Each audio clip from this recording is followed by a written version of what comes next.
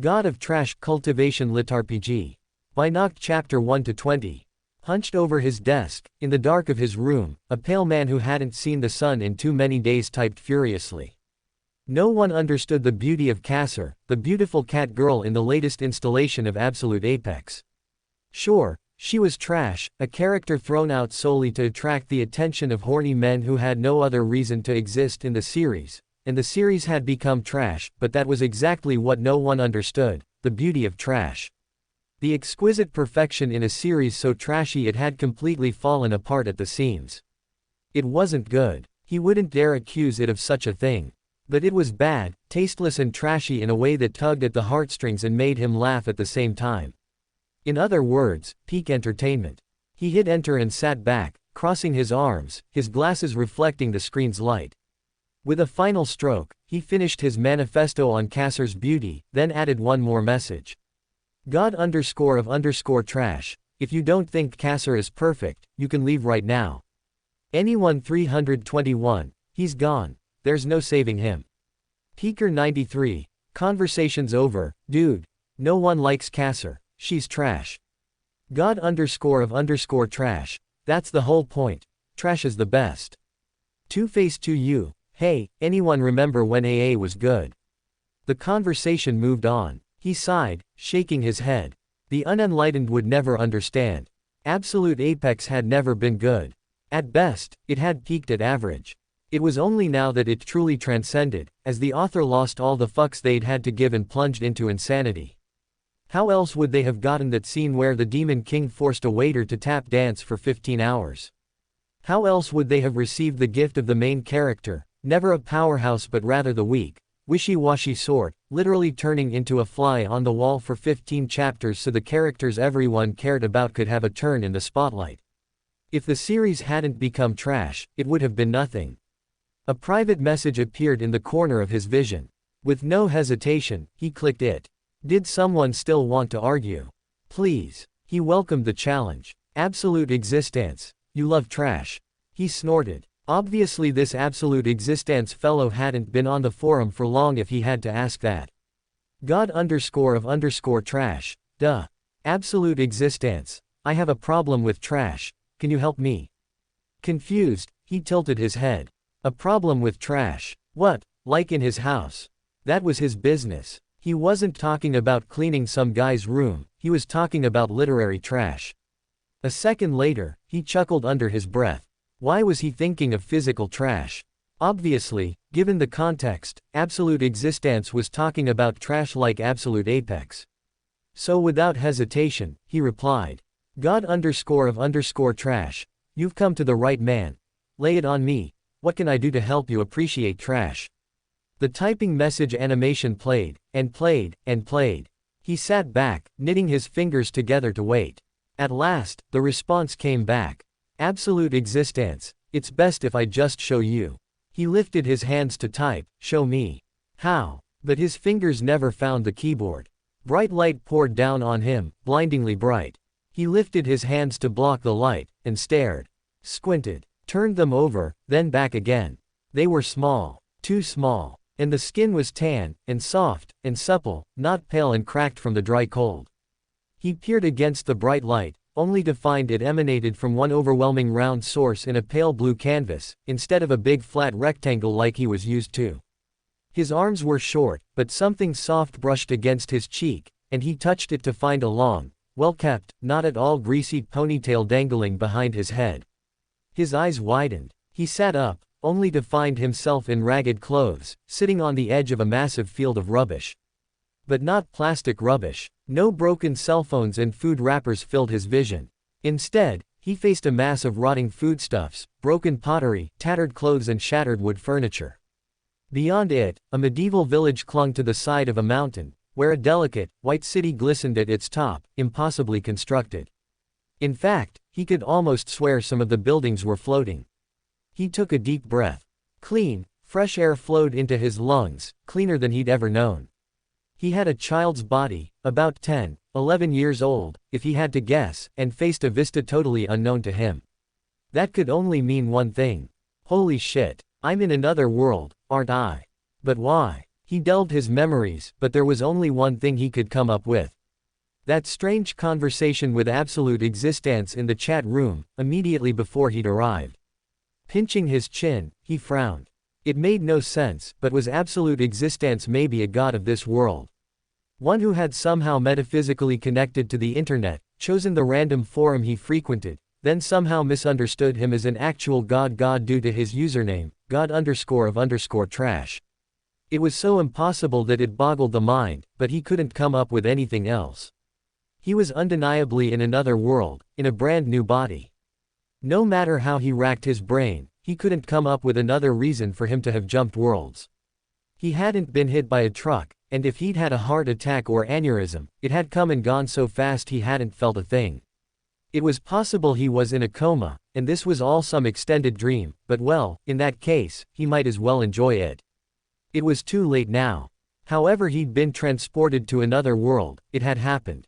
Here he was, in a place that was very much not in front of his computer, in his sad little apartment, up too late chatting on the internet about anime he didn't even like very much, even if Kasser was the absolute pinnacle of catgirl design.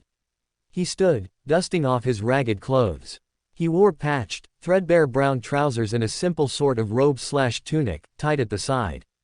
The robe might have been white, once, but sweat and dirt had turned it the same shade of brown as the trousers. His head ached, and when he lifted a hand to it, it came away sticky with dark red blood. He looked back. A short cliff loomed over him, and under his back had been an expanse of hard, gray stone. A blood splatter marked where his head had been, moments ago. He pursed his lips, understanding. This kid had been dead. The god, or whatever had brought him here, had seen fit to toss him into this kid's dead body, and he'd brought the kid back somehow. He didn't understand it, but he didn't understand anything about what was just happening. God shit, probably. As it was, the fierce ache in his head assured him this was no dream. Casting left and right, he looked around for a way back up the cliff. The medieval town was before him, but it was up a somewhat considerable lip. In fact, all the trash around him had been thrown into the depression that he also found himself in. If he had to guess, he'd spawned in the town's trash pit. Looking around, he chuckled under his breath. He really was the god of trash, wasn't he? Born in the trash, stuck in the pit. Learned your lesson now, Rhys? A child's voice asked petulantly from atop the cliff. He looked around. Seeing no one else in the trash pit, he pointed at himself. Me. Two boys, about the same age as his body, peered over the edge of the cliff. One was fat, and the other was thin. A third boy's face joined them a few moments later, burly in comparison to the first two. The fat one scoffed, and the same voice sounded again. Hit your head so hard you forgot your name. Yes, you. No one else here named Rhys, is there? He considered for a second. Amusingly, although he could remember his username clearly, and most of his past life, his name slipped his mind. It felt like that should bother him, but for some reason, it didn't. Maybe it was because he'd been reborn. His name was attached to his old self, so shedding it felt appropriate in a new world and a new body. He nodded. Rhys was a good enough name. I suppose not. The skinny one cleared his throat. So, learned your lesson? No, Rhys replied earnestly. How could he, when he didn't know what lesson he was supposed to be learning? The fat one scoffed. As if he could. Duller than a brick and smellier than a pig, that's Rhys. The burly one looked on, a disapproving frown on his face. He crossed his arms and said nothing. Rhys turned away from the boys, taking in the pit once more as he tuned out their voices. It wasn't as if he cared what they said about him. He wasn't actually an 11-year-old, and their weak attempts at bullying didn't so much as annoy him, let alone actually sting. Better to focus his energy on escaping the pit.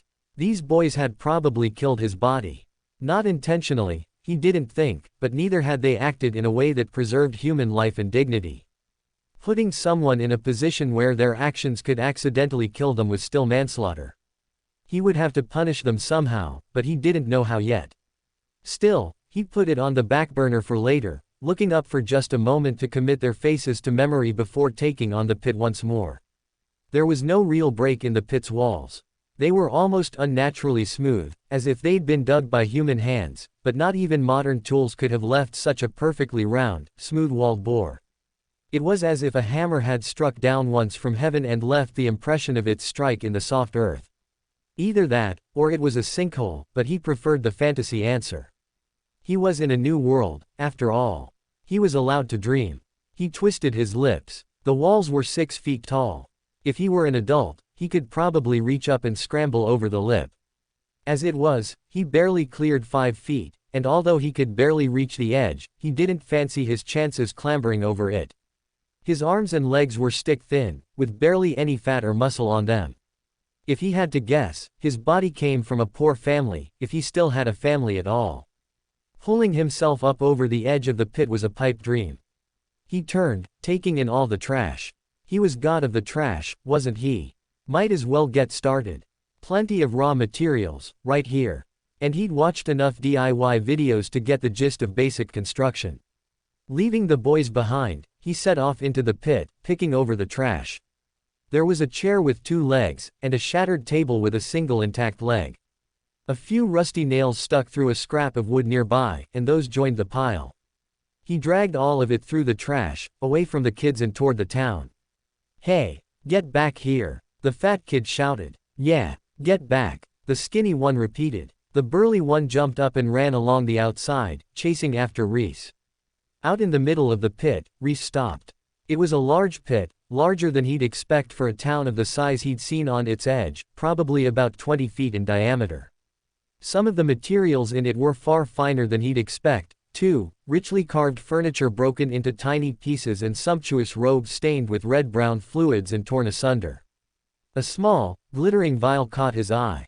He paused, kneeling to pick it up, and gave it a sniff. A strong, astringent scent wafted up, strictly medicinal. Blue liquid clung to the walls of the vial, just a few small drops. It looked like a potion. Smelled like one. Could it be? This really was a fantasy world, with gods and the like, and this really was a healing potion. Only one way to find out. Rhys swirled the vial, collecting the drips into one larger drop, then fished it out with a fingertip and licked it. The pain in the back of his head instantly abated. Warmth flowed over the back of his head, and when he tried touching it again, his hand found crusted blood, sticky hair, and smooth, unblemished skin. His eyes widened. He looked at the vial in his hand, then turned back to the trash. His construction project sat to the side, forgotten, as he dug desperately through the layers of refuse. This, what he held in his hand, was gold. Pure gold. Potions were always worth exorbitant sums in fantasy worlds, at least compared to the money the average mortal could make. If he found enough bottles, who knew? He could even combine all the drips of potion into one whole potion and sell it. Given his destitute state, he'd need that kind of desperate action to make it as an adventurer, obviously his goal. He didn't even need to say it. He'd been reincarnated in another world, so naturally, he had to become an adventurer. But adventuring took money, money he didn't have. Money that was sitting right here, in the trash heap, for anyone to come along and grab. Even the vials had to be worth something, crafted as they were out of fine crystal-cut glass. Wonder why the original Rhys didn't do this. Then again, Rhys was a kid, scared of silly things. And people tended to look down on picking through the trash. What a waste, honestly, when there was so much good stuff in the trash. Maybe he was wrong, and no one wanted the vials. Maybe they really were nothing but trash.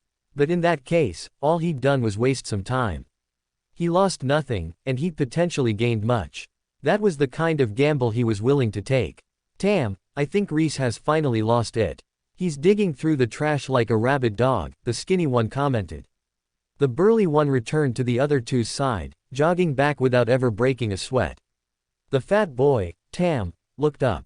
He chuckled. We already knew he was a dog. He's only showing his true nature. Bast, watch over him while Den and I check in with the matron. If we don't show our faces soon, she'll catch on that something's off. Since when have I been your servant? It was your idea to push him in, anyways. I told you not to. I'm not sticking around to take the fall while you go make an alibi, the burly one, Bast, returned. With that, he walked away. Rhys raised his brows. Interesting. Bast was smarter than he looked. And not the ringleader. That'd be Tam, the fat one, which made Skinny Den, his toady. He watched the two remaining boys over his shoulder. The skinny one, Den, followed at Tam's heel, quietly nodding along with the other boys' suggestions. Now he fretted, looking between the retreating Bast and Tam, who scowled at the burly boy's back. "What do we do?" Den asked nervously. Tam scoffed. "We aren't going to stick around to get caught, either. Let's go check in. If Rhys doesn't show up, no one will bat an eye. That empty-headed daydreamer never shows up for lunch, anyways." Upon learning that he would be left alone, Rhys turned all his attention back to the trash. The spot he dug in was a hotspot of the little vials. It seemed that someone had chugged a bunch of them all at once, then dumped them away all at once. Many of the vials had droplets in them, which he collected into one of the fuller bottles, one that had a whole dreg in it. He gathered the fully emptied vials into a pouch he'd made out of the ragged fabric strewn around the trash heap. Bit by bit, the vials slowly filled. One drop at a time, so little it was impossible to see it grow, and yet, it still filled. He ran out of vials in his original potion well and moved on, searching out more vials. They were easy to find, glittering in the sunlight. Abruptly, he stopped, holding up a vial to the light. Orange liquid sloshed in the half-full vial. His brows furrowed. That wasn't a healing potion. Healing potions were blue. His eyes narrowed. If it wasn't a healing potion, what was it? Mana. Some kind of strength or speed boost, maybe. Only one way to find out. Very carefully, he tipped out a tiny droplet onto his skin. When his skin didn't react, he sniffed it, then delicately licked it and held it in his mouth, on his tongue. The orange liquid had a strange scent, medicinal, but also spicy and mysterious, somewhere between cough medicine and a spice cake. Its flavor was somewhat similar to licking a dry spice mix, as if he'd snuck a taste of dry gingerbread cookie mix before adding the liquid. Very strange, to say the least. It had a powerful clearing effect, too, as if he'd bitten into a pepper, and his nose began to run. He swallowed. The droplet rolled into his stomach, tracing warmth all the way down, and then a message appeared before his eyes. Mana awakened. Less is more 0 greater than 1. Rhys' eyes widened. It was a mana potion. And not only that, but he seemed to have unlocked something by using it. He poked the floating blue message bubble, and it went away, replaced with a larger one. Rhys Foundling 12 Mana Gathering Tier 0. Title: Trash Born. Skills: Hunger Resist 5, Survivalist 1, Pain Resist 1, Scavenging 2, Less is More 1. He pinched his chin. After a bit of investigating, most of the skills did about what he'd expect. Hunger and Pain Resist let him overcome those two common troubles, while Survivalist helped him survive the elements and Scavenging made it easier to find valuable items in trash. It was a passive skill that functioned by giving a boost to the same kind of instincts an experienced thrifter might have, when paging through junk in a thrift shop. Less is More was the most mysterious skill, but also the most obvious. When he used items, they became more effective at smaller quantities. In other words, he could gain more mana from a drop of the mana potion than most people would, and more healing from a drop of a health potion. His eyes drifted to the top, to his name and title. Foundling wasn't a family name. He'd spent long enough delving free encyclopedias to know that in medieval eras, a name like that would be given to orphans. He'd been found somewhere, not born into a loving family. It tracked with his experiences so far, so he didn't dwell long on it. He was 12, too, and not 11, never would have guessed, from how small he was, without even a hint of growth. Mana Gathering, Tier 0, was that his strength level right now. Rhys smirked to himself. In other words, trash tier. He was in his element. Literally and figuratively. Finally, he glanced at his title. Trash Born. It was rather mysterious, and one he didn't understand, unless it literally meant he'd been born in the trash. Given that he'd been reborn in the trash, he didn't discount it as a possibility. It suited him, however, so he didn't complain. I really am the god of trash, huh? Rhys looked around him. Although he'd been talking about literary trash when he'd spoken to that mysterious absolute existence, he didn't really mind real trash, either. When he'd been a child, he'd enjoyed building things out of discarded cardboard and cans. Even as an adult, he would repurpose materials others would throw out for crafts.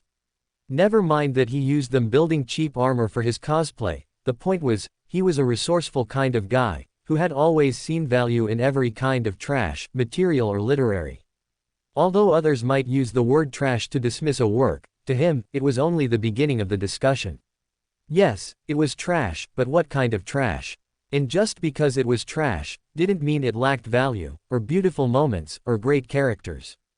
Just because the overwhelming sentiment of public opinion stood against something, didn't mean Rhys would dismiss it too. No, he refused to. If someone called something trash, to him, that was an invitation to find the diamond in the rough. Sure, sometimes there was a lot of rough. Sometimes there was even nothing but rough. But if no one was willing to polish up the rough and go hunting for the diamonds, they'd never have any diamonds in the whole world.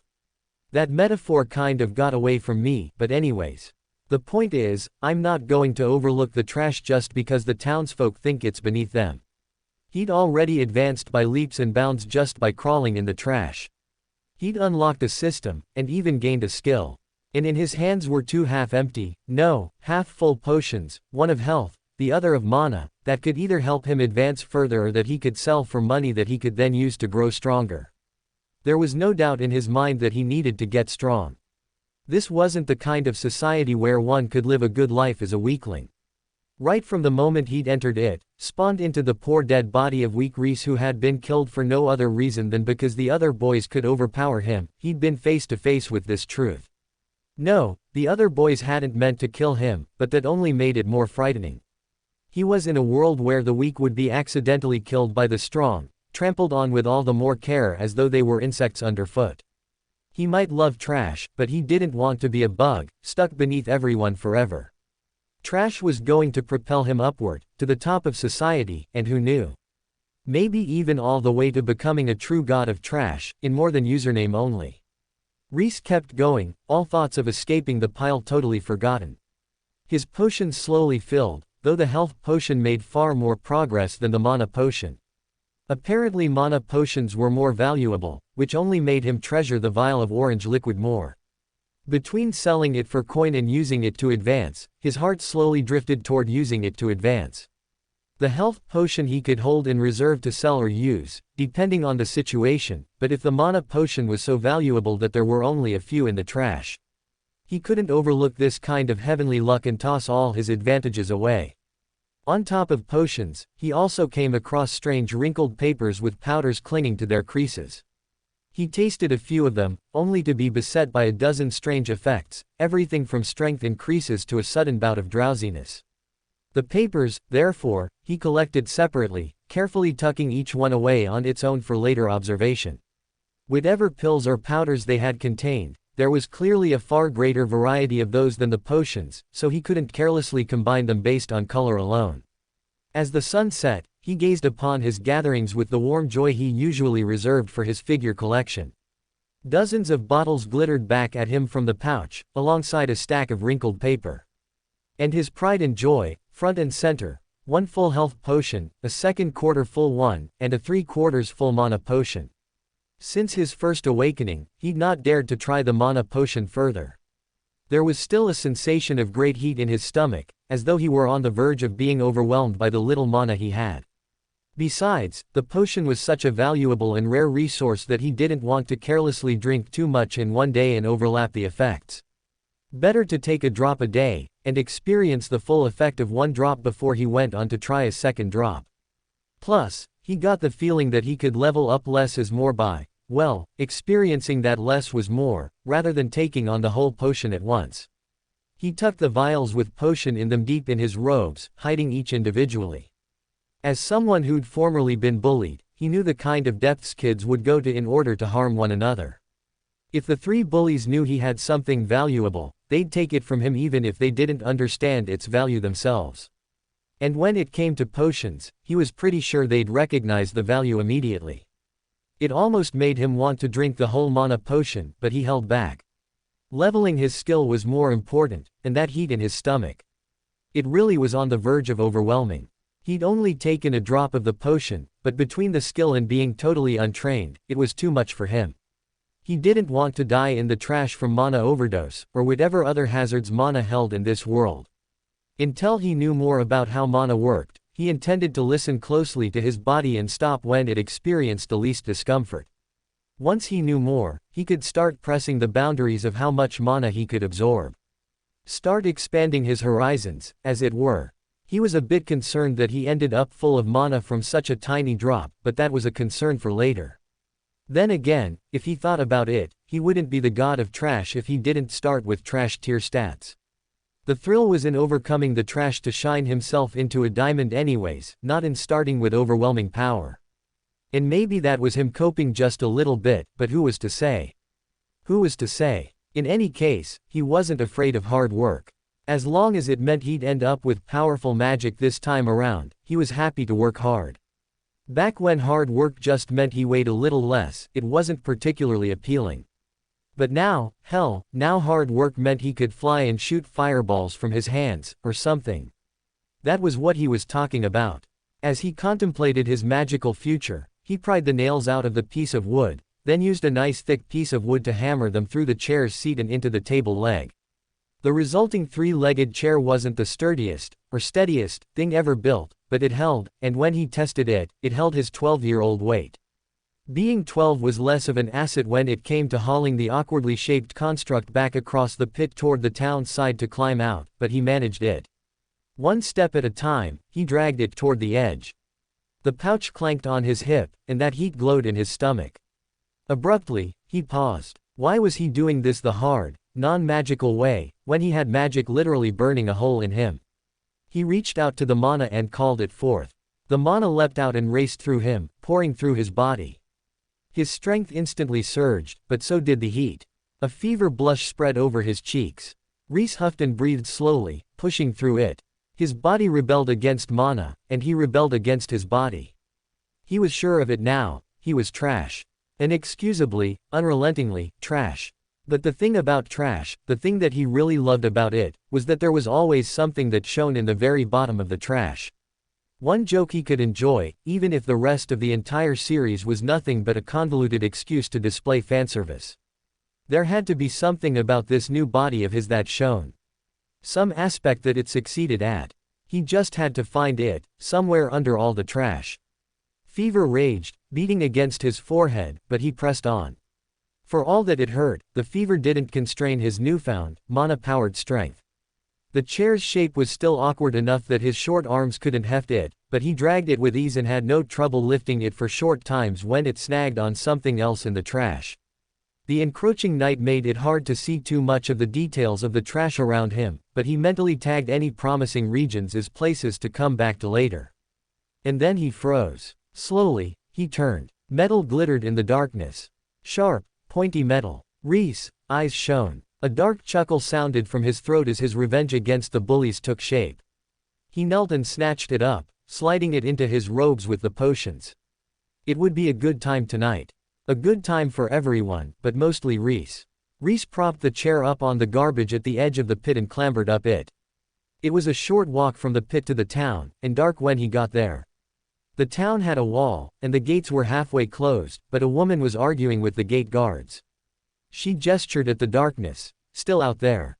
He's just a child. We can't. Ma'am, we have to close the gates. We can't leave them open because one of your orphans vanished. He probably just ran off to play camp, or something. There's monsters out there, we can't leave the gates open for one kid. There's monsters outside, do you hear yourself? You're just going to lock him. Rhys cleared his throat. The woman turned. She was middle-aged, with silver threading her dark brown hair, and dressed in old, modest clothes. At the sight of Rhys, her eyes lit up. Oh, thank goodness. There you are. Rhys, come here, come on in. He jogged over, canceling the mana circulating through his body as he did so. He'd left it active all the way from the trash pit, pushing his limits, but he didn't want anyone to notice anything suspicious yet. He needed to understand more about this world before he let anyone know he'd done something like activate his system or acquire mana. It could be no big deal, or it could be the kind of world-shattering talent indication that would lead to him getting kidnapped by some mad cult of mages. He just didn't know. He suspected it was no big deal, rather than a world-shattering talent, given how little mana potion it took to top him up, but better safe than sorry. The second he was within grabbing range, the woman's arm snaked out and caught his upper arm in a painful grasp. She yanked his closer and hissed in his ear, "You stay out after dark again and I'll see to it you get a whooping like you've never felt before, do you hear me, child?" Rhys raised his brows. What an about-face. So she wasn't as kind as she looked, just a woman getting her job done, who was angry to be inconvenienced by a troublemaker like him. He got it, he also didn't like kids, but he wasn't real happy about being treated like shit, either. Seeing his unperturbed expression, the woman scowled deeper. She shook him, hard. You hear me, boy? Yes, ma'am, Rhys said. She kept scowling at him disbelievingly. After a moment, he put in the effort to give her a terrified expression. Good. And wipe that stupid look off your face, she snarled, dragging him away. Rhys stared at her back. Did she want him to look scared, or not? He rolled his eyes at the back of her head. No wonder he'd woken up dead in the pit. With someone like this looking after him, of course the other kids had been able to bully him to death. She probably spent as little time around the children as possible. Over her shoulder, she smiled sweetly at the guards and called, louder, thank you so much. I appreciate your help. Yeah, whatever. The gate rattled as it shut. Rhys shrugged. At least he hadn't been locked out with the monsters. And he had all his loot still, even the decoys. As if she'd sensed his thoughts, the woman turned back. What is in that horrid sack of yours? I don't remember giving you that. I made it. It's full of trash, Rhys replied proudly. Her nose wrinkled. Trash. Throw it away. Rhys hugged the sack to his chest, as if he'd protect it to the death. In truth, the empty jars were a decoy. Compared to the value of the things hidden in his robes, they were nothing. Of course, he'd be happy to get away with all of it, but well, better to lose a little than everything. If she tried to take them, he'd kick up a fuss until she wore out, but he wouldn't mind if he lost them. A worthy price to pay, to keep what he truly had looted. To his surprise, she snorted and turned away. He relaxed a hair, but internally, grew more tense. She hadn't even tried to enforce her will. A woman like her, no way would she give up so easily, unless she knew something was for certain going to take everything from him, without her having to make an effort. He double-checked all his valuable loot and prepared himself to run. The spark of mana in his stomach was almost gone, but he could probably get one last spurt of speed out of it if he really needed it. For now, he still needed to go to the orphanage to rest his head and receive food. But if he was treated the way he was beginning to suspect he was treated, then he wouldn't be there for long. His body was young, but his mind was old. He was used to 10-hour shifts and working until he passed out. He could go find a job, if he needed to. Pay his own rent. Of course, he'd rather not. Not paying rent and taxes was the biggest advantage to being a child. But if he had no choice, he'd do it. The matron led the way through the cobbled streets and past Victorian-like houses, overhanging their understories and crowding over the street-like trees searching for the sun, all the way to the back of the village, where a boxy stone building stood. A large fenced yard encased this boxy construction. At this late hour, no one stood in the yard, but the worn turf and a toy or two hidden away in the longer grass spoke to the building being occupied by many children. Rhys looked around, taking a moment to get the lay of the land. The fence was stone and metal rods, pointed at the tips. It would be hard to climb, but not impossible. There was enough space between the wall and the house to play tag or evade a pursuer, but not forever, and little to hide behind. He twisted his lips. It would be tough, but he could make it work. A loud clang startled him, and he whirled, but it was only the matron shutting the gate. Chains rattled as she pulled them through the gate's bars and locked them shut. Hopefully no more of you brats sneak out tonight. I've had enough goose chases for the week. I didn't sneak out. I was almost killed by. Hurry inside, or you won't get dinner, she interrupted him. Rhys shut his mouth. It was worth a try, but as expected, he couldn't get through to her. Rather than risk his loot by pushing things, he scurried into the boxy building. Its construction was as simple within as it was without. A central hallway, with rooms to the left and right. A staircase dead ahead of the front door led to the second floor, which was laid out much the same. Candlelight and conversation came from the rear of the house. Even from here, he could see a large room laid out with long tables, each one occupied by children. Rhys approached it, adjusting his grip on his empty potion vial sack. If there was a real challenge to his ownership of the satchel, it had come when he stepped inside. So, with a deep breath, and clutching tightly to the spark of mana in his core, he did just that. He almost expected the room to fall silent, but naturally, nothing so dramatic came to pass. Instead, the kids went right on eating. Most of the tables were occupied, and none of the kids called out to him. For a moment, he was back in high school, terrified he might sit with the wrong clique and commit social suicide. In the next, he scoffed. Who cared what a bunch of brats thought? Rhys retrieved a bowl of thin soup and a piece of rough bread from the matron at the far end of the tables, then sat down at the nearest empty seat. The children near him scowled and withdrew, but he ignored them. With the practiced hand of a born loser, he gulped down soup and bread in a few short moments. He'd barely finished when a shadow fell over him. A meaty hand landed on his shoulder. "You're not hungry, are you, Rhys?" Rhys turned, exposing an empty bowl. He looked up at Tam and shook his head. "Not anymore." Tam scowled. "You ate your bread." "It's my bread," Rhys returned. "Didn't we agree that you aren't that hungry, so you should give me your bread?" Tam asked threateningly. "Did we? I don't recall," Rhys said lightly. The bullying extended even to this extreme. He supposed he wasn't surprised, but nonetheless, it was shocking just how petty children were. It reminded him why he usually avoided them like the plague. Tam gripped his ponytail and pulled his head back. His eyes narrowed. "Did you not learn your lesson today?" Rhys glanced at the matrons, but as expected, they pretended to see nothing. He scoffed quietly and turned his eyes back to Tam. "Oh, I learned my lesson." "Did you?" "What?" Tam asked. Rhys tapped Tam's hand. "That blood on your hand, did it ever occur to you that you might kill me?" Tam recoiled, jerking his hand free. He looked at it. There was nothing smeared on his palm. Rhys' blood had long since dried. Turning back to Rhys, he laughed. "Trying to scare me with ghost stories. Do you think I'm 5? But I am dead." "You killed me," Rhys said, his face dead serious. He stared Tam dead in the eye, unflinching, unmoving.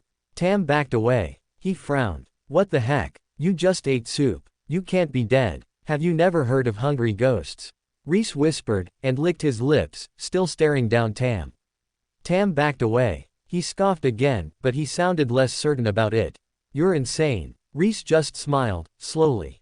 Rolling his eyes, Tam walked away, making sure to knock Rhys' shoulder on the way past. "Better leave your bread in the morning, or else." Rhys watched him go and said nothing. Only when Tam had retreated back to his seat did he finally stand and walk away. He'd done what he needed to do. It was time to get the rest of the plan moving. The trio had killed him. There was no mistaking that. Whatever retribution he visited upon them, they'd brought it upon themselves. But first, he had to familiarize himself with the building. The real Rhys would have known it like the back of his hand, but to him, it was a brand new location. None of the other kids left the room, even if they were done eating, and the matrons shot him a nasty look on his way out, but no one stopped him. Rhys took that as permission to keep going. The rest of the building he investigated in short time, mostly because there was precious little to see. Upstairs were the dormitories, 2 long rooms occupying either side of the hall. One was reserved for girls, with beds decorated with flower crowns and the scent of perfume lingering on the air, while the other was reserved for boys, and stank like it, too. He went from bed to bed, trying to identify Rhys. In the end, he'd eliminated all the beds except one, a dirty, stained mattress with a single tattered sheet. A pair of shoes, tucked underneath, contained his name in small, crammed font, which confirmed it. He snorted. That wouldn't be his for long. He might be a loser back in his home world, but he wasn't so pathetic as to get bullied by a bunch of children. Nor did he intend to let their crimes go. If it was his world, they'd get sent to juvie for manslaughter. In this world, they'd probably get hung directly. He didn't intend to kill them, but nor was he going to let them get away with it. They'd only escalate things if he turned the other cheek. Being a loser had taught him that much, and he had no intention of getting trampled in his second life, too. There was little else in the building, save a few lesson rooms and a playroom for the smallest children. He couldn't access the kitchen with the matrons there, so he left it. He didn't need the kitchen, anyways. That night went quietly, and so did the next day. When he had time away from the other kids, he'd take a drop of the mana potion and circulate it until he grew feverish. Slowly, he adapted to the mana. As for the bullies, he avoided them like the plague. With the help of mana, it was laughably easy. At mealtimes, he'd eat fast and run off. During free time, he hid in the trash pit and dug for treasure. When they had lessons, he was the last to enter and the first to leave. His precious potions stayed on him always, while the empty vials he sold to a local apothecary. The shop's owner asked him few questions, and he provided few answers. Each empty vial was only worth a quarter penny, but it counted up over time, and by the end of the week, he had almost 20 cents. It didn't sound impressive to his modern ears, used to sums in the thousands of dollars, but 20 cents was a good wage for a day's work. Here, so given that he could make that from doing nothing but rifling through the trash, he was satisfied. The potions he hadn't asked about, but from glancing at the alchemist's board, they wouldn't be less than a full gold coin. For a village like this, that was incredibly rich. There wasn't a single person here who could afford that kind of remedy, and even if they could, they wouldn't waste their money on it unless they were backed into a corner. In other words, he had a fortune on his hands, he just didn't have a place to sell it off. But that was fine. It just meant he had a guaranteed survival plan, and in an unpredictable fantasy world he barely understood, that was worth more than 1 gold. As for his skills, Scavenging grew to level 5, while Less's more hit 6. He hadn't yet developed a skill for handling mana, but he felt as though he were on the verge of a breakthrough there. A few more days of sipping the mana potion, and he'd have a real chance at gaining that kind of skill. The whole time, he kept his eyes on the bullies, biding his time. A few times, Tam tried to corner him, only to be called away by a matron, not to save Rhys, but because lessons had started or the meal had begun. The more frustrated the boy became, the happier Rhys was. All according to plan. Unfortunately, he hadn't learned much about the world in general. He'd tried asking the matron some simple questions, only to get knocked back with a generic, "Don't you know already?" Not wanting to give away that he knew nothing, he'd simply walked away. The textbooks in the orphanage were dry and smacked of propaganda where they spoke of the world around him at all. Mostly, they covered the basic subjects like math and literacy without branching into anything as complex as history or geography. Peasants like him weren't meant to care about such things, or at least, that was the vibe he got. Still, he hadn't learned nothing. The people on top of the mountain were mages, and they were incredibly powerful, but bound by a code of honor that included non-interference with mortals, or rather, non-mages. There were also martial artists and adventurers, who lived by their own rules and roamed the land freely. In other words, all his dreams of climbing to the apex could come true, but it was a long way off. And the orphanage wasn't the place to achieve those dreams. The matrons were quite firm about that. He was meant to find a trade and live quietly as someone's apprentice in 3 years, when he aged out of the orphanage. Of course, the only part of that he heard was, 3 years of free room and board. He had no intention of playing by their rules, and absolutely no desire to live a quiet life this time around. On the 3rd day, he set out toward the trash pit only to hear footsteps behind him. He turned. Tam and Den followed him, pretending not to follow him, while Bast stared directly at him, grinning like a hyena. He turned back around and walked on, a small smile touching his lips. Good. Rhys kept his pace all the way to the trash pit. The second he climbed in, and the wall obscured the boy's view of him, he sprinted around a nearby nook in the wall and vanished out of their sight. The boys reached the edge of the pit and paused. Where'd he go? Den asked. Where else? The trash. Get going, Tam replied. There was the sound of a blow, and a quiet oof from Den. I don't wanna go in the trash, Den complained. Oh, come on, Den. We've been in the trash a billion times before. What, are you afraid? Do you think he's actually a ghost? Gonna let him keep making fools of us. He didn't learn his lesson. We gotta make sure he learns. We agreed on this, Den. Now get moving. There was a grunt. You go first, Den insisted. Tam sighed loudly. All right, fine. Bast, you go first. Bast laughed aloud. This is your fight. I'm just here 'cause I'm bored. If you wanna catch Rhys, you catch Rhys. It's none of my business. Don't you like beating people up? Tam whined, annoyed. I like fighting. I don't like beating on the weak. That's your thing, Bast replied flatly. Oh, come on. With one last complaint, the 3-legged chair creaked, and Tam climbed down. There was a short pause, and then Den scrambled down after him. Bast hopped from the ledge, forsaking the chair entirely. So, where'd he go? Den asked. Rhys grinned. Just like he'd wanted. Hidden in his nook, he pulled a thread. The cans he'd found in the trash yesterday toppled, making a loud sound. Huh, you thought you could hide. Filthy little rat, Tam shouted. He ran toward the cans, with Den at his heel. Bast trailed slightly behind them, head high and hands in his pockets. In the nook, Rhys tensed. He leaned into a sprinter's stance and activated the mana inside him. He could handle 2 drops of the potion now, not a huge improvement, but better than nothing. Watching the 3 boys, he counted slowly in his head. 3, 2. Tam yelped as the ground gave out beneath him. Den jumped back, and for a split second, Rhys thought he might have to deal with him, but then Tam latched onto Den. His weight was more than Den could handle, and so he pulled Den down into the pit Rhys had dug for them, rather than saving himself. Bast jumped back, suddenly on edge. Now, Rhys shot forth, running as fast as his tiny amount of mana would allow. Bast started to turn, but too slow. Rhys latched onto his shoulder and drew that final prize from his robes, holding it to Bast's throat. 3 inches of blade glittered in the sun. The sword had snapped not far after the hilt, making it useless to any swordsman, but more than enough to threaten a kid like Bast. Bast struggled, and Rhys tightened his grip, pushing the cold blade into Bast's neck, not yet hard enough to cut, but close. Hold still, or else. Bast froze. He put his hands up. Huh. Down in the pit, Tam and Den screeched. Small, dark forms crawled over them.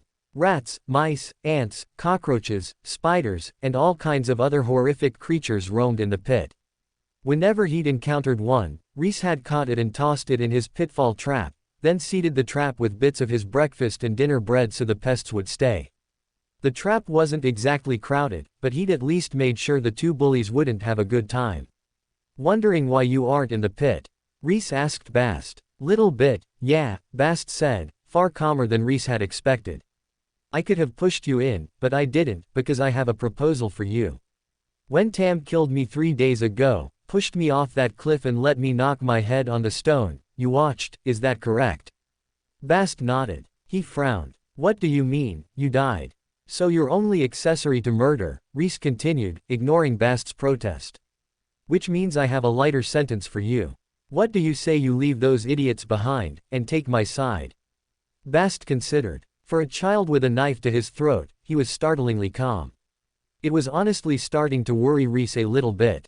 Did Bast have the skills to back up his calm demeanor? Or was he naturally relaxed under pressure? His skin brushed Bast's, and a shock of mana leapt between them, almost like a static shock. Rhys' eyes widened as he suddenly understood. Bast, too, had some small amount of mana. Not only that, he seemed to be better at controlling it than Rhys. He might truly feel no pressure from someone like Rhys threatening him. I like fighting, Bast said at last. I don't really care about those 2. I could get into lots of fights by following them around, but I don't enjoy bullying the weak the way Tam does. It's just kind of boring to me. I'd rather take on a more powerful opponent and challenge myself than hammer someone I already know can't win. If you can offer me the opportunity to fight, then sure, I'll swap sides. You're awfully calm for someone with a knife at his throat, Rhys commented. Well, it isn't the first time. And you're weak, and you don't have any killing aura. If it makes you more comfortable, you can go on pretending to threaten me, but I won't be scared, Bast replied. Rhys snorted. Bast had basically confirmed everything he'd wondered. He lowered the sword and stepped back, keeping it between him and Bast. Bast turned and looked at him, without a single ounce of fear in his gaze. Slowly, Rhys put the sword away. I can't guarantee fights, but I can guarantee you I intend to climb to the very top of this damn world and stand at its apex. Rhys' eyes shone. Utter conviction sounded in his voice, and he rested his hands on his hips, gazing to the horizon. Bast raised his brows. In Tam, he'd only seen a bully and a pig, a close-minded person grunting his way to his next meal. Rhys had vision. Vision he'd never known the small boy to have before. He nodded. That sounds more interesting than bullying kids. Take me with you. Rhys offered his hand. I hope this is the start of a wonderful partnership. Bast took his hand, and they shook. I hope I get to fight a lot. Bast, help! Tam shouted. Rhys motioned for Bast to stay back and walked up to the edge of the pit. He crouched there, looking down. Bast is on my side. How do you feel now, murderer? What? Let me out of here. You little bitch. Let me out right now, or I'll beat you so hard you'll feel it next week. Tam snarled. Den clawed at the walls, his eyes big with panic, shivering with his whole body. At the sight of Rhys, though, his eyes narrowed. Fucking rat. Let us out, shitstain. No, I don't think so. I don't think you've learned your lesson at all. You know, pushing people into pits is very bad, don't you agree? In fact, it can even kill them. You've experienced the pit, but you haven't experienced near death. So why don't we make that second one happen? Bast, can you grab that piece of wood, there? Tam tensed. What are you doing? Sending you to hell, Rhys said evenly. He took the wood from Bast and laid it over the mouth of the pit, eclipsing the sun. No, no, no, Bast, don't you dare. Don't you dare. Bye, Rhys said, and with one final wave, he shut Tam and Den in the pit. Bast dusted off his hands. He nodded at Rhys. Sorry about earlier, by the way. I told Tam not to push you, but you know Tam. If you really feel sorry, then follow my orders from now on, Rhys replied. Bast nodded. After a beat, he cleared his throat. Are you actually possessed by a ghost? Rhys paused. He looked back. Why would you say that? Because you aren't Rhys. I know Rhys. He's a scaredy cat that quavers and wavers over every little thing. Rhys wouldn't have the guts to lock Tam and Den in a pit, or to threaten me with a sword. In fact, even avoiding us is more than I'd ever expect Rhys to be able to do. So who are you? And what happened to Rhys? Rhys stared at him. He said nothing, but internally, his mind raced. He'd been found out, this quickly. What was he supposed to do now? Run? Did this world have exorcists and the like? No, for that matter, what did he even qualify as? A possession? A reincarnation? He himself didn't know, but he didn't want to find out. Especially not at the receiving end of someone vastly more powerful spells. Bast met his gaze. For a few moments, they stared at each other in silence, both of them wearing their best poker faces. Bast broke first. He laughed and waved his hand, shaking his heat at Rhys. Your face. Huh. No, don't worry. I won't report you. Whatever you are, you're far more interesting than Rhys was. I'll follow you to the ends of the earth. I'm Rhys. I just matured a little, Rhys defended himself, a few beats too slow. Sure. Bast grinned, not even a drop of belief on his face. Rhys sighed. Well, it seemed Bast didn't want to report him. Though even if the boy did, it would be one boy's word against another's. And who took 12-year-old kids seriously? No, Bast was no threat to him. What have you been doing in the trash, anyways? Bast asked. Preparing the trap. You've been doing more than just that, Bast muttered. Rhys cut him a look. Or maybe not. Bast was a little too perceptive. None of your business. Yeah. They reached the town again. Rhys beelined for the orphanage without a second's hesitation. He needed an alibi, in case Tam decided to rat him out, and there was no better alibi than the matrons themselves seeing him quietly study for almost the entirety of free time. If things worked in his favor, they'd forget that he vanished at the very start of free time, or simply assume he'd been studying the whole time.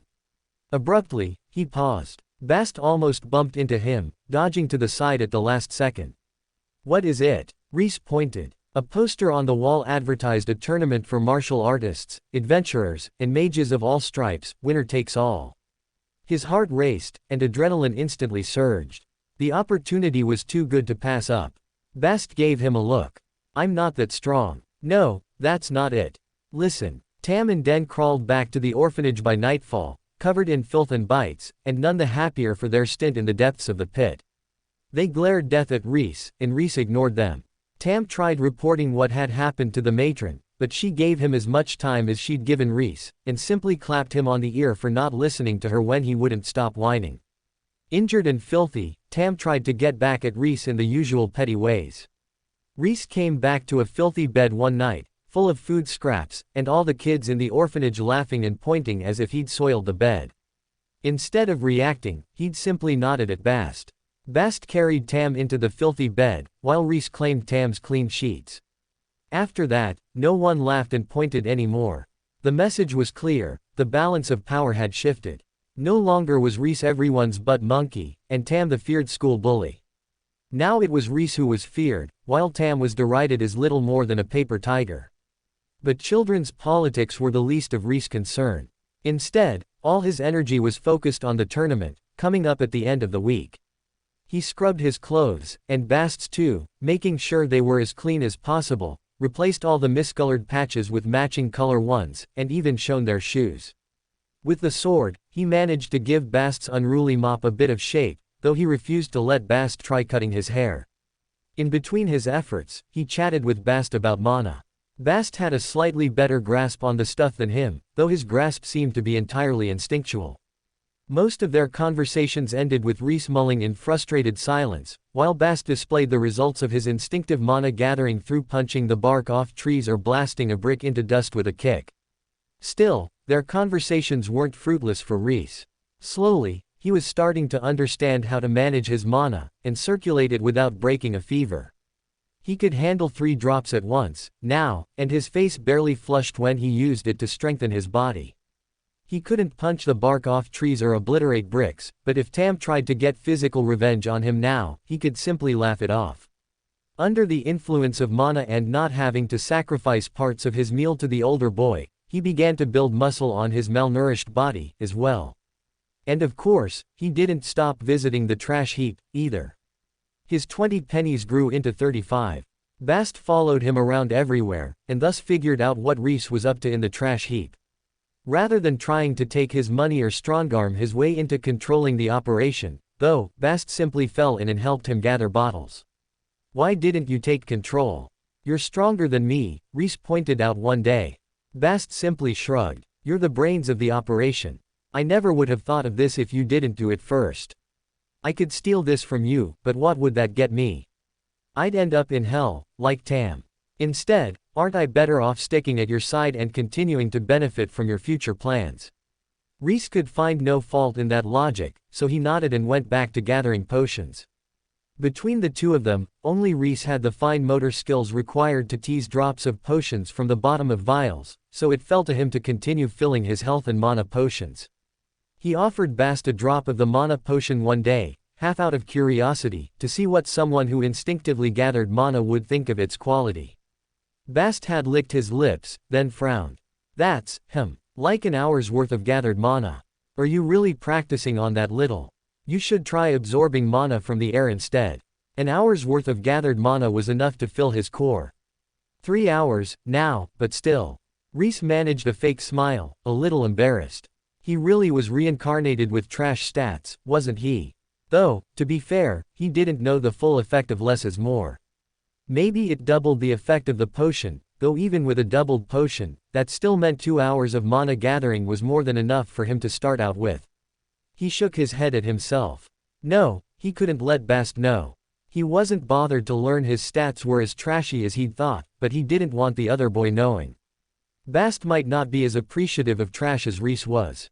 He did follow Bast's advice and attempt to gather mana from the air. Doing it like Bast, by simply walking and breathing, was outright impossible for him, but when he laid in bed at night and focused on nothing else, he could guide a tiny scrap of mana into his core. It wasn't much, not even comparable to 1 drop of the potion, but it was better than nothing. Any extra mana counted in his book. His mana manipulation skill hadn't taken shape yet, nor had a mana gathering skill, but he leveled up Scavenging and Less is more to 10 each. Survivalist hit level 3, and Pain Resist hit 2, just from spending so long outdoors, scrambling over the trash heap. Hunger Resist didn't level at all, but he didn't mind that so much. Right now, he needed to focus on eating and growing. He could worry about leveling such a low-tier skill later. At last, the day of the tournament arrived. He scrubbed his and Bast's clothes one last time, and forced the other boy to bathe in the river, even if he had to do it at sword point. Once cleaned, Bast's hair turned out to be a middling chestnut, while his skin turned out to be fairer than Rhys. It was only the dirt that had darkened it. Only his dark, near-black eyes remained the same shade. A bit curious, Rhys glanced in the river he'd forced Bast into, only to discover his eyes were a green-brown hazel. Taken together, they reminded him of the color of garbage, with dirt and plant matter mixed in alike. He snorted. Mousy-colored hair, green-brown hazel eyes.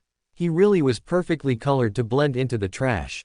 Indeed, this body couldn't have been picked better for a god of trash. With both of them squeaky clean, their clothes as nice as they'd ever looked and their hair neatly brushed, he led the way to the arena.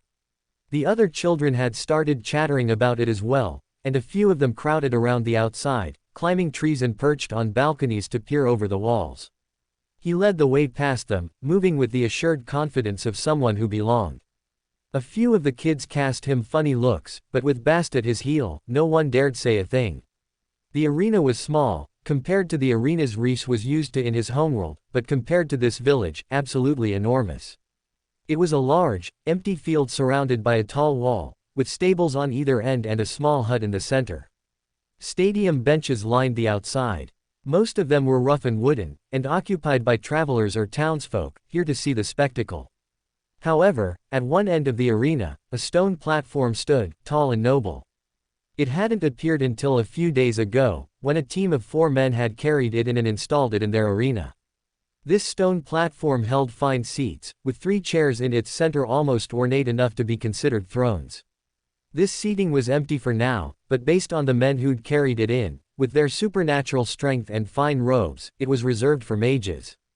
True mages, the kind who lived on the mountain and refused to interfere with mortal lives.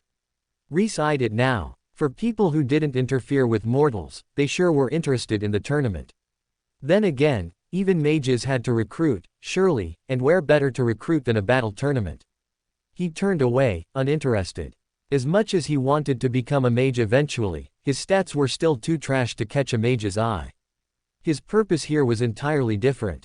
This way, he muttered to Bast, and led the way around to the back of the arena. The contestants gathered here, a ragtag group. From leather-bound, sweaty martial artists, to adventurers dressed in armor forged from the rare monsters they'd killed, to mages, in their ornate and soft robes, all types of powerful sorts grouped at the arena's rear entrance, waiting to be organized in the tournament. Rhys and Bast breezed past all of them, entering the tournament's stables directly. One of the organizers glanced at them, but when Rhys showed no hesitation and didn't even glance the woman's direction, she simply turned her eyes away. "Wow, you were right. All we had to do is pretend like we belonged," Bast murmured. "We do belong," Rhys replied, absolutely sure of himself. Bast chuckled. "That's right. Remember the plan. Even if we only get one before we're thrown out, it's still worth it." "Understood." Bast glanced around, then picked a clean spot to sit and wait. Rhys stood at the edge of the stables, watching the combatants gather. Even from here, he could feel the pulse of their mana beat against his skin. Different combatants had different types of mana, from the raging, brutal power of the martial artists to the gentle, yet powerful flow of the mages. Bast's mana most reminded him of the martial artists, strong and straightforward, while his was more akin to a mage's or adventurer's mana, without the aggressive edge, but with a softness that allowed for subtlety and strategy alike. His eyes sparkled. This was what his future looked like. These powerful beings, strong enough to slaughter this village without breaking a sweat, that was what he longed for. Magic, strength, power. Admiring the crowd, Rhys startled and spun. Behind him, Bast jumped to his feet. Both of them stared at the man who seemed to have materialized in the stables. There was nothing remarkable about the man. His messy, straw-colored hair was covered by an equally messy straw hat. He wore a tattered outfit, and rather than a sword, a birch stick hung through his belt. Bright blue eyes, as clear as the midday sky, smiled at them. Both his body and clothes were covered in dirt, making both Bast and Rhys look like refined noble children in comparison. Looking at him, Rhys couldn't help but feel that rather than a human, he looked more like a scarecrow. Rhys nodded. Instantly on guard, he eyed the man warily, but put on a smile as if he had no cares in the world.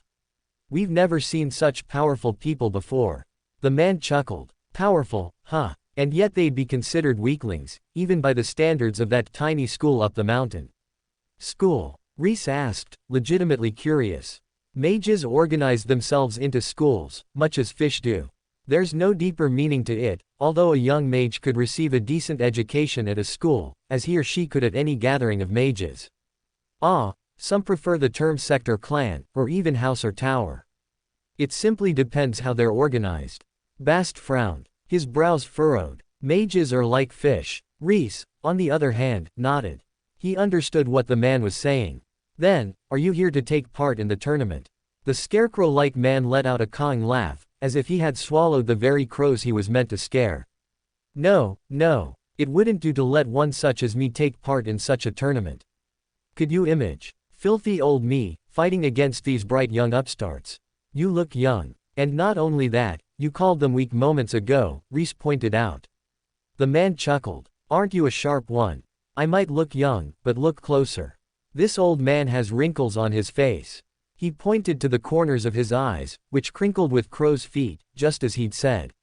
Nonetheless, there wasn't a single line on the rest of his face. Unconvinced, Rhys nodded slowly. There was more to this man than he was letting on, but as long as he wasn't here to kick them out, he didn't mind sharing the stable with a mysterious stranger. He stepped forward and offered his hand. I'm Rhys, and this is Bast. It's rude to offer to shake with a weapon concealed in your shirt, the man countered, pointing directly at where Rhys had stashed his sword. Rhys drew the sword and showed its broken blade to the man before stowing it once more. I'm no threat to you, sir. The man chuckled. What a polite young man. Indeed, indeed. And Bast, was it? Short for bastard, Bast replied, lowering his head just an inch. Unlike Rhys, a glow of challenge glimmered in his eyes, daring the man to take offense. For his part, Rhys stared. He'd always thought Bast was a strange name, but he'd never been interested enough to ask. Short for bastard. Even if Bast's parents didn't want him, what kind of monster would name their own child a slur? Laughing again, the old man nodded. I like you. There's some fire in your eyes. Good. Keep it that way. He looked the boys over and offered one last nod. I'm known as the Straw Man, or sometimes the Birch Boy, or when they're feeling less generous, the Birch Bitch. I wouldn't mind if you called me Straw or Birch, but forgive me if I'm a little too weak-willed to own my derogative the way your friend is his. A glow of approval appeared in Bast's eyes. Birch it is. Mr. Straw, are you here to watch the tournament? Rhys asked. Quietly, he probed the man's aura.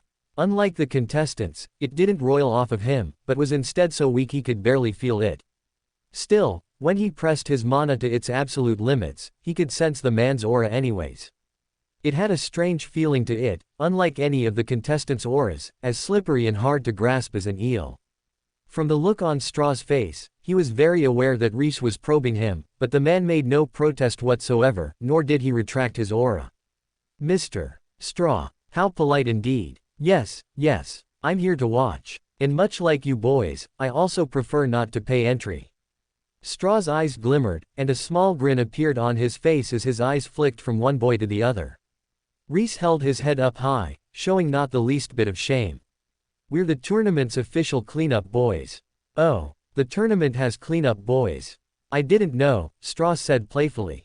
Neither does the tournament, yet, Bast replied. Straw chuckled. Well, I've never been the kind of guest to be invited either, so why don't we share this stable together until the tournament starts? I was just thinking the same, Rhys replied.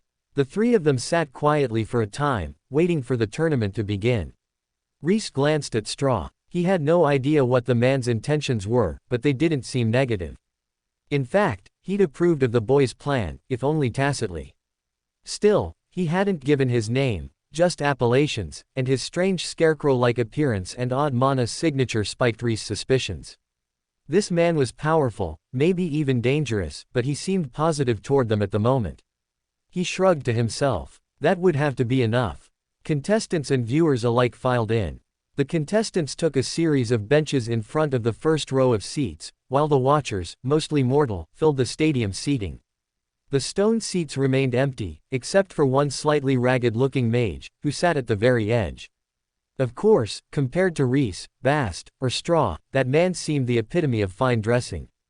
It was only when Rhys compared him to the mages he'd glimpsed up on the mountain, or even in the contest, that he looked shabby. Still, the aura that rolled off of him was far stronger than anyone Rhys had met yet, maybe with the exception of Straw. He eyed the man beside him yet again. The aura he could sense was only at the level of the contestants, but the way the man dismissed them and the mage school up the mountain alike suggested he wasn't revealing his whole strength. Straw caught his gaze and waved. Hello. Rhys quickly looked away. He didn't need to annoy someone who might be very powerful. Better to leave him alone, as he preferred. An announcer strode forward and cleared his throat, and his voice boomed forth, as if he spoke through a loudspeaker. He wore the clothes of an adventurer, although the brightly colored leather of his armor was slightly faded, and the bear claw on his hip was colored with dust. Lifting his arms, he turned slowly, addressing the whole crowd. Welcome, ladies and gentlemen. Welcome to the 10th Varian Regional Mixed Tournament. No holds barred, no attacks outlawed. Magic, sword energy, see the might of the sword up against the mystery of a mage and the tricks and traps of an adventurer. Remember, the winners of this tournament can move on to the countrywide tournament. We thank our generous hosts, the Snowdrop Mage School. Thank you. He gestured up at the almost empty stone seating. A smattering of thin applause sounded. For his part, the only mage who occupied the seating had the good graces to look embarrassed. The announcer lowered his arms, turning back to the crowd. So, without further ado, your first match. Two figures stepped forward. A muscular woman in simple robes cut for easy movement and lightweight leather armor stood on the far side, one hand on her sword, her eyes gazing straight at her opponent, while on their side, a slender man in purple robes stroked a thin beard and smirked back. In the left corner, the sword's mistress rumored to be next in line to inherit the Abyssal Depths Sword School, Annalise Rovere. Some applause, mostly from the other martial artists in the crowd. To the right, the potion master of the Purple Mysteries sect, Prim Horage. A few scattered claps, even less than there'd been for the empty stone seating. Rhys looked at Straw. Are potion masters not respected? Straw chuckled. No, no. To the contrary, potion masters are some of the most respected mages. Then, is this prim fellow disliked? Rhys guessed. He certainly isn't well liked. Rhys glanced at him. Why would that be? Bast inched forward as well, curious. One can do a great many things with potions. Heal wounds and replenish mana, yes, but paralyze, poison, and injure as well. Prim has, shall we say, a reputation for toying with his opponents. He prefers to steal opponents, free will, then torture them to death at his leisure. Crippling someone or savaging their mana passages with a potion is all fair game to him. And you can only imagine the kind of damage a man with that kind of mindset could do, selling his potions to those who would do harm. Straw spread his hands. But then, what would a nobody like me know about that? A nobody, Rhys scoffed. He eyed Prim in a new light. No wonder no one had wanted to applaud for him. Even if there was someone in the crowd who approved of his actions, who would announce their approval for a sadist in broad daylight. At the same time, excitement stirred in his chest. He glanced at Bast, who nodded back. A potion master. This was the kind of guy they needed. The announcer blew a horn, and the battle commenced. Rhys watched, enraptured. The two combatants traded blows at a blistering pace. Even though Prim was a potion master, he could still match the swordsmaster's attacks blow for blow. Or he could, at first. The swordsmaster laughed, and her blade moved faster than before. Blood flew, and Prim staggered back, a gash rending his body from shoulder to hip. Damn, Rhys muttered. Almost before the wound could bleed, Prim tossed back a blue potion. The wound began to heal, and he tossed the vial away carelessly. Bast. Rhys snapped. He was too far away. He'd never make it in time. Without hesitation, Bast darted out. He flashed up to the stage and lunged, snatching the vial in both hands. Prize secured, he retreated to the edge of the stage. Rhys nodded to Straw. We'll be back. He jogged up to the edge of the stage and crouched beside Bast, elbowing the other boy until he took the same stance. It was a very specific crouch, one leg up, the other back, both hands curled in fists on the ground. He'd borrowed it from tennis tournaments, ball boys, though Bast wouldn't know that. It was, however, a very official-looking crouch, and one that was less likely to get them questioned by the authorities. The announcer frowned at them, but said nothing. Rhys gazed ahead with clear eyes full of conviction. Beside him, Bast leaned in. There's some good dregs in this. Good, Rhys replied. And it was made by a potion master. Doubtlessly it'd be more effective than an ordinary health potion. In quick succession, Prim downed another 3 bottles. Both Rhys and Bast darted forth, snatching the vials before they hit the ground. Prim glanced at them, frowning slightly, but said nothing. Prim's body swelled. Muscle covered his frame, and he hunched forward as his robes tore from his might. Mana roiled around him, suddenly empowered. Letting out a fearsome roar, he charged the swordsmaster. She darted back, shocked, and defended desperately against his blows. Rhys nudged Bast. Keep those 3 separate. They didn't know which one of the 3 caused such overwhelming muscle growth and the burst of mana. Maybe they even needed all 3 together. Either way, he'd be investigating these later. Bast nodded. The battle raged on. Prim pressured the swordsmaster until her eyes abruptly began to glow red. Her sword glowed red in concert with her eyes, and she stepped forth, forcing Prim back. He screamed, taking her blows with his overgrown body and struggling to land a hit, but there was no blasting through her bladework with brute force alone. She forced him back, then raised her sword, poised to land a killing blow. Prim's body shriveled back to its usual size. He raised his hands. I surrender. The red light dimmed in the swordswoman's eyes. Her sword returned to its usual luster. She stepped back and sheathed her sword. The announcer lifted his arm. And there we have it. Annalise takes the victory. Prim has been disqualified. Prim stepped back. Instead of looking concerned, though, there was an easy smile on his face. He turned to the crowd and bowed. Again, almost no one clapped, but a few of the crowd's nobles pinched their chins, thoughtful looks on their faces. Rhys could all but read their thoughts. If a weak potion master could be boosted to stand on even footing with a swordsmaster like Annalise just by drinking a few potions, what could that same boost do for them? Or perhaps, their loyal knights. Prim hadn't participated in the tournament to win, he'd participated to advertise his wares. On the far side of the arena, Annalise's nose wrinkled in distaste as she realized the same. She harumphed and turned away, marching back to her seat. She entered the tournament. She can't be mad that she was pressured by a filthy potion master. It's not her fault that this is all the Abyssal Depths sword can amount to, but she shouldn't be angered either that the path she chose to walk is so shallow. It's ours to accept the end of the path we choose. To rage impotently against it is to choose the route of deviation and death. Rhys whirled, clapping his ear. Straw had all but whispered in it. Could you warn a man before you sneak up behind us? But where's the fun in that? Straw returned with an easy grin. He sat back, watching the tournament and the boys alike. I like this plan of yours. Do you need my help? Rhys eyed him. I can't spare a cut for you. As strong as Straw was, he could demand to take all the spoils. Allowing him any reward would mean giving it all up, if he meant to recompense Straw based on his relative strength to Bast and he. Straw chuckled. I have no interest in such things. I only offer to help out of boredom. Rhys considered for a moment, then shrugged to himself. At the end of the day, if Straw wanted his potions, he could easily take them. And as the man himself had said, why should he want them at all?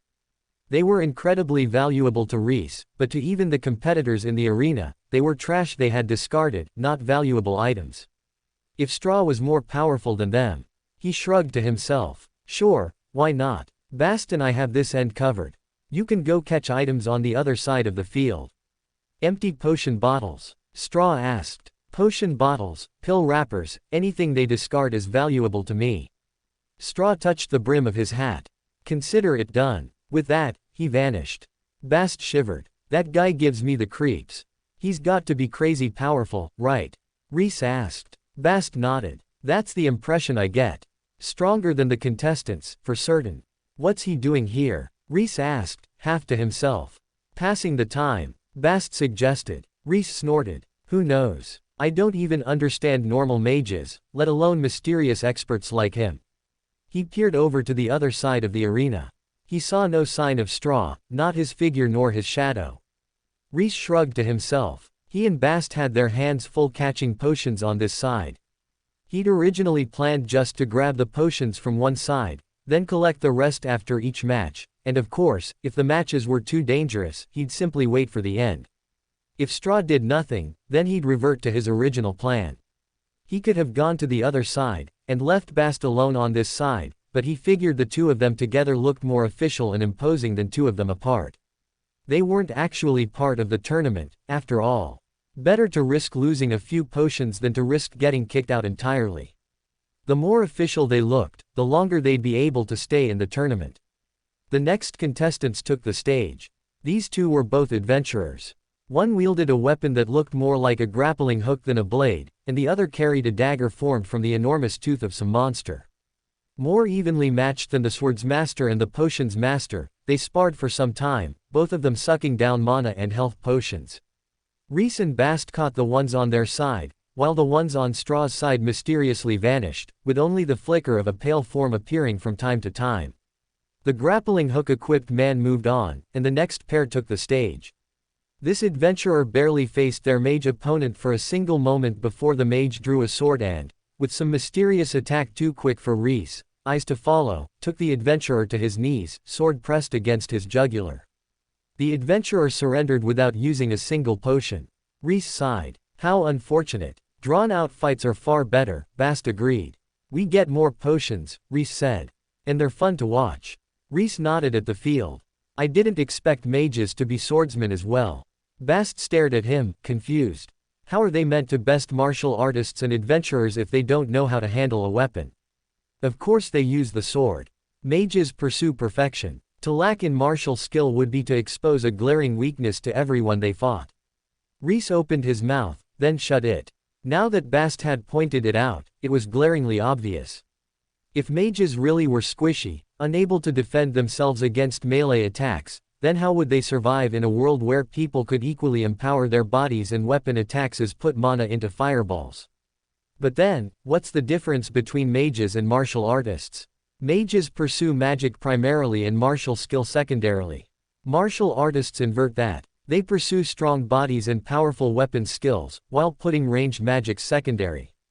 Of course, a sufficiently skilled mage can defeat a martial artist with the sword, and a sufficiently skilled martial artist could defeat a mage with magic, although, I don't think any martial artist would be happy with that kind of exchange, Bast explained. And adventurers? Rhys asked. All-rounders. Basically. Though they often pursue monsters for the inherent advantages monster materials have over basic, or even enchanted materials. Really, what sets adventurers apart is that they walk alone. A mage belongs to a school, a martial artist to a sword school. Adventurers belong to no one and nowhere. There are guilds, but the guilds are more, friendly gatherings rather than hierarchical organizations. Guilds cannot control their members and have little political might, and little ability to recall members to defend the guild. For example, they're more tavern halls than schools. And many adventurers don't belong to guilds at all. Rhys nodded. Makes sense. Those who favored physical attacks, those who favored magic, and those who favored freedom, at the cost of the strong support a major sword school might offer. He glanced at Bast. How do you know all this? After all, Bast hadn't questioned his asking questions, which suggested it was something reasonable for someone of this world to ask about. Bast shrugged. My father was a high-ranking member of a sword school. Unfortunately, my mother was his favorite whore, and I, therefore, well, you know my name. I grew up hearing about their world, until she beat me too hard and I ran away for good. I'm sorry, Rhys said earnestly. Don't be. I'm sure not, Bast replied with a laugh. There was only a hint of bitterness to it, buried so deep as to be almost entirely hidden. Rhys glanced at him, but said nothing. Even if he pretended like it didn't matter, getting rejected by his parents still had to hurt. Bast was surprisingly mature for a 12-or-so-year-old kid, which spoke to what he must have had to have gone through.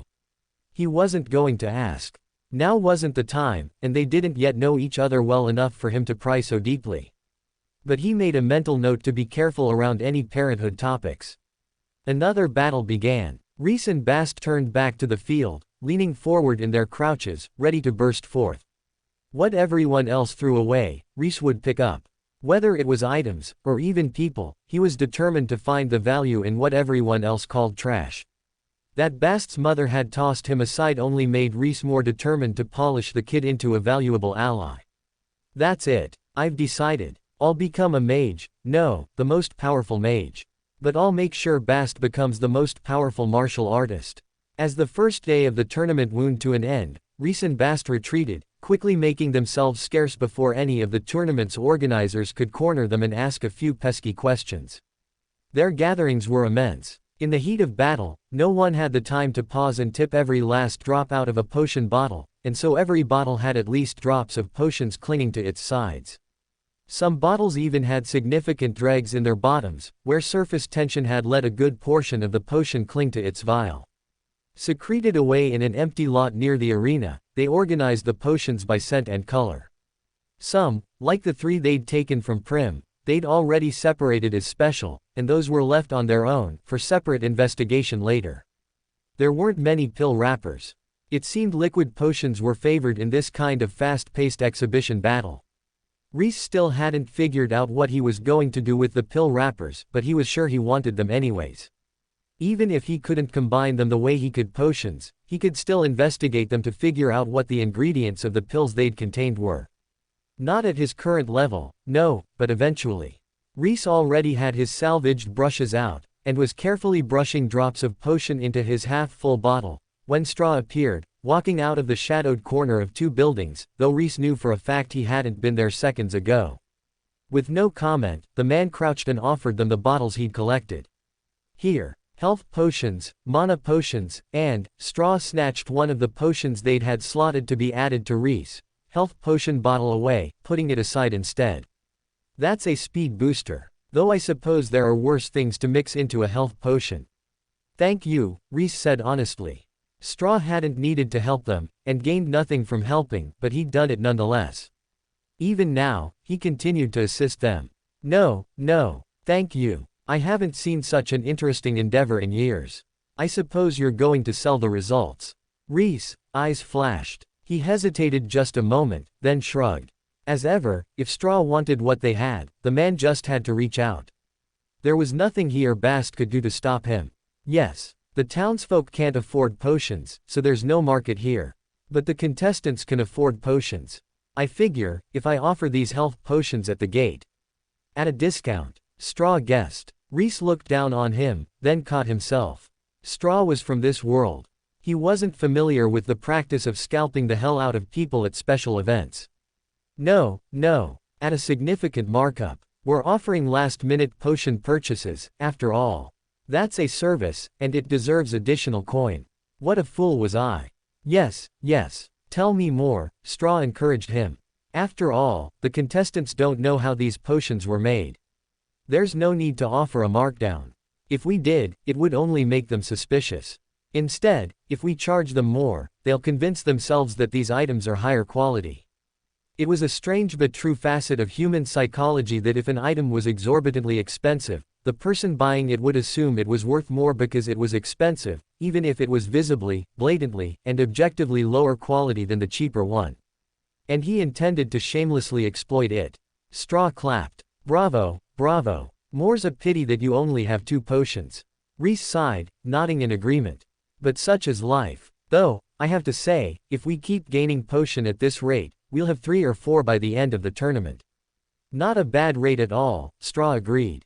Rhys finished gathering the potion droplets into 1 potion vial, then glanced at Straw.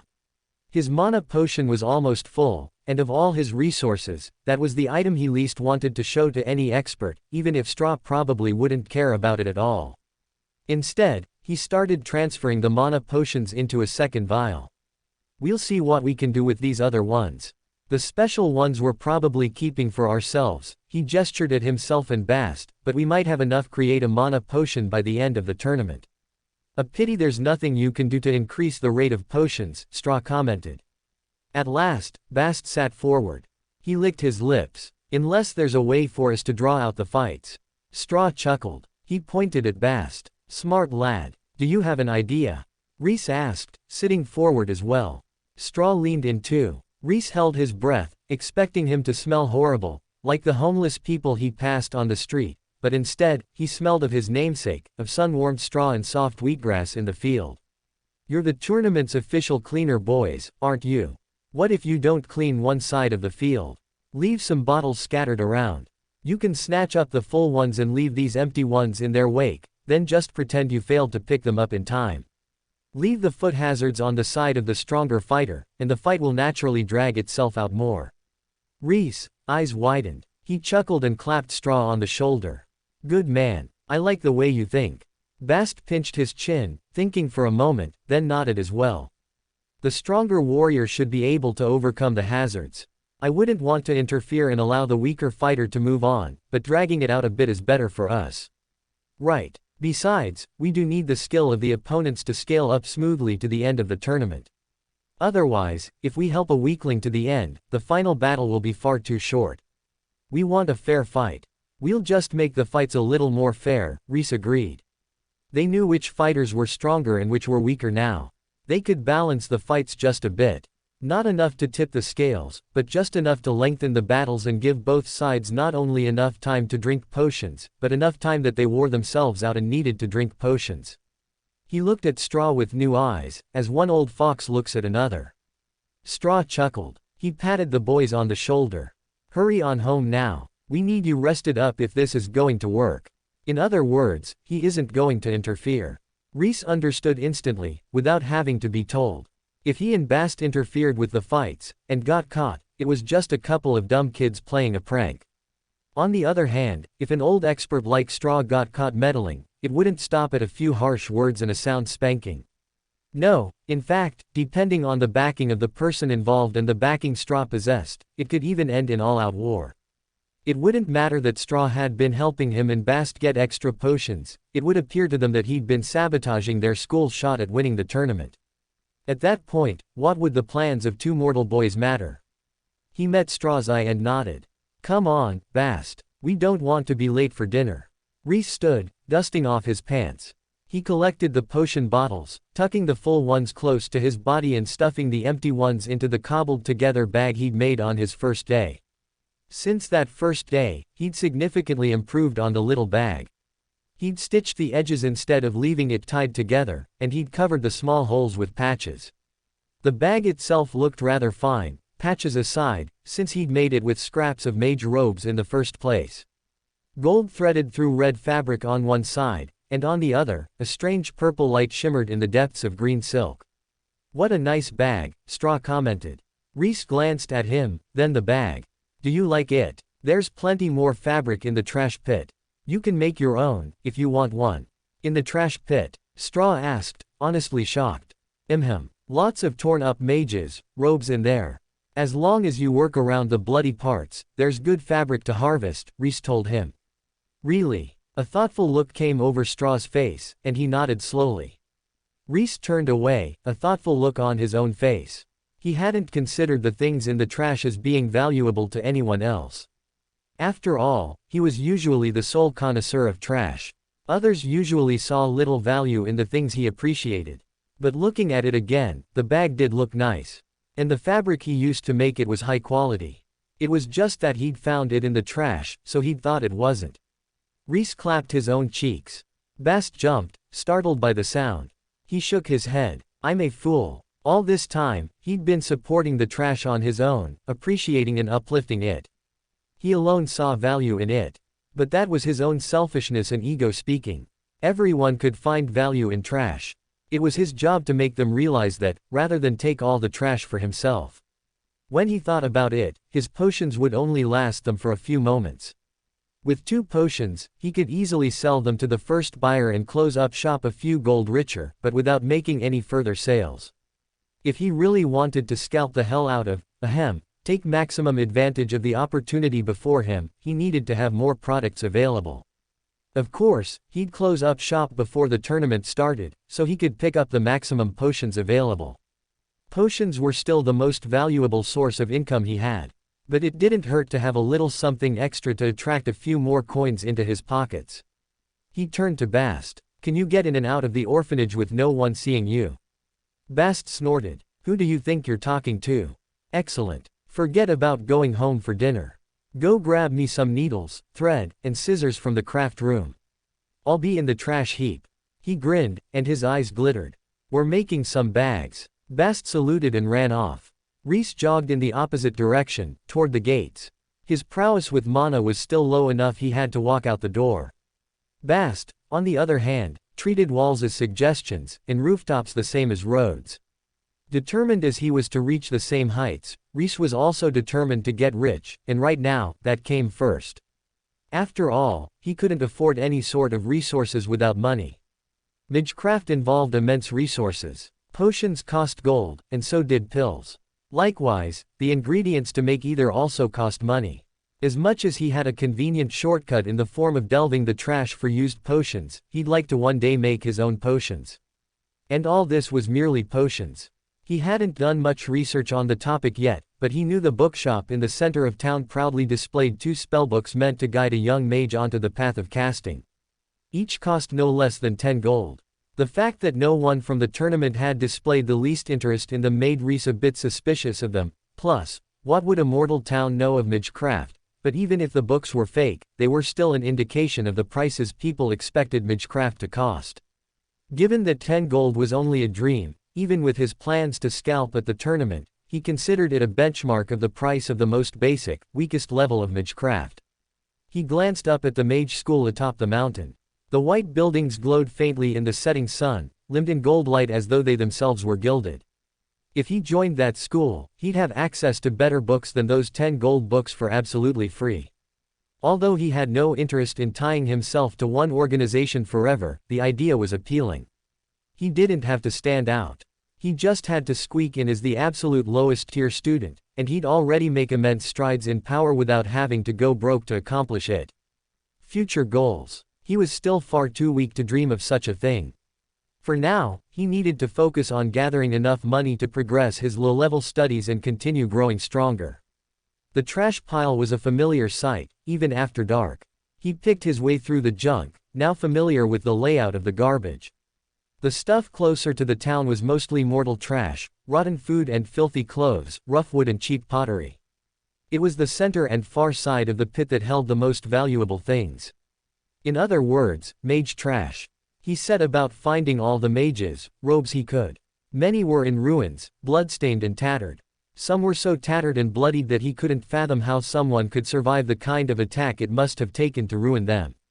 Others had one large hole or several small ones, where the integrity of the robe remained, but he could understand tossing the robe aside. A few he simply didn't understand. Like the one he held now. Red and white fabric shimmered, the whole thing perfectly intact. He peered closely, but he couldn't see even the smallest hole. Rhys shrugged. More fabric for him. He added it to the salvageable robes pile and kept going. Rhys. Bast's voice sounded nearby. He looked up. The other boy held out a pair of scissors and a small bag to him. He accepted both, only for Bast to reach into his back pocket and hand over a hunk of bread, as well. Figured we didn't have to go hungry. Thanks, Rhys said earnestly, chomping into the rough bread. Delicious. A second later, he processed what Bast had said. Yeah, you're making bags, right? For money. I want a cut, so I'm here to help out, Bast explained. Rhys laughed. Sure, why not? I could use the help. Here, cut these into roughly equal-sized rectangles. Where you have long, slender pieces of leftover cloth, shape those into straps. 3 times the width we actually want the strap to be, please. I'm not going to bother stitching those. My hands would go sore. But if we fold the edges half over, then fold the whole thing again and crease it, we can hide the raw edges for long enough to get them purchased. Bast tilted his head. You sure know a lot about sewing. Needlework is a noble pursuit that turns one's dreams into reality. He boldly proclaimed, leaving off the fact that he only knew how to sew in order to make cosplay. Costumes for himself, but more importantly, for his female friend, who was happy to wear anything he made for her, no matter how trashy the waifu, the earnestly developed female character. Others, less devoted to the cause, might not appreciate the depths he delved to see the trashy characters he loved brought to life, but they were simply those who didn't fully understand his purpose. If he didn't personally make the costumes, who would? No one wanted to put time and effort into being one of his favorite trash-tier characters. His female friend, Rhys paused for a moment, trying to bring her name to mind. Of all people, she deserved to be remembered, but just like his own name, her name slipped his mind. He scowled. Were all names from his world impossible to recall in this one? Was that some kind of law of the world? Well, a pity about her, but that wasn't important right now. He needed to get these bags made post-haste. Brings one's dreams into reality, Bast muttered, running his hands over the fabric.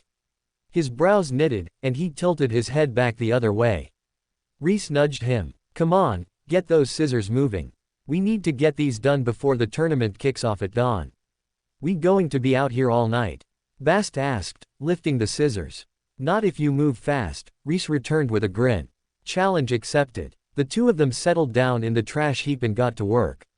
After a while, Bast took up a needle and thread too, once the rectangles had accumulated far beyond Rhys' ability to sew them together.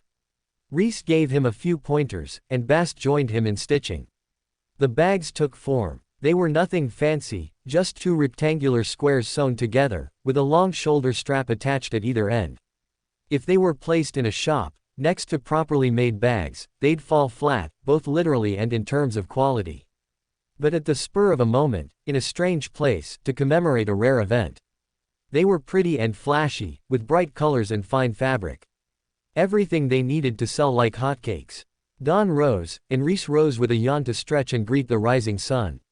He'd used a drop of the mana potion to get through the night, and for all that, felt way better than any of his all-nighters he'd pulled on energy drinks and sheer will. In fact, he had the sneaking suspicion that if he managed to absorb a little more mana and circulate it all the time, he might not need to sleep at all. He was up to 4 drops of mana now. Not a respectable amount, by any means, but the point was, his capacity was growing. The training regime was working. He barely felt feverish when he used mana anymore, even when he circulated the full capacity of 4 drops. Overnight, he'd gained the sewing skill and leveled it up to 5. The rest of his skills had somewhat stalled out. He suspected that he had hit a bottleneck of sorts, or an express slowdown.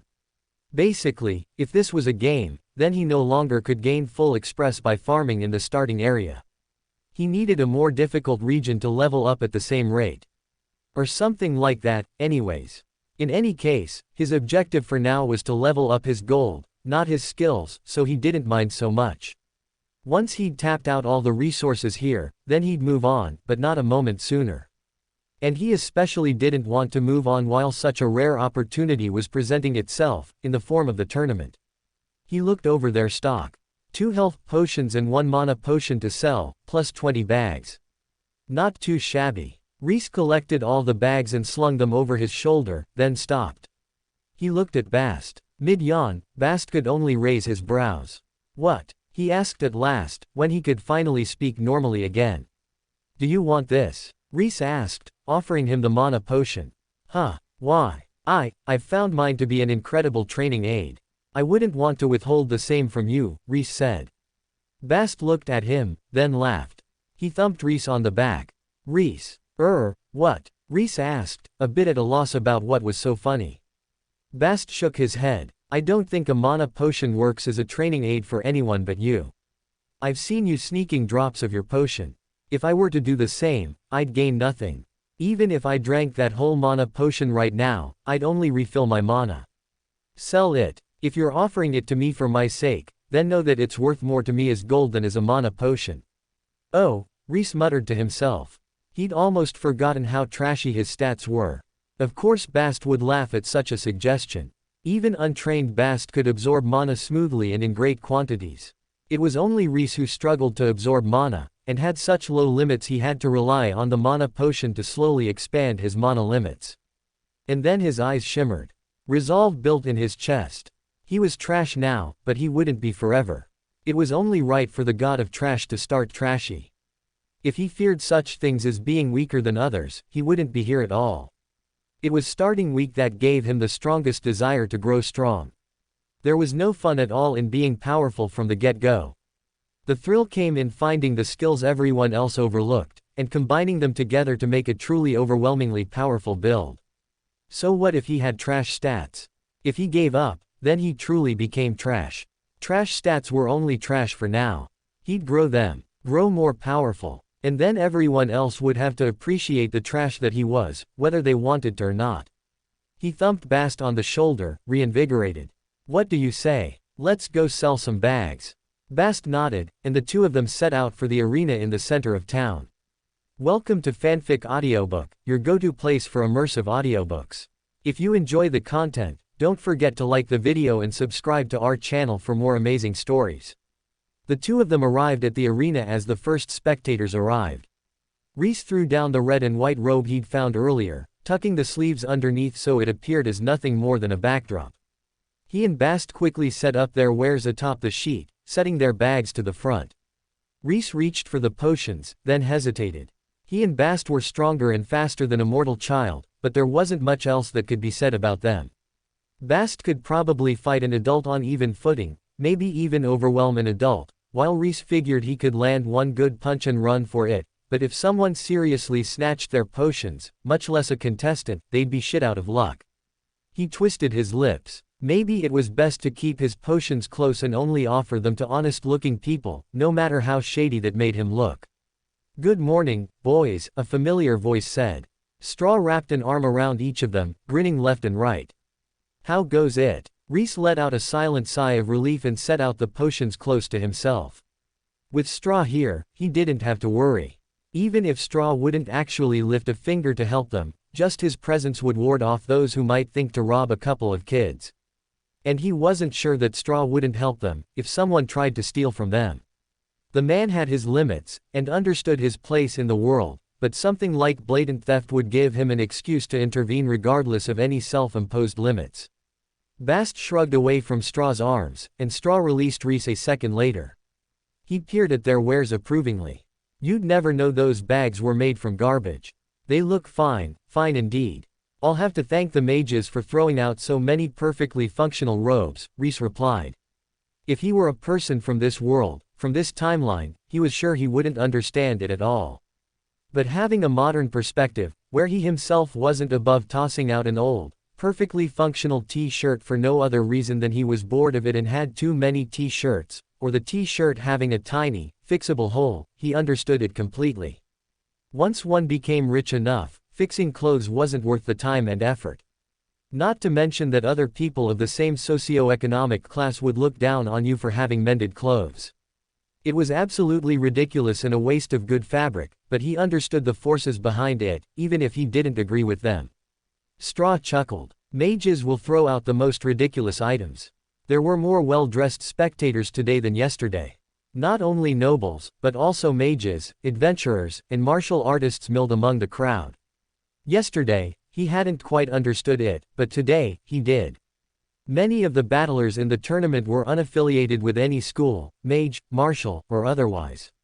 Now that they'd come to the second round of the tournament, all the battlers could be considered minor talents at the very least, with some rising to the level of true talent. The mages and their like were here to recruit those talents, or at least watch for rising power in unfriendly schools. Rhys didn't need a formal education in this world to understand that one school's rise meant another school's fall. If one school showed off a powerful new skill, or displayed the strength of an exceptional prodigy in the tournament, the rest of the regional schools would want to know. Rhys hadn't seen anyone that shocking in the tournament so far, but what did he know? He wasn't a mage. Maybe one of the fighters had fought with unusual skill, and he'd simply been too blind to the ways of battle to understand that. Of course, none of that mattered to him. Putting on his public service smile, Rhys sat up, folding his legs under him. Come one, come all. Fine bags, sewn by skilled artisans from the rarest fabrics. Come, buy one of our town's specialty bags, and return with a souvenir to remember the tournament by. These bags are the town's specialty. Bast muttered, confused. Rhys leaned in. Of course not. And we aren't skilled artisans, either. But they don't know that. Bast grinned. He nodded, slowly, as understanding dawned.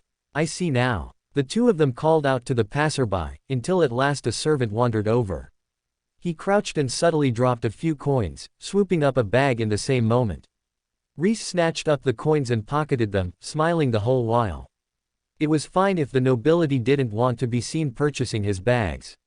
Of course, he'd rather they were, but any sales were fine. As soon as people saw other people making purchases, his stall would instantly grow in value. A slightly dingy-looking mage approached the stall. She crouched, going through the bags, and then her eyes widened. Her fingertips rested on one of the bags, this one crafted from fine white cloth that fluttered slightly on its own. Where did you get this? Ah, I'm sorry, ma'am, but we can't reveal that. However, I must warn you, that bag is one of our most expensive, Rhys replied with a quick smile. She thought it was valuable. Then it was valuable. The first rule of negotiating sales was to smile, and the first rule of negotiating purchases was to maintain a firm, disinterested poker face. How much? She asked, a note of urgency in her voice. Rhys leaned in. Time to try my luck. 50 gold. She jerked back as if burned. I don't. But for a pretty lady like you, I think I can wrangle that down to 25, Rhys tried, still watching her expression. Her reaction had been extreme, but she hadn't simply walked away, either. The woman smiled. She hesitated, then opened her purse and handed over the sum. Only because you were so sweet.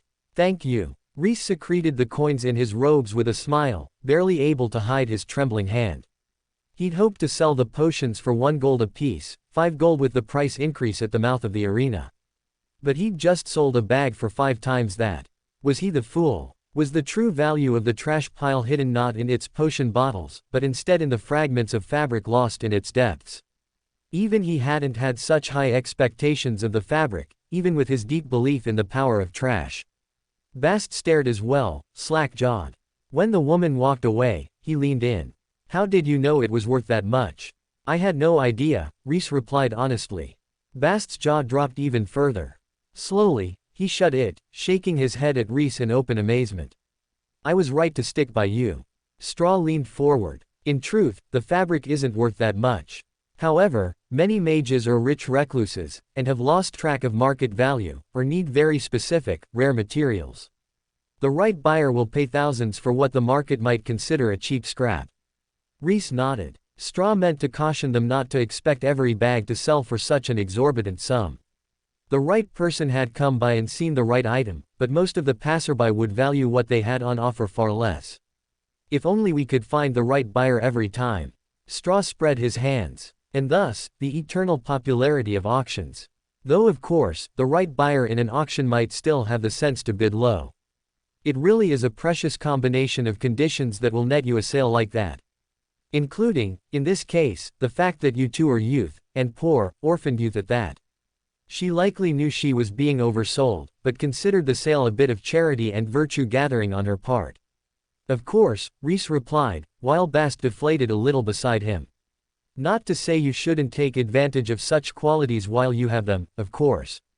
Far be it from me to stop two enterprising youths from capitalizing on every advantage they possess. It's merely that you can't expect it to go so well every time, Straw clarified. Rhys elbowed Bast. You hear that? It's our job to look cute and pathetic so more people pay us more money. Cute and pathetic, Bast gave Rhys a look. Despite growing up in the orphanage, Bast was tall and strong, not to mention a little older than Rhys. If not for his patched clothing, he could have fit in with the more athletically inclined noble children. In fact, thanks to his skill with mana and its naturally empowering effect on the body, he was bigger and more muscular than some of the athletic noble children. Rhys cleared his throat. Right. Not your strong suit. Okay. I'll look pathetic enough for both of us. He'd only just started to practice with mana, so his body was still on the small side and visibly malnourished.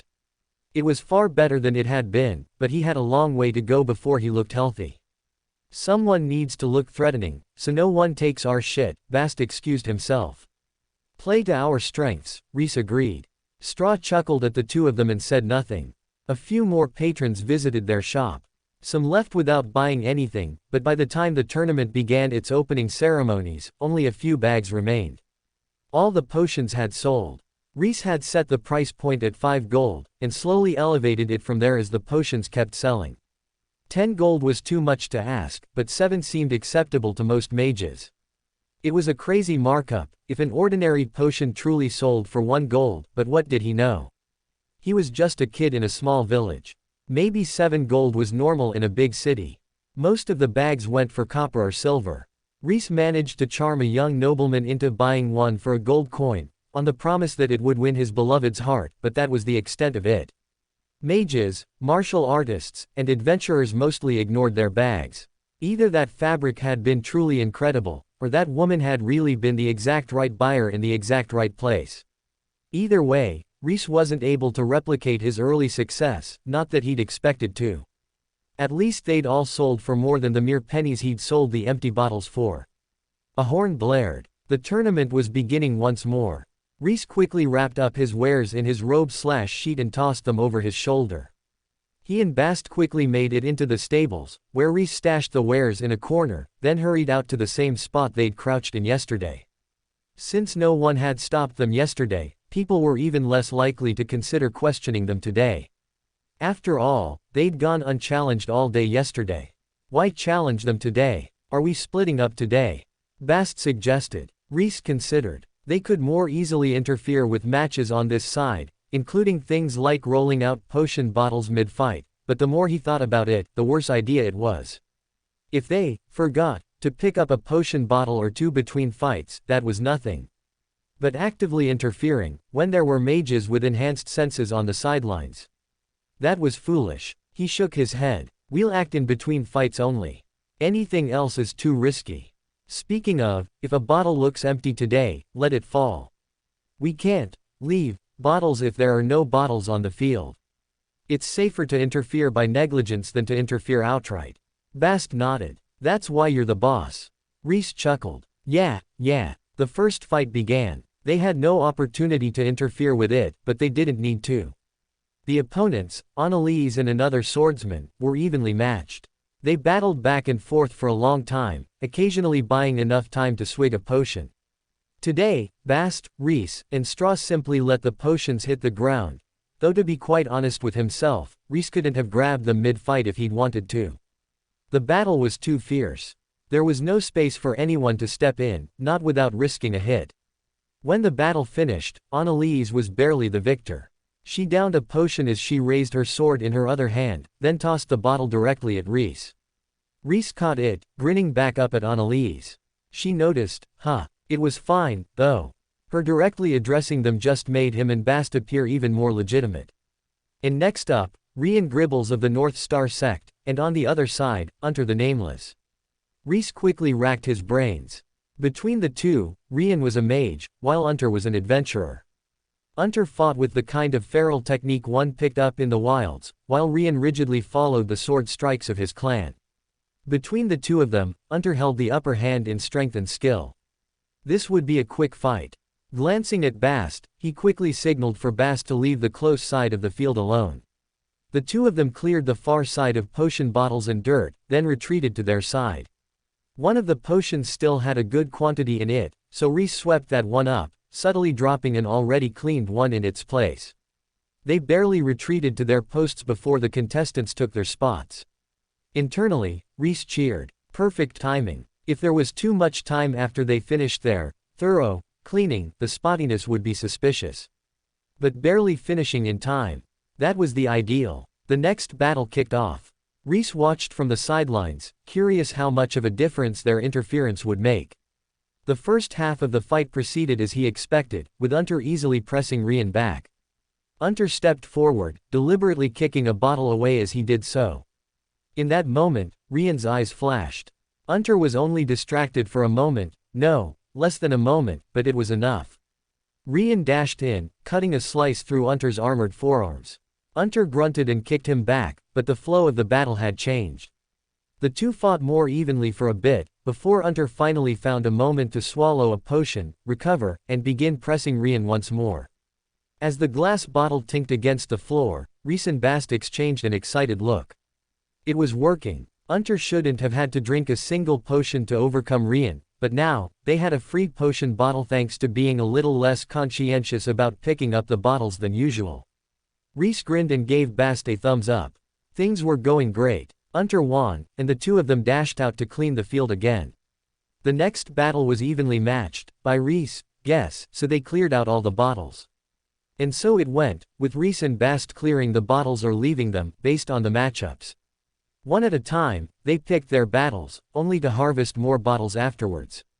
If the match was close, or if their interference risked favoring the losing opponent too much, Rhys held back. Not only did Bast dislike the idea of allowing the lesser warrior to win, but Rhys had absolutely no desire to end up on the bad side of any of these people. Even if they only insulted the weakest adventurer in the tournament, that person could still rip him apart with their bare hands. Their interference would only go to the extent of making the winning side fight harder, not throw the fight in the losing side's favor. As the sun set, the tournament wound down again. Only the semi-finals and the finals remained.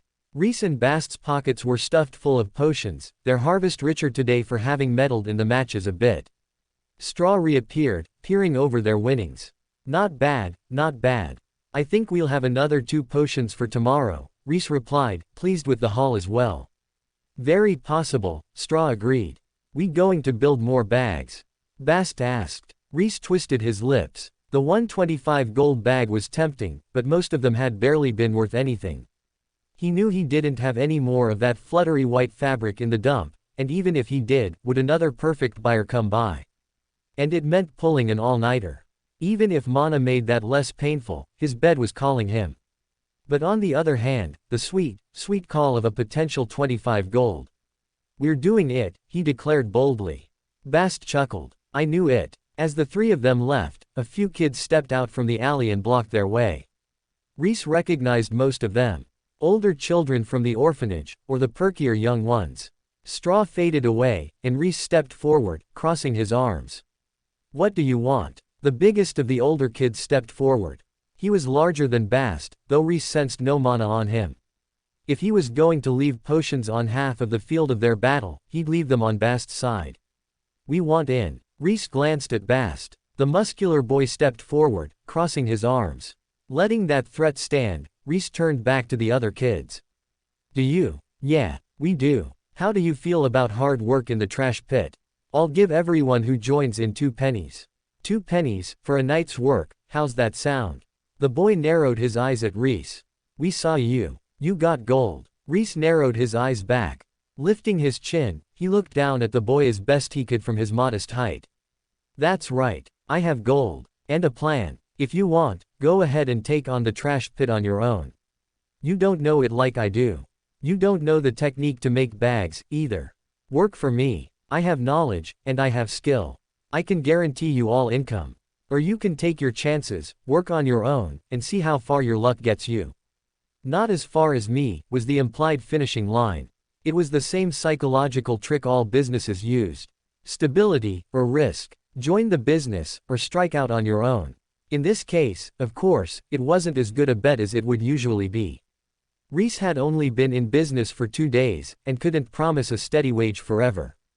In truth, if they decided to strike out on their own and provide competition, there was little he could do about it, and not only that, they'd probably make more money, provided they found a source of cloth for their bags. It was a bluff that he alone had the knowledge and skill necessary to succeed. And he wore that bald-faced lie without hesitation, as firm a set to his face now as there had ever been. It wasn't easy to defend trash. Often, he himself knew it was trash, down to his soul. And to defend it anyways, knowing it was low-quality anime, with low-quality characters, to look someone in the eye and insist that trash was incredible, well, that took face. Thick face. He had a lot of practice with gazing at someone and, with full faith, telling them they'd love an absolutely horrible series that no one, neither him nor the creator, could love. In other words, he had a lot of experience with bluffing.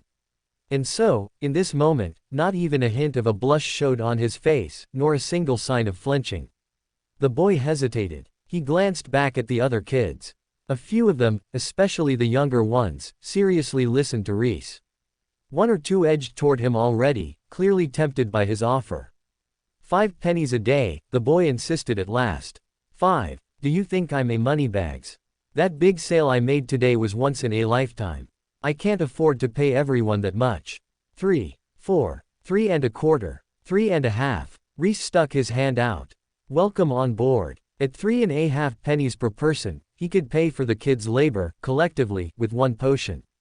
In fact, given the ratio of 100 copper to 1 silver, 10 silver to a gold, he could pay for the kids, all 15 of them, with 1/15 of 1 properly priced potion, never mind one of his marked-up potions.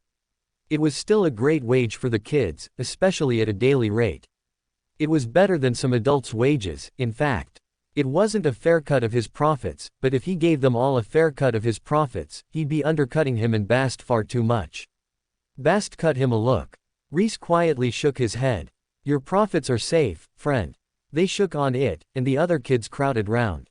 What do we do? Where are we going? Is there really gold in the trash heap?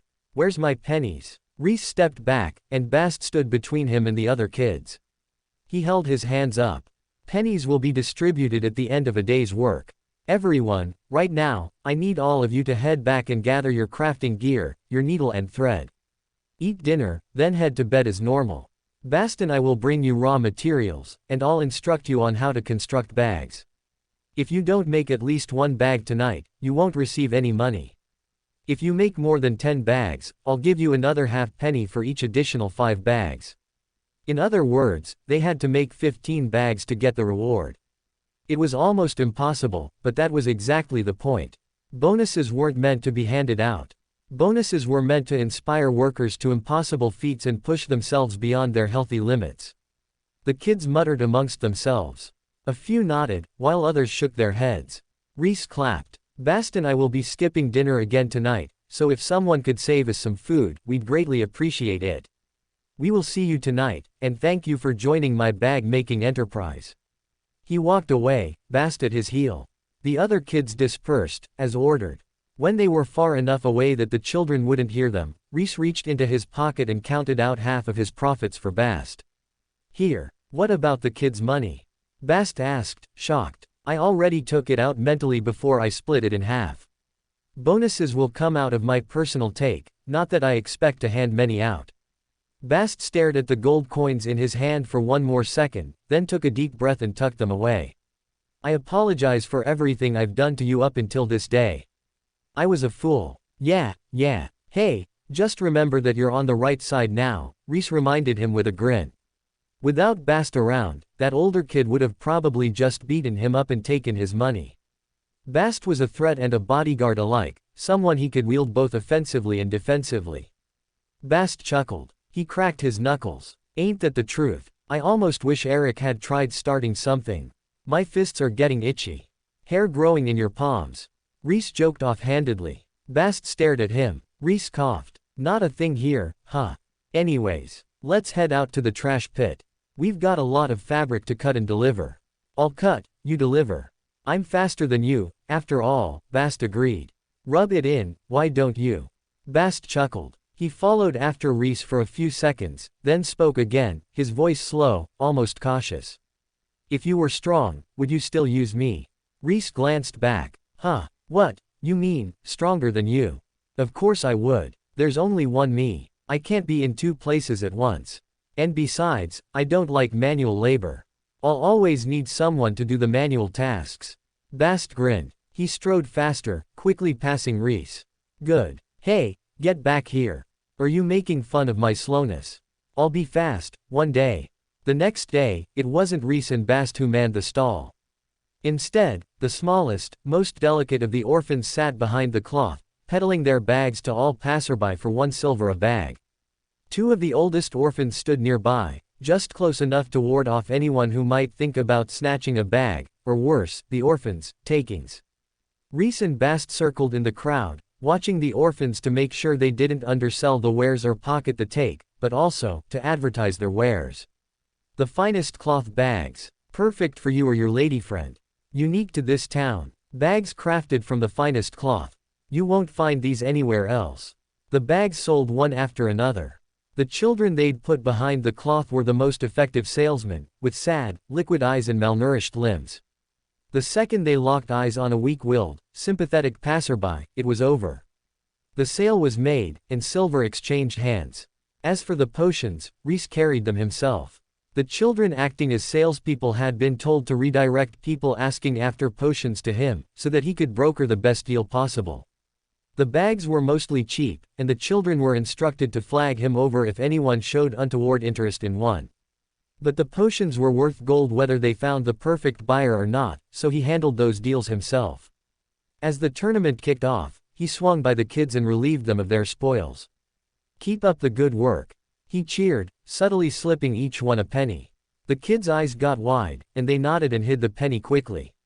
He walked away, almost laughing to himself. If they'd just fought and kept that money, they would have had so much more than 1 penny. But then, that was how the world always worked, wasn't it? The weak were manipulated by the strong.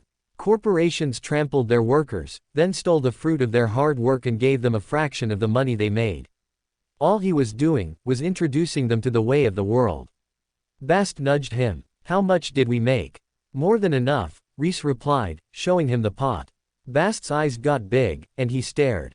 Rhys nudged him. He jerked back to reality and straightened up. "It's not more than yesterday," Rhys pointed out. Bast shook his head. "I can't believe we made that much twice. It's insane. Pity it's the last day of the tournament. Otherwise, we could keep this up for weeks," Rhys muttered, half to himself. Like anything children did, it would fall apart eventually, even with Rhys in control. With the tournament ending, the out-of-towners would leave, and there was little chance the townsfolk would buy a bag. The townsfolk were too poor to afford that kind of luxury. Still, it would have been nice to get a couple more days of sales out of it. "Pity," Bast agreed. He paused. Then, "Is there a point to catching potions today?" Rhys gave him a look. Of course it is. We can still benefit from potions, ourselves. Not to mention, we can still sell them for 1 gold even after the tournament. We won't get to take advantage of tournament pricing, but we still benefit from this. True, Bast agreed. Hello, hello. Still at it? Straw asked, appearing behind them with no warning as usual. This time, Rhys didn't even jump, too used to it to react. He glanced back. Yeah, no reason not to. That's true, that's true. The grungy-looking man bobbed back and forth, an unusual energy to him. A smile spread across his cheeks. Something good happen? Rhys asked. Maybe. Straw tilted his head. After the tournament, seek me out. I have an offer for you boys. Rhys glanced at him. The man was obviously some kind of expert. Was this the offer he hoped it might be? Straw grinned back. Rhys smiled. Oh, I think it is. We'll do that, for certain. They stepped out on the edge of the tournament field. Rhys dropped into the usual crouch, but Bast remained standing. Rhys glanced at him. Come on. What are you two doing? Rhys tensed. At last, the feared challenge had come. He turned. One of the contestants loomed over them, Unter, the adventurer. He glowered down at the two of them. You two. Why didn't you pick up the bottles on my side of the field? Who paid you to sabotage me? Huh. Rhys looked around, then pointed at himself. Me. You and your friend there. Out with it. I noticed your sabotage. Who paid you? Rhys gave him baby eyes. I don't understand, sir. We're just 2 orphans, helping out with the tournament. Unter swiped for his collar. Rhys instinctively drew on his mana and jumped back, dodging Unter's grasp. In the next instant, his stomach clenched. Shit, I shouldn't have done that. Unter's eyes burned. You know how to use mana. Sir, I don't know what you're talking about. I'm just a kid, I don't. Bast grabbed his shoulder and jerked him back. A wind coursed by his stomach from a blow he couldn't even see. Unter's eyes burned. I don't care. I'll just beat you two until your mama wouldn't recognize you. Rhys didn't hesitate. He reached into his pocket, threw a handful of breadcrumbs at Unter, and ran for it. Bast followed him instantly, not needing a cue. Both of them sprinted for the arena wall. Unter roared. He wiped the breadcrumbs out of his eyes and chased after them. Their lead was nothing. Unter quickly gained on them. He reached for Rhys again, foot slamming down. A second before Unter's foot hit down, Rhys tossed a potion vial under his toe. Unter's foot slipped, and the huge man slammed to the ground. Bast hopped onto the wall. Rhys jumped after him, but couldn't mount the wall so easily with his weaker mana control. At the apex of his jump, he reached for Bast. Bast caught his hand and yanked, pulling him onto the wall. Both of them hopped down and fled, Bast leading the way into the labyrinthine streets ahead. Unter hopped onto the wall seconds later. His knuckles bulged, white bone showing in his rage. Nothing but empty streets awaited him, no sign of the children left at all. I won't forget this. I'll find you. Unter roared at the empty street. A few intersections down, Bast and Rhys finally stopped running. Rhys backed up until his shoulders hit a wall, then drooped down it, panting so hard he didn't have time to swallow his spit. Bast recovered faster, leaning around the corner to make sure Unter hadn't followed them. He stepped away from it, nodding at Rhys. We're safe. He didn't follow us. Thank goodness, Rhys muttered. He wiped his chin and swallowed, with some difficulty. Damn, we didn't even make him lose the match. What was he so mad about? We did make him waste a potion, and take a hit, Bast pointed out. Then he should blame his inability to fight around potion bottles, not us. If we hadn't been there, none of those bottles would have been picked up, and then what? Honestly, for all that he was raging, Rhys knew he was angry without any justification. Unter did, in fact, have the right to be angry at them. Whether or not that gave him the right to beat up 2 unarmed kids was a different argument, though one Rhys feared he wouldn't like the answer to in this world. He huffed, shaking his head. I guess that's that, then, Bast said. Rhys nodded. That's that. He knew when to hold 'em and when to fold 'em, and this. This was definitely a cut-and-run kind of situation. The other kids could keep selling bags out front. Unter truly had no justification to attack them, and if he tried, well, they were in public. No way would people just let him attack a bunch of defenseless kids over something they had no relation to. In fact, a few of the experts in the audience had sat up when he'd attacked Rhys and Bast, only hesitating because of Unter's objections, objections they, too, must have wondered about, somewhere deep in their hearts. He turned back, looking at the stadium. The stone seats hadn't been empty, today. Rather, they'd been full of mages from the local school. He and Bast hadn't made the best impression, but any impression was better than no impression.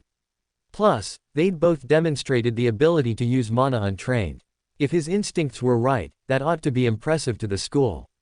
Rhys drew out the mana potion and quickly topped up, then paused and swallowed a 5th drop. The 5th drop truly pushed him to his limits, but he managed to absorb it without breaking a fever. He sighed and fell against the wall again, taking a moment to adjust to the new quantity of mana, before he slipped the potion away and straightened. "I can't believe you're still sipping on that thing," Bast commented. Yeah, my mana capacity is low, I get it." Bast gave him a look. "It's not that low. It's lower than mine, but I've been training since I was little. For someone who started last week, it's incredibly impressive." Rhys went to argue, then shook his head and waved his hand instead. If Bast thought he was doing well, who was he to say otherwise? He'd rather have Bast impressed by him than looking down on him.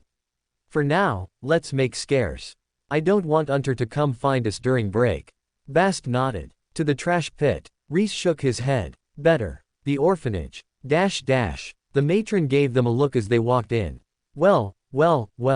Look who decided to show up again. I was starting to think I was rid of you troublemakers for good." "Not yet," Rhys replied cheerfully. "And what does that mean, young man?" she asked, eyes narrowing, but Rhys had already blown past her. He headed to the back of the orphanage, into one of the unused school rooms. There, he marched up to the front of the room and faced Bast, who gazed at him from the center aisle. "I need you to teach me something." "What?" Bast asked. Rhys shook his head. "Anything. Whatever you can teach me in the hour or so we have until the break in the tournament." "You think Unter will find us?" "I think it's good to be prepared," Rhys returned. But to be honest, the answer was yes. Yes, he did expect it. They'd left too many of their prints behind. The other orphans, the bag shop. He could absolutely find them here. But that was fine. The point wasn't to hide. An adventurer like Unter doubtlessly had tracking and searching skills that would let him seek them out, wherever they went. The point was to go somewhere public enough, innocent enough, that someone would go for help when they were attacked, and help would come. Somewhere diverged from the tournament, where the heroes might connect him and Bast and the bottles on the field. Somewhere that when those experts heard of it, they would immediately and unquestioningly classify Unter as the villain and act in their favor, before any higher-level thinking kicked in. In other words, the orphanage. The only problem remaining was, how did he survive until those heroes showed up? And this was his answer, or, at least, the best thing to an answer he could come up with. He was kicking himself for not asking Bast for skills until now, but it was too late for regret. He'd foolishly though he could get by until he found a real teacher, but what foolishness that was. He professed to find value in trash, and yet, he'd overlooked a perfectly good teacher, a boy with skills unlike his who doubtlessly had plenty to teach him. All because of that wretched ego of his. He'd taken the role of boss, and as such, had instinctively looked down on Bast. He knew he shouldn't. He knew the other boy was objectively stronger than him. But that one motion, that instinctive role-taking, and he'd completely overlooked the option.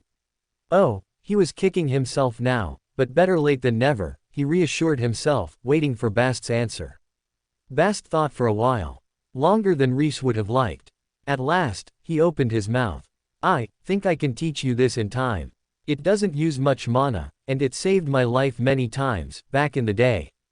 "That sounds perfect. What is it?" Rhys asked, excited. Bast gave him a look. He curled his hands into fists and approached Rhys slowly. A menacing aura came over him. "How do you feel about taking hits?" "Not great," Rhys said slowly, eyeing Bast. He backed away. "That's the spirit." A fist flew toward Rhys. Rhys wandered out in the yard in front of the orphanage, kicking a deflated ball around the grass. He'd never been much for soccer, but in this world, with a mana-enhanced body, he was actually getting somewhere. He booted it toward the far end of the field, and it bounced off the lone tree. Rhys threw his hands up. Score! And the crowd goes wild. In the distance, the audience cheered, as if on cue. Rhys looked up. The cheering continued for a while, then faded away, replaced by the low, distant roar of crowd noise. The first round of battles had ended. A gaggle of kids wandered nearer. Rhys looked over and made eye contact with Bast, who nodded back. A mage or two followed the kids back, discussing something, while the kids kept glancing at Bast and shrugging. Everything was set. All they needed now was the principal actor. Thunderous stomps echoed down the street. Rhys retrieved his ball and went back to kicking it around, pretending not to notice. The metal gates flew open, and Unter marched inside. He pointed at Rhys. "You, me?" Rhys asked innocently, pointing at himself. "Come here, you little rat." Unter raised his arm and marched over. Rhys backed away. He circulated his mana, preparing the technique Bast had taught him. At the same time, he shrieked at the top of his lungs. "Help! Help! There's a madman attacking the orphanage." Unter's face twisted. "I'm not." Across the way, the mages who'd been drawn by the children on the promise of more, different bags looked up sharply. All eyes landed on Rhys, the small, malnourished child, and the huge, muscular Unter, looming over him threateningly. "Please. He's going to kill me." Rhys screamed. Unter's eyes darkened. He closed in, instantly reaching Rhys. He could still get one good hit in before the others intervened. There was murder in his eyes, and for a second, Rhys' stomach went cold. He might actually kill me. And then the fist slammed into him, and he activated the technique. It was simple. A self-preservation technique. He jumped away from Unter with all his strength, while blasting his mana out of his body at the exact point Unter punched. The mana resisted Unter's punch and threw him back even faster at the same time. It mitigated the damage to the extent someone as weak as Rhys could. He had a few bruises from Bast's blows, but he had to admit, the boy was right. The fastest way to learn a skill was to experience it. 3 punches in, he'd already had a good understanding of the principles, despite being unable to conceive of it when Bast only described it. By the 5th, he'd practiced it enough to gain a new skill entirely. Blow mitigation 1. Despite the skill, Rhys still went flying. Bones snapped, and he felt his organs crush. Blood seeped out of his side, instantly soaking his robes. He hit the ground and rolled, striking up against the far wall. He screamed bloody murder, as if he were actively being torn apart. At the same time, he popped open his reserve potion and sipped it. The potion swirled inside him. Less is more grasped it and amplified its power, and the small sip of potion he'd taken quickly healed most of his wounds. Rhys put the potion back away and kept screaming, clutching his side in pain. Looking pathetic was his strength, after all. Unter, who'd seen all of this, grimaced. He stomped over and raised his foot. "Fucking filth. You little slime. You're better off as dirt on my shoe." A mage appeared behind him. She wound her arm across Unter's chest and yanked him backwards. His foot slammed down inches from Rhys' chest. It splashed mud on his chest, but didn't harm him. "What are you doing? To a mortal child? Are you insane? He's no child. He's a scam artist, a grifter. He's an agent hired by some sect, intent on sabotaging all adventurers." Unter raged, fighting against her grasp. The second mage appeared, a man in white robes. "Hold him tight." The female mage tightened her hold, while Unter's eyes widened. He fought even harder, but to no avail. In the next instant, the man's fingers flashed out, poking Unter's chest. Unter stiffened, suddenly no longer thrashing against the woman's hold. His neck tensed, and his face turned red, but he couldn't struggle any longer. The white robe looked down on Unter, disgust written on his face. "I don't care what you adventurers do in the wilds. It's your business whether you murder mortals out in the Badlands or not. But in the territory of Snowdrop School, you absolutely will not touch our mortals. Did we not make ourselves clear?" He interfered. He interfered first. Unter snarled. The mages looked at Rhys. Rhys sobbed on the floor, rolling around in pain as pathetically as possible. A young boy, small for his age, horrifically injured. They looked back at Unter, a grown man in great health, rippling with muscle. The male mage sighed. He shook his head. "Even if this boy played some kind of joke on you, can't you overlook it? Or is this child so large of a threat that you felt the need to trample on my school's laws and murder him, against all conscience and reasoning? Could it be that the great Unter the adventurer is in fact a weak-willed and petty man who can't even overlook a child's pranks?" Unter's veins bulged. His eyes turned bloodshot. He strained against whatever invisible restraint the man had put on him. Abruptly, he turned his head away. Fine, I'll leave this child, but he isn't to be allowed near the tournament. The male mage sighed. He shook his head. I'm sure we can all agree to that. Isn't that right, child? Squinting against his supposed pain, his teeth gritted, Rhys managed a nod. In truth, he wasn't in any pain at all. The potion had healed him enough, and what little damage remained was being healed by the residual effect of the potion. Still, it wouldn't do for the mages to realize that he'd had this whole situation in hand and was only acting, so he kept playing along. There we have it. If I release your restraints, will you walk away?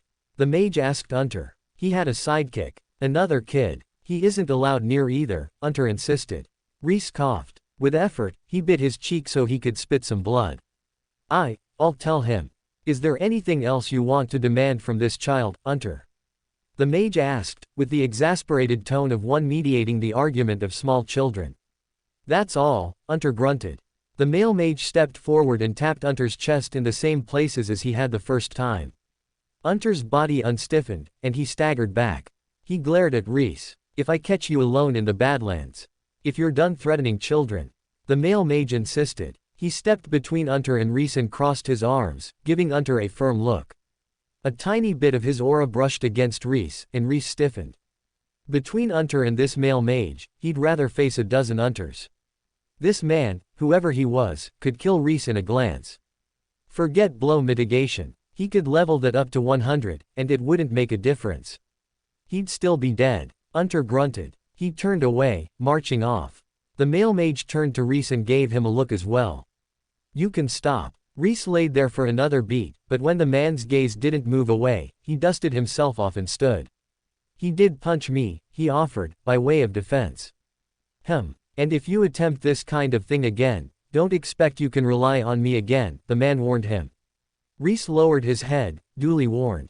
He understood without being told. The man didn't care about him, nor did he care about Unter. He was more than happy to let Unter kill a random mortal. He'd acted to enforce rule of law, because letting Unter run wild and ignore his laws meant the power of his school was insufficient to prevent one adventurer from doing what he liked, not because he wanted to save Rhys. With a tournament happening in his town, and all the local schools' eyes on his school, he needed to project power. If the tournament wasn't happening, he would have likely let it slide. But that was fine. Rhys had already exploited the tournament as much as he wanted to. Anything today was just bonus. And he had absolutely no intention of sticking around until next year's tournament. Time was wasting. Now that he'd gathered some gold, it was time to progress toward actual magehood. Go buy a spellbook or something. The male mage looked Rhys up and down again. A wave of energy passed over Rhys, and he shivered. Something about it had felt invasive. As if the man had somehow seen into his very soul. The mage's gaze lingered for a moment, but after a second, he sighed. Taking a blow from Unter and surviving is impressive, at your age. If only your talent were better. Rhys laughed. The mage frowned at him, and he put his hands up. No, I already know I'm weak. It's fine if you think I'm trash. I know I'm trash, but I'm not going to let that stop me. The mage shook his head. A smile touched his face, and then he broke out into laughter. He patted Rhys' head. It's good to have conviction. Maybe we'll see you in the tournament one day. Rhys smiled, but internally, he rejected it. In this podunk tournament, held in a mortal town in the middle of nowhere, where the local mage school didn't even attend it until its final day. If he ended up that weak, even he'd be disappointed in himself. His ambitions weren't so low. The male mage nodded at the female mage, and both of them left. Bast turned the corner, giving Rhys a look over. His eyes widened at the blood, but Rhys silently shook his head. He was fine. Should we go look for straw? He asked quietly. Bast frowned. After he refused to help us with Unter. Rhys shook his head. He didn't refuse to help. I knew better than to ask. Why? Bast asked, lost. He looked at Rhys' side. You could have died, so why not? Rhys smiled slowly. Because, if I'm right, he's so incredibly powerful that him individually intervening might cause all-out war. And if that's the case, would you rather waste that kind of power on protecting us from a middling strong adventurer? He leaned in, looking Bast in the eye. Or do you want to learn from that sort of power? Bast's eyes glittered with comprehension. He nodded slowly, then thumped Rhys on the shoulder. This is why you're boss. Ow, Rhys muttered, flinching. His side was mostly healed, but not totally healed. Sorry, Bast replied, flinching back. Rhys waved it away. Who cared, when faced with the future that awaited them? Come on, let's go meet our destiny. Rhys led the way, not toward the tournament or the empty field nearby where they'd encountered Straw before, but to the nearest stable. He crossed his arms and looked at the hay piled in the corner. You can hear me, can't you? Bast raised his brows, but said nothing. By now, he knew better than to question Rhys. Ah, you figured it out. Rhys whirled. Straw stood behind him, smiling slightly. He tapped his cheek and nodded. You figured it out. I do want to take you two as students, if you're willing to follow me. Rhys snorted. I guess he wasn't admitting to me figuring out his mysterious appearance from nowhere technique. He glanced at the straw on the floor, but said nothing. We are, Bast pledged. Straw tilted his head. I won't have good accommodations or food for you. I have little resources. We'll be forced to wander the land. All I can offer you is a few small techniques and the ability to step onto the path of a mage. Do you accept, nonetheless? Rhys nodded. I accept. Bast opened his mouth, but before he could speak, Straw lifted a finger. He looked Bast in the eye and spoke to him directly. You aren't like Rhys. You have talent and potential. If you wanted, you could easily get yourself recruited by a top-tier martial school. Despite that, do you still choose to follow me? A lone wanderer, with a birch stick for a sword. Bast looked at Rhys. Rhys smiled back at him. It's your future. You are the only one who can choose. You said this man is a monster. That he's strong enough that his individual action could cause a war. Bast asked. Oh my, oh my. I wouldn't say so much, I wouldn't say so much at all, Straw demurred. And yet, if one listened closely, he didn't deny it, he simply denied he would admit it. Rhys nodded. That's what my instincts are telling me. His instincts, and what little he could sense of Straw's aura. That, and the fact that not a single expert had acknowledged his existence. Not when he was helping them pick bottles, nor when he was sneaking into the tournament through the stables. If that man in white, the person from the local Snowdrop sect, insisted on protecting the rule of law but had left Straw alone, then that meant one of two things. 1. That Straw was so powerful that the man sensed him, and chose not to bother him. And 2, even more terrifying, that Straw was so strong he could hide his power from that man entirely, and that powerful mage, so strong he could stop Hunter in his tracks with a few taps of his fingertips, was so weak before Straw that he couldn't even detect Straw's presence. Either way, Rhys knew which camp he wanted to learn in. Bast nodded. Then I'll follow your instincts. Things have only improved for me since I started following you. I won't stop now. Gather everything you have. We leave tonight, and we won't return, Straw said seriously. Rhys and Bast exchanged a look. Bast pulled open his shirt just enough to show Rhys the silver he'd gathered from the kids. You handed out the pennies. Rhys confirmed. Bast nodded. Then that's everything. They looked back at Straw. Rhys nodded. This is all we have. Straw nodded approvingly. The lighter you travel, the less you have to carry. Well, for now. There was something ominous in the way he said it, but Rhys pushed it away. They'd have to work hard if they were going to be trained. He couldn't be afraid of hard work if he wanted to become a powerful mage. Hard work means fireballs, he reminded himself, and his resolve returned. They didn't bother saying goodbye to the matrons. The matrons wouldn't care. If anything, they'd be glad to be rid of a couple of troublemakers. Rhys wasn't particularly close with any of the other kids, nor were they with him. Likewise, most of the other kids considered Bast dangerous, and the few who hadn't, Tam and Den, had recently changed their opinions.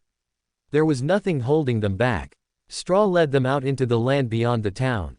They walked until nightfall. Straw wasn't joking about being able to offer them nothing, because when night came, he simply gathered some pine needles for bedding and settled down. Rhys and Bast followed his example. Their night was cold, hard, and generally uncomfortable, but sometime around midnight Rhys grew exhausted enough to simply pass out, and from there, it wasn't that bad at all. Outside of the town, the mana grew thicker. It was easier for Rhys to gather mana by breathing, the way Bast could. Every night, before he went to sleep, he meditated for a time, focusing on gathering mana. During the day, they trained. At first, Straw had them march with a heavy rock on their back. When they could circulate their mana smoothly enough to walk at normal speed with the rock, he added more weight, over and over until they couldn't carry more rocks. When they hit that point, he made them jog instead. Bast had a relatively easy time of it. All he had to do was scale up his mana circulation. Rhys, on the other hand, struggled. He had to push his limits just to carry one rock. Each additional rock pushed him further beyond his limit. His face flushed with heat, and his head pounded with fever. Still, he forced himself to keep going. To absorb more mana, and expand the amount of mana that he could push through his body. Bast carried twice the rocks that Rhys could, and still seemed barely pressured. That's what I get for starting with a trash build, Rhys acknowledged. As they walked, or jogged, Straw would lecture them. He taught them about the basics of magic. They absorbed mana and stored it in their cores, then used it for whatever purpose they needed, whether to enhance their body or cast a spell. Mana flowed through mana passages, and they could widen them, the same as they could expand their core. At their level, their job was to gather as much mana as they could and expand their core and passages as much as possible. It just so happened that pushing themselves physically to do something like carry rocks forced them to expand both. They had to both utilize more mana and move it smoothly around their body in order to physically exert themselves beyond human limits, after all. It took longer for Rhys to reach the same levels of Bast, but Rhys refused to give up. Slowly, he toiled up to Bast's levels, even if it meant struggling during breaks, during meals, no matter what. Bast and Straw took the opportunity to duel, Bast bare-handed, Straw wielding that slender stick of his. While he struggled under the stones, Rhys watched them. Straw clearly held himself back, and even so, he soundly lashed Bast.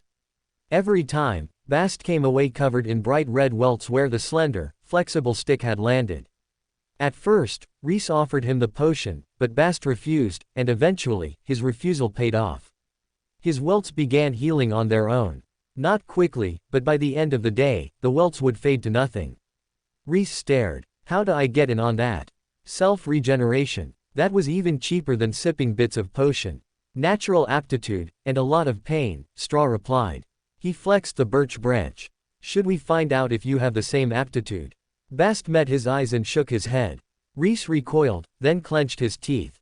He couldn't give up for a little pain. He'd never become the strongest that way. Then, do it. And so, from that day on, Rhys was also smacked with the birch branch. He'd known Straw was toying with Bast. The shocking part was that he was toying with Bast to the extent that he could add laps to the edge of the field to smack Rhys, and not break stride in the fight. The self-regeneration skill proved more elusive than Rhys hoped. Before long, he looked like a strange striped creature, covered all over in thin red lines. Days passed. Rhys caught up to Bast on the rock carrying, and Straw immediately declared a new curriculum. He walked backward, facing his students, both of them laden with stone while he carried the stick and nothing. You're both close to graduating from mana gathering to true mages, so how about I teach you something even real mages would die to learn? Rhys set down his rocks. I'm all ears. The birch stick lashed out, fast as lightning. I never said you could put those down. Gritting his teeth, Rhys picked them up again. He hadn't yet learned the self-regeneration skill, and looked a sorry sight, covered in red welts. With the rocks on his back forcing him to hunch, he truly looked horrifically disfigured, as if beset by some disease. Bast glanced at Straw. May we put the rocks down? Go on, Straw allowed easily. Rhys stared at him, open-mouthed, then shook his head and thumped the rocks down for the second time. He watched the twig, wary of it, but it didn't leap for him again. Straw paced before them, twiddling the stick. He held it out, contemplating it. Is there anything special about this stick? Rhys and Bast exchanged a glance. Straw carried it, so there must be something. Rhys lifted his arm, extending his mana toward it. It encompassed the stick without trouble, but sensed nothing. He frowned, then guessed, is it, from a special tree? Beside him, Bast squinted. He glanced at Rhys, then shook his head. It looks like an ordinary stick to me. Straw pointed the stick at him. Precisely. It is nothing but an ordinary stick. Do you have a knife or a sword? Rhys hesitated, then drew out the bit of sword he'd found in the trash. He held it out toward Straw. Straw gestured him on. Come. Shouldn't Bast. It doesn't matter. Come. As if you mean to kill. Shrugging to himself, Rhys rushed in. Straw stood there, perfectly unmoving. With both hands on the sword, Rhys brought it down towards Straw's head. Straw lifted the branch to block. For a half-breath, Rhys hesitated, but then he steeled himself and slammed the sword down. Even if he hit, it probably wouldn't hurt Straw. In that instant, too, all the pain Straw had inflicted on him flashed through his head. The rocks, the birch branch, even though he asked for it, and he struck harder than before. Who cares if it hits? It's payback. Straw twisted the branch. It met the sword and turned Rhys' blow aside. Rhys found himself striking at the ground instead of at Straw. A punishing blow to the back of his shoulders slammed him into the earth. He bounced and rolled, crying out on instinct. An ordinary branch. But I can turn aside steel, Straw stated. Rhys climbed to his feet. He stared. How? Straw turned to Bast. He gestured the boy on. This time, I won't turn the blade aside. Come at me with all you have. Rhys offered his sword to Bast, but it was unnecessary. Bast drew a short blade from his robes and charged Straw, plunging it toward the man's heart. Straw met the blow head on. Instead of the knife piercing through the wood, as it should have, it stopped dead. It was as though he wielded a sword, not a thin, flexible branch that quavered when the wind blew. Before Bast could attack again, Straw flicked his wrist, sending Bast's knife flying. He whirled and lashed Bast hard on the shoulder. Bast jumped back, crying out in shock. He lifted a hand to his shoulder, and it came away bright red, as if he'd been cut with a blade. Straw! Rhys shouted. He jumped to his feet and ran between Straw and Bast, holding his arms out. That's too far. Do you not want this power? Straw asked. For the first time, his eyes seemed too perfectly blue, too unstirred, too clear. Empty. As if there were nothing inside. Rhys drew the potion out of his robes. Bast shook his head, but Rhys caught his other arm and pinned him in place, then dripped a few drops inside the wound. The wound began to seal shut, faster than Bast's self-regeneration. You can't just cut us open like that. It's only training, Bast murmured, pushing Rhys away. Rhys looked from him to Straw. Was this just his modern sensibilities speaking? Still, this seemed extreme. He opened his mouth, then shut it. If he wanted to be a mage, he had to put up with a little pain. Right. Was this any different? Straw hadn't seriously injured Bast, only cut him a little. It was a serious injury to Rhys, but was it to Straw? To Bast. Straw reached into his filthy coat and drew out a potion bottle. He set it to the side. You will get injured, but I can teach you this art. To make anything a weapon. Are you interested, even if it wounds you? Yes, Bast said immediately. Rhys hesitated for a moment, then nodded as well. Yes. Straw pointed at Rhys. You apply the potion. That skill of yours multiplies its effect, as long as you're the one using it, isn't that so? Rhys glanced at Bast. He hadn't been paying attention, but now that Straw said it, the few drops of potion had healed Bast just as much as they'd heal Rhys. From what he'd seen in the tournament, it would have taken at least a good sip of potion to heal a wound like that for an ordinary person. I guess so. Straw nodded. Whatever it was that had flashed in his eyes, that deep emptiness, it was gone now. The human, ordinary Straw was back. Don't take the comments of other mages to heart. You might not have outright talent, but being able to easily pick up a strange skill like that suggests a deep affinity with a path or element that most people lack. Not just with whatever your path might be, but in general. It won't be caught by something that measures talent, like your latent ability to absorb mana or the size of your core, since it's immaterial. It's something you hold in your heart. But nonetheless, it's something deeply valuable. Rhys straightened up. Oh, was that it? Was that where his hidden value laid? There was always value at the bottom of every piece of trash. If he was trash, then naturally, he had to have value hidden somewhere. A path. Something held in my heart. The skill less is more. He frowned. What kind of path was that, though? Don't think too hard on it. When you consider your obsessions, what's the first one that comes to mind? Straw asked. Trash, Rhys admitted sheepishly. Bast snorted. If you didn't say it, I was going to. Straw nodded, totally unperturbed. One's path is unique to themselves, and precious to their heart. It doesn't matter what your obsession is, as long as it can take form and lead you further into magehood, it's as good as anyone else's path. Mine is Straw, for example. Weak, ordinary, simple Straw. And yet, I'm able to beat you both soundly. That's true, Rhys allowed. Bast frowned. Isn't there such a thing as the true path? The one path that leads you into godhood, or whatever. Wait, I can become a god? Rhys asked, startled. He raised his brows. The ultimate mage in this world. I was setting my goals too low. Why stop there, when I can become the true god of trash? Straw's eyes crinkled, and he laughed. In all due time, perhaps, although no one has successfully ascended in so long that it has become a mere legend. Though I would point out to you, Bast, not all gods are identical, are they? There are righteous gods and demonic gods, gods of hearth and gods of war. So how could they all walk one true path? Bast raised his brows, then furrowed them. At last, he muttered, What about you, Bast? What's your obsession? Rhys asked. Bast shook his head. Not everyone has it as easy as you. True, true. Now, do you want to learn this technique, or not? Straw demanded. Rhys stepped forward. His shock at the sudden bloodshed aside, this skill was exactly the kind of thing he needed. Fighting with a sword wasn't for him. But fighting with any piece of garbage he found on the ground. Now that appealed to him innately. I do. Even if there's some blood. Straw asked teasingly. If it's necessary, and our lives aren't on the line, then I won't waver again, Rhys replied. This world had its own morals.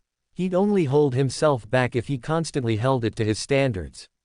There were some places he refused to waver, but in the face of such great benefits. Once the initial shock wore off, he was more than willing to waver a little bit. Straw looked at Bast. And you? I never turned down the chance to obtain a new weapon, Bast replied. Good. Then watch me closely. Straw put his birch stick down and picked up a blade of grass from the ground. He held it out to the boys, letting them examine it. Both Bast and Rhys investigated it closely, but again, neither one found anything off. It was an ordinary piece of grass. Straw turned around and lashed out. A nearby tree toppled, felled by the edge of the grass. But you do something to make it deadly, Rhys insisted. Precisely. I'll repeat my actions, but slower this time. Watch closely. In particular, investigate the flow of my mana. I'll drop the wards around my body, so you can watch it flow through my arms and into the grass. You keep wards around your body? Rhys asked, curious. Straw nodded. Most mages disguise their mana flow somehow. For some mages, that's as easy as allowing their flesh to mask their mana. Others need wards or other supplemental techniques. It's all about how you build your power.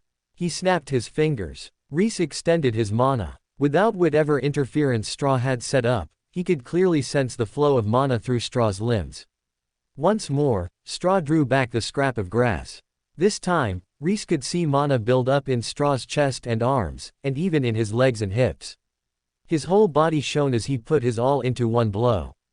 In the very last moment, as he lashed out, all that energy transferred from his body into the grass.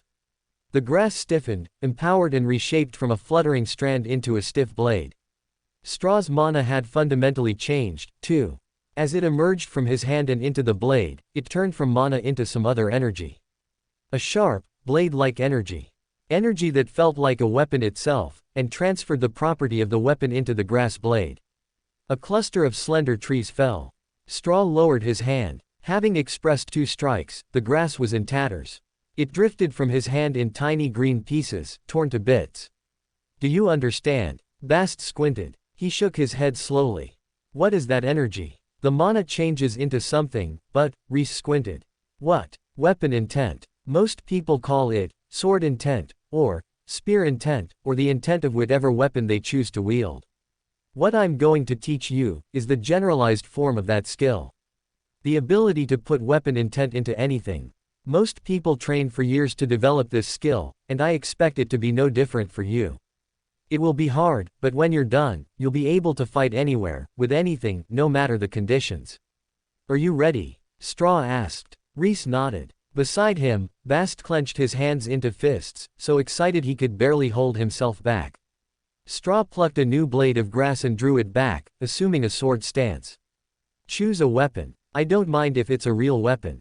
Rhys hesitated, then drew the scrap of a sword he carried. Bast pulled out his knife.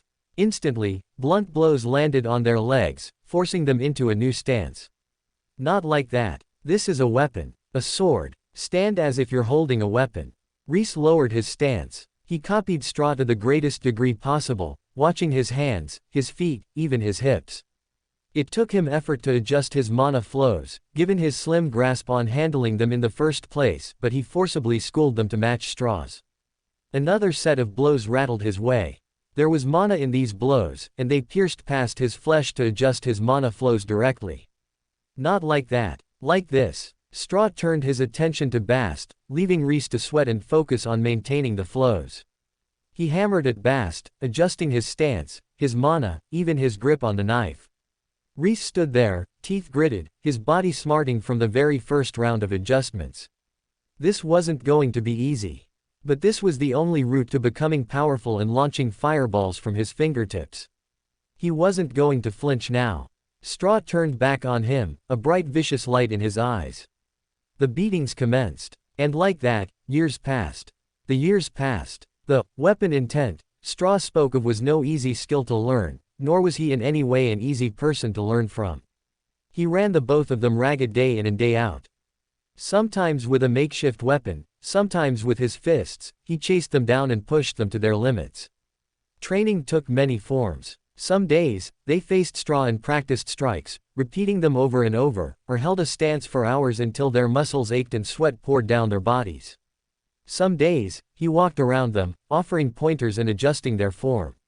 Some days, the days that Rhys both dreaded and eagerly awaited, he and Bast would awaken, or jolt from their meditation, to find themselves alone in their camp, with nothing but the clothes on their backs. Even his precious potions and hard-won gold would be gone. They'd have to pick up whatever they could find, a broken bone, a sturdy stick, even a rock, and hunt Straw, while Straw hunted them. As for hunting, there were a great many beasts in the forest around them. Some even qualified as monsters, with mana flowing in their veins and spells of their own. At first, the monsters were horrifyingly powerful, unkillable and terrible, that had to be avoided at all costs, but as time wore on, they became less fearful. Bast was the first to strike one down. He dropped from a tree and brained a magic squirrel beast with gold fur with a stone. The thing squealed and struggled until Rhys ran over and ended its suffering with a quick slash of his broken sword. To his surprise, Rhys felt little. It was only a beast, after all. Seeing its blood flow triggered no emotion in him except for hunger, and distant curiosity about that gold fur. Its meat was full of mana, and eating it helped both him and Bast advance in a way that absorbing ordinary mana didn't. After that, the free-for-all on hunting beasts began. Whenever they had a rare moment of free time, they set off into the woods. Bast preferred chasing them down with his own strength, while Rhys favored traps, often built with the scraps of the beasts they'd killed before.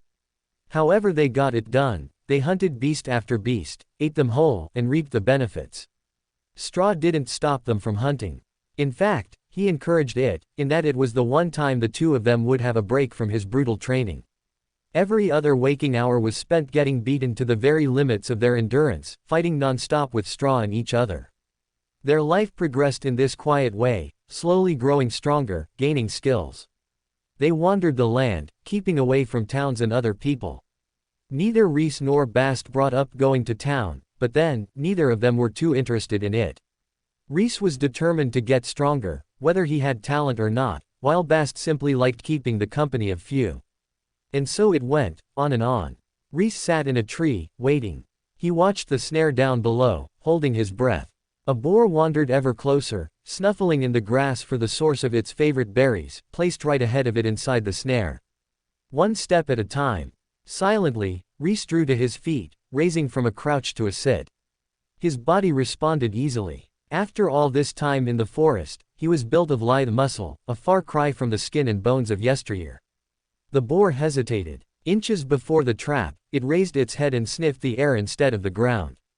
Its beady eyes snapped up and locked onto Rhys, and its tail raised high in alarm.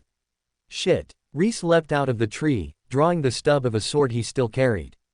The boar squealed and ran, but he caught a hold of the bristles on its back. It dragged him, hooves biting into the dirt.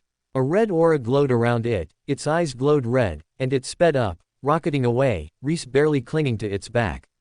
Rhys dragged himself closer. He drew back the sword to strike its neck.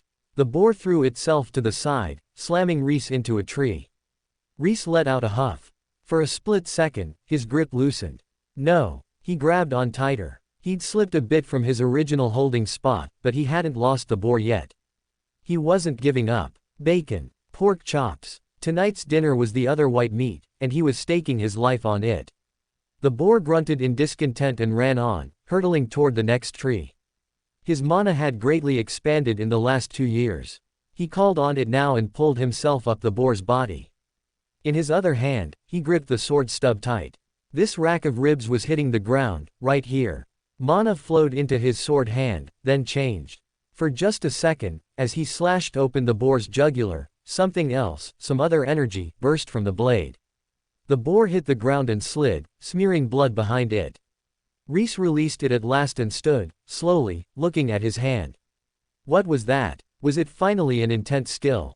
Before he could pull up his skills and check, someone began slow clapping behind him. Rhys whirled, but it was only Bast. The older boy smirked at him. I've never seen a finer pig rider. Someone's gotta. Come on, grab the other legs. We're gonna have pork chops tonight, Rhys replied, taking the boar's front trotters in one hand. Bast obeyed, taking on the bulk of the weight without Rhys asking him to.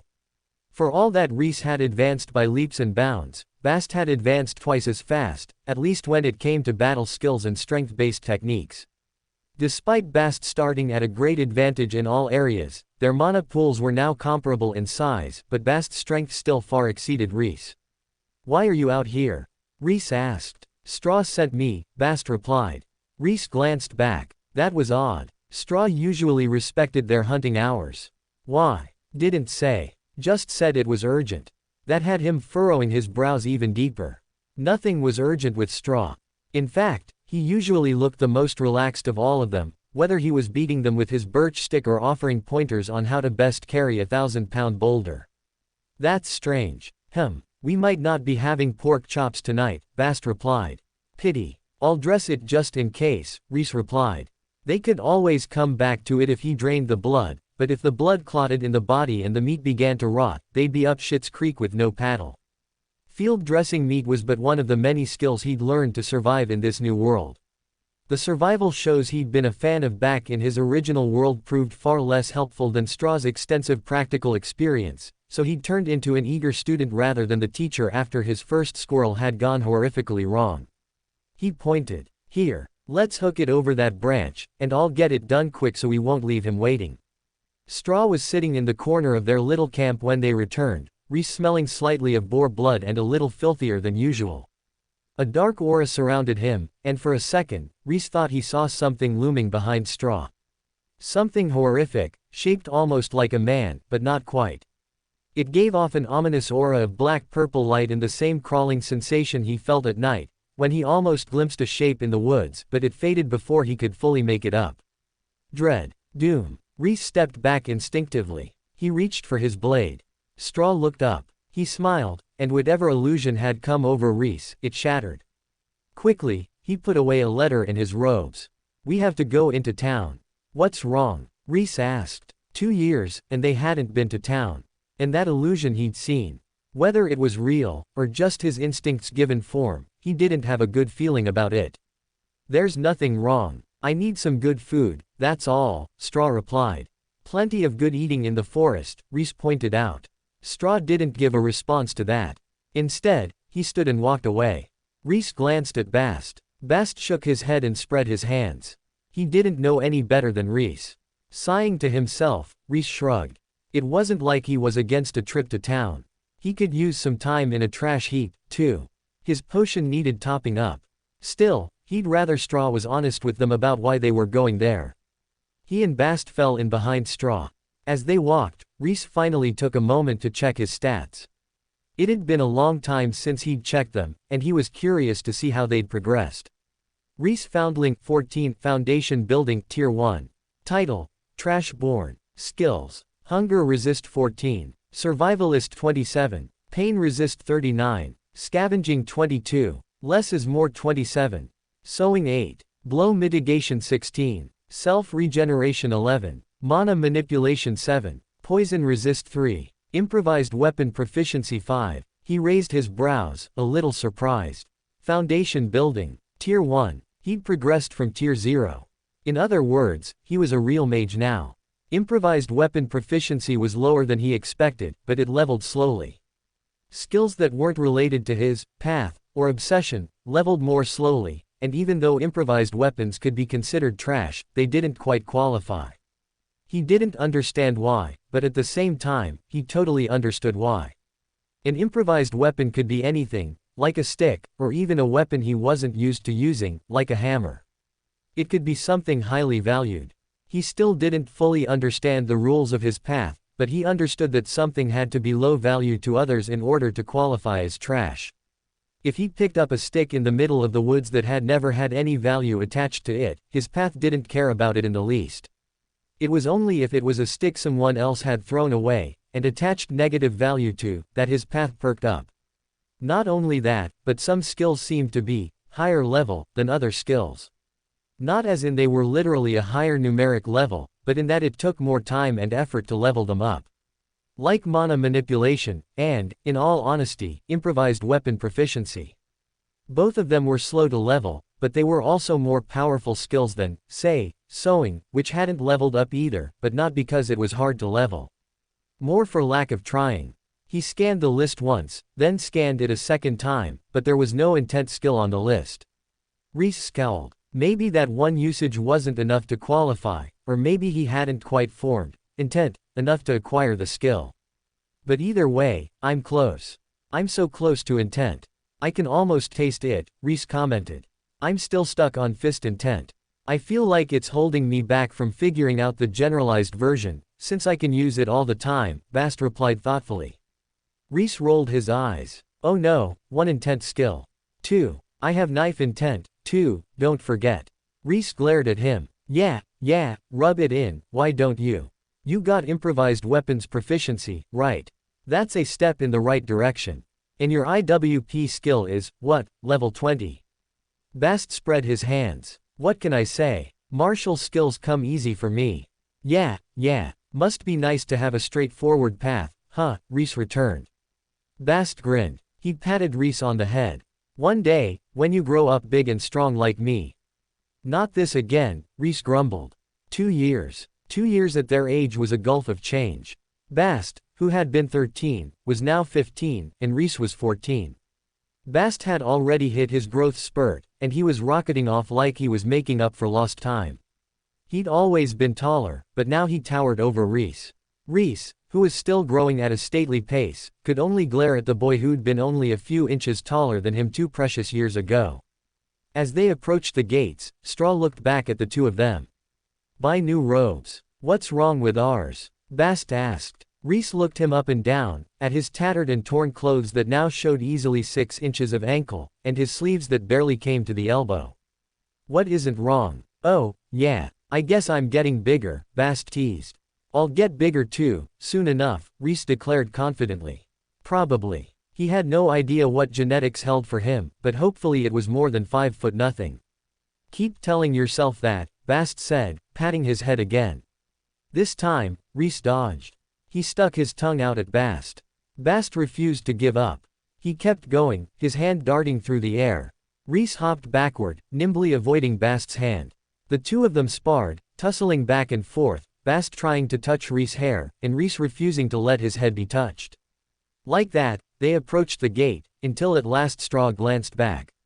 Quiet, he ordered. Rhys and Bast both went stiff and fell in behind Straw. The three of them fell in with the stream of people entering and leaving the gate from the main road. A strange haze fell over them. By now, Rhys was familiar with the sensation. Straw had used it a few times in the last 2 years. Whenever a mage flew overhead, mounted on broom or sword, or when a large monster passed too close, he'd gather them up and cast the strange haze around them. Rhys wasn't completely sure what it did, but he knew it made them harder to sense. And now, the three of them breezed past the gate guards without paying the entry fee or being inspected, while the guards questioned a pair of dark-cloaked mages carrying slender swords. Wish I had a skill like that, Rhys thought to himself. Maybe one day. He still had many years of training with Straw ahead of him. Once he mastered intent, he'd ask about the haze skill. For now, he'd just stay focused on intent. When they reached the main street, Straw dropped the haze skill. He nodded at the other two. Enjoy the town. I'll be back. He walked off, quickly fading into the crowd. Rhys gave Bast a look. He's definitely distracted. Agreed. Rhys stared after Straw. He couldn't see the man anymore, but he still gazed in his direction. Something was going on. Straw didn't want to tell them, and that was fine. He was an adult. He had adult things to do. But it didn't stop Rhys from burning with curiosity. If he could have followed Straw, he would have. As it was, the haze skill meant he had no chance of following Straw anywhere Straw didn't want him to follow. So instead, Rhys nudged Bast. Let's go get you some clothes. I'm wearing clothes. Those don't qualify. Or rather, they won't for much longer, Rhys said, eyeing the threadbare fabric. You think there's a trash heap around here? If we leave, we won't be able to get back in again, Bast returned. Damn, Rhys muttered. He waved his hand. It was fine. There'd always be trash later. He didn't need to waste his precious town time on trash. They wandered the town. Bast stared at the shops with big, sparkly eyes. They sold high-end potions, rare herbs, and special magical components, as well as mages, robes, gear, accessories, weapons, and everything in between. All the items were brand new, practically sparkling, and beautiful to behold. He walked from display to display, taking it all in, all but dragging his jaw on the floor. Rhys, on the other hand, watched the passers-by. The mages walked by in clumps, color-coded by school, while the adventurers walked alone. The marshals walked in groups for the most part, though a few roamed without friends. No, there were a few lone mages, as well, but they always looked scruffier than the mages organized by color. The color-grouped mages walked with straight backs and quiet dignity, while one of the lone mages staggered along in broad daylight, a gourd slung over his hand. He took a long swig from the gourd and sighed happily. Rhys snorted under his breath. That man was enjoying not being bound by any rules. He was divided. Did he want to go to a school, enjoy a school's resources, but be restrained by their rules? Or would he rather wander alone, unsupported? Rhys, look. Bast nudged him. Rhys turned. What? Bast pointed at one of the displays, where a few herbs were displayed in delicate formation. Those, didn't Straw tell us to eat them whenever we find them?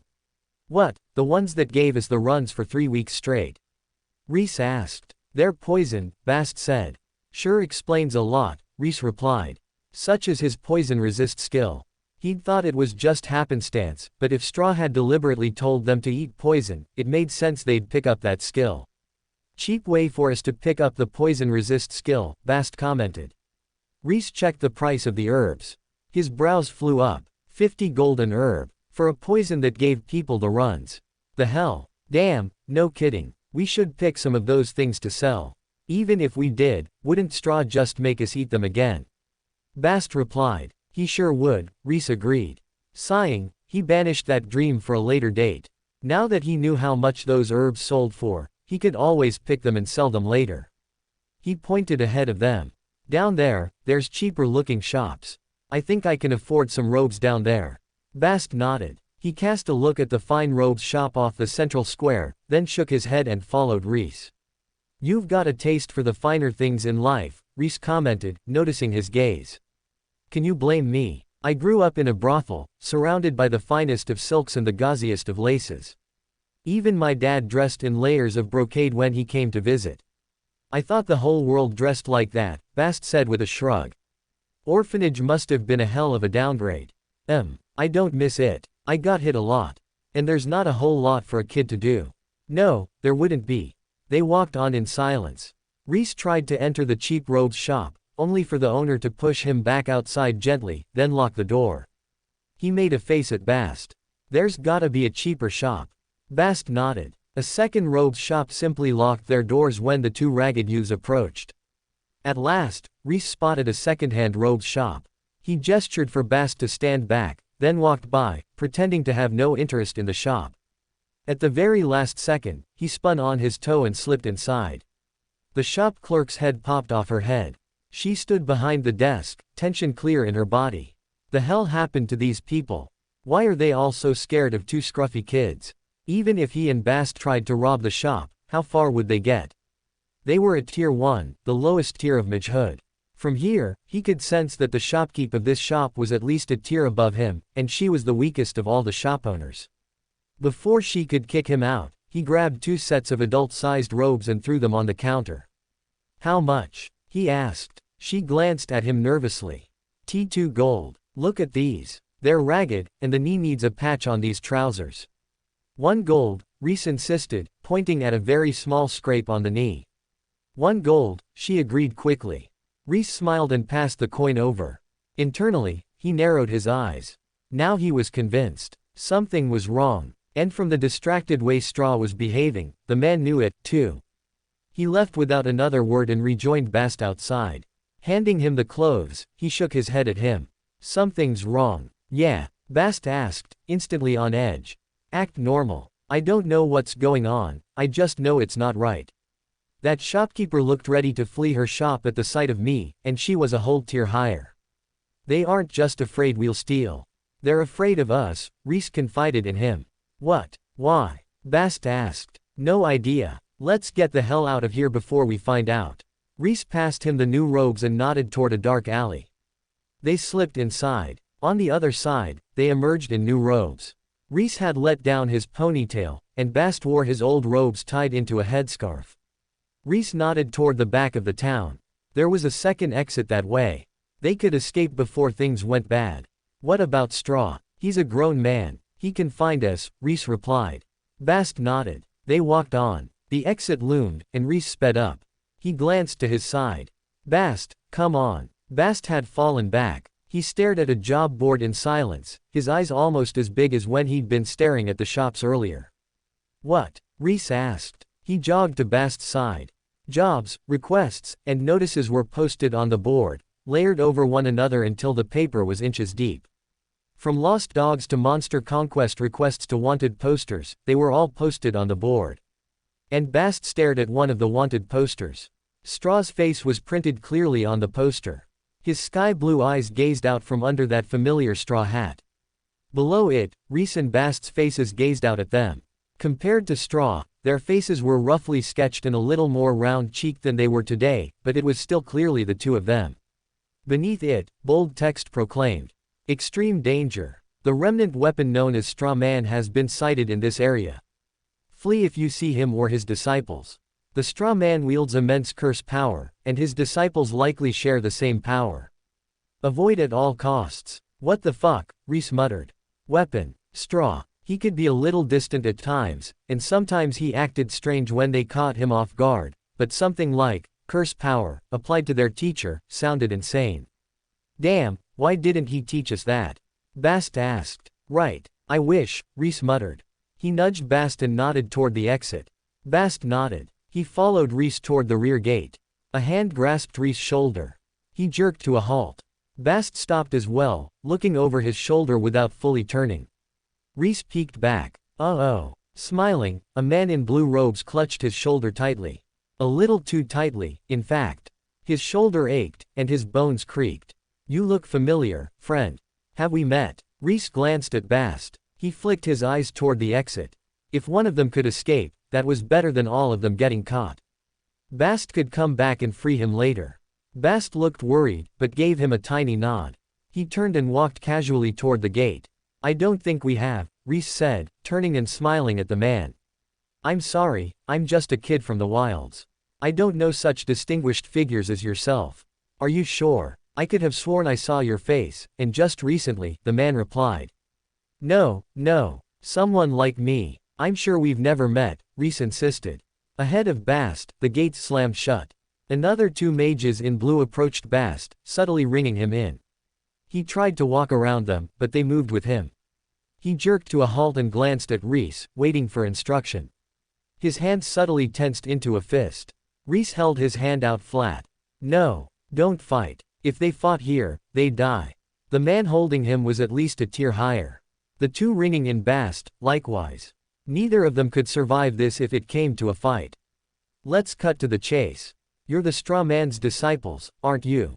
The man asked. Rhys smiled. What? Who's that? Enough. We know. You only put your hair down. You didn't even use a disguise technique. Don't be ridiculous. Rhys kept smiling. The man in blue grunted. Fine. We can play that game, so listen. We tricked that diabolical monster you call a master.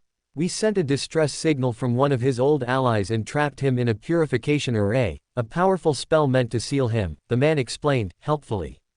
Give yourselves up. If you come willingly, you can escape punishment. Rhys put on a shocked and confused face. Punishment for what? We did nothing wrong. All we two did, was practice in the forest. We never harmed anyone, nor did we learn any dark techniques.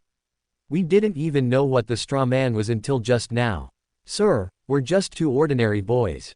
Please tell me, what are you punishing us for? Well, the man trailed off, lost in his bluster. He scowled. So that was just bullshit.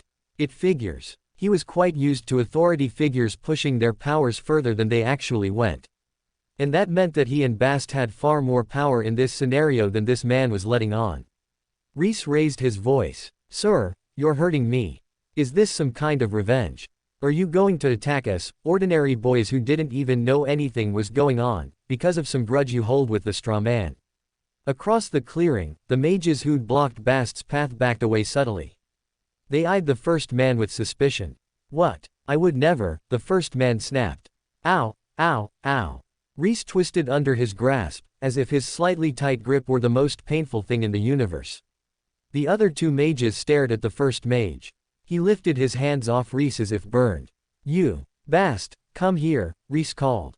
The other boy walked to his side. Rhys crossed his arms and looked at all the mages. We aren't going to budge from this spot until you explain what's happening, and what we did wrong. If you can't tell us, then you'll have to drag us away. A voice interrupted from above. There's no need for that. Alistair, stand down. Rhys looked up. A woman in delicate robes floated down from the sky, walking on white roses that materialized under her feet as she walked. In fact, her clothes reminded him of a white rose as well, with layered, floaty skirts and a fluttering hem, all made from a fine cream fabric. Her hair was a dark red, and a green-thorned vine wrapped around her waist several times to form a belt. She tossed her head and gazed down at them. There's no need to traumatize his young victims, Alistair. As the child says, they've done nothing wrong themselves. They were merely misled by this monster. Monster? Rhys challenged her. Indeed. Have you heard of the Demon King who dominated this continent, 300 years ago? Rhys glanced at Bast. Bast shrugged. He turned back to the woman.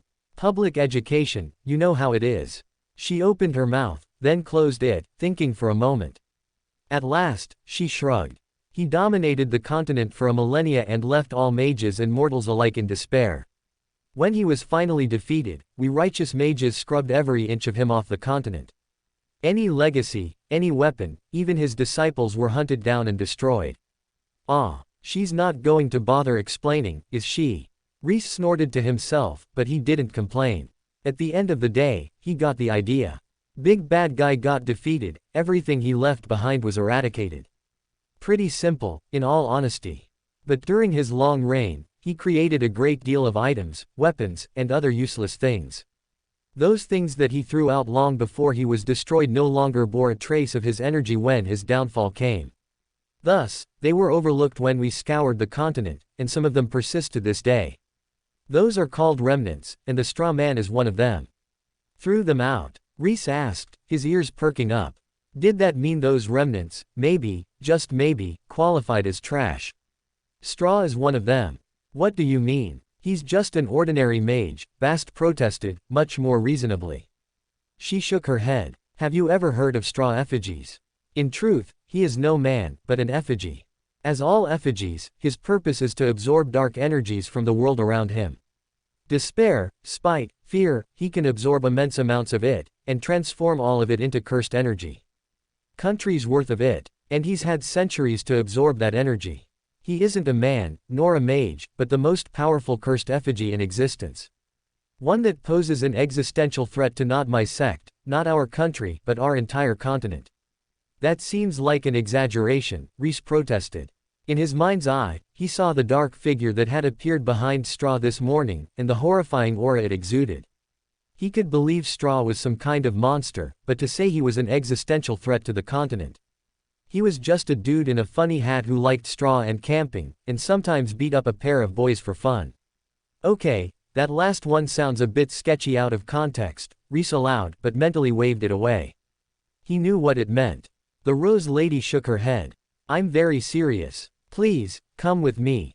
Even if he was kind to you, even if he likes you, your lives will be at risk if you remain here. Because you're about to attack him for no reason, after tricking him into an ambush. You know, I can't help but wonder if he isn't actually that dangerous, and it's just that some people won't leave him alone, Rhys complained. Bast nudged him. Mind your words. Rhys crossed his arms and shut his mouth, but not without some effort. He had never been good at keeping his opinions to himself. Maybe if he wasn't the lone defender for all the trash series in the world, it would have been easier. Or rather, it was because he was unable to shut his mouth that he became the defender of all trash.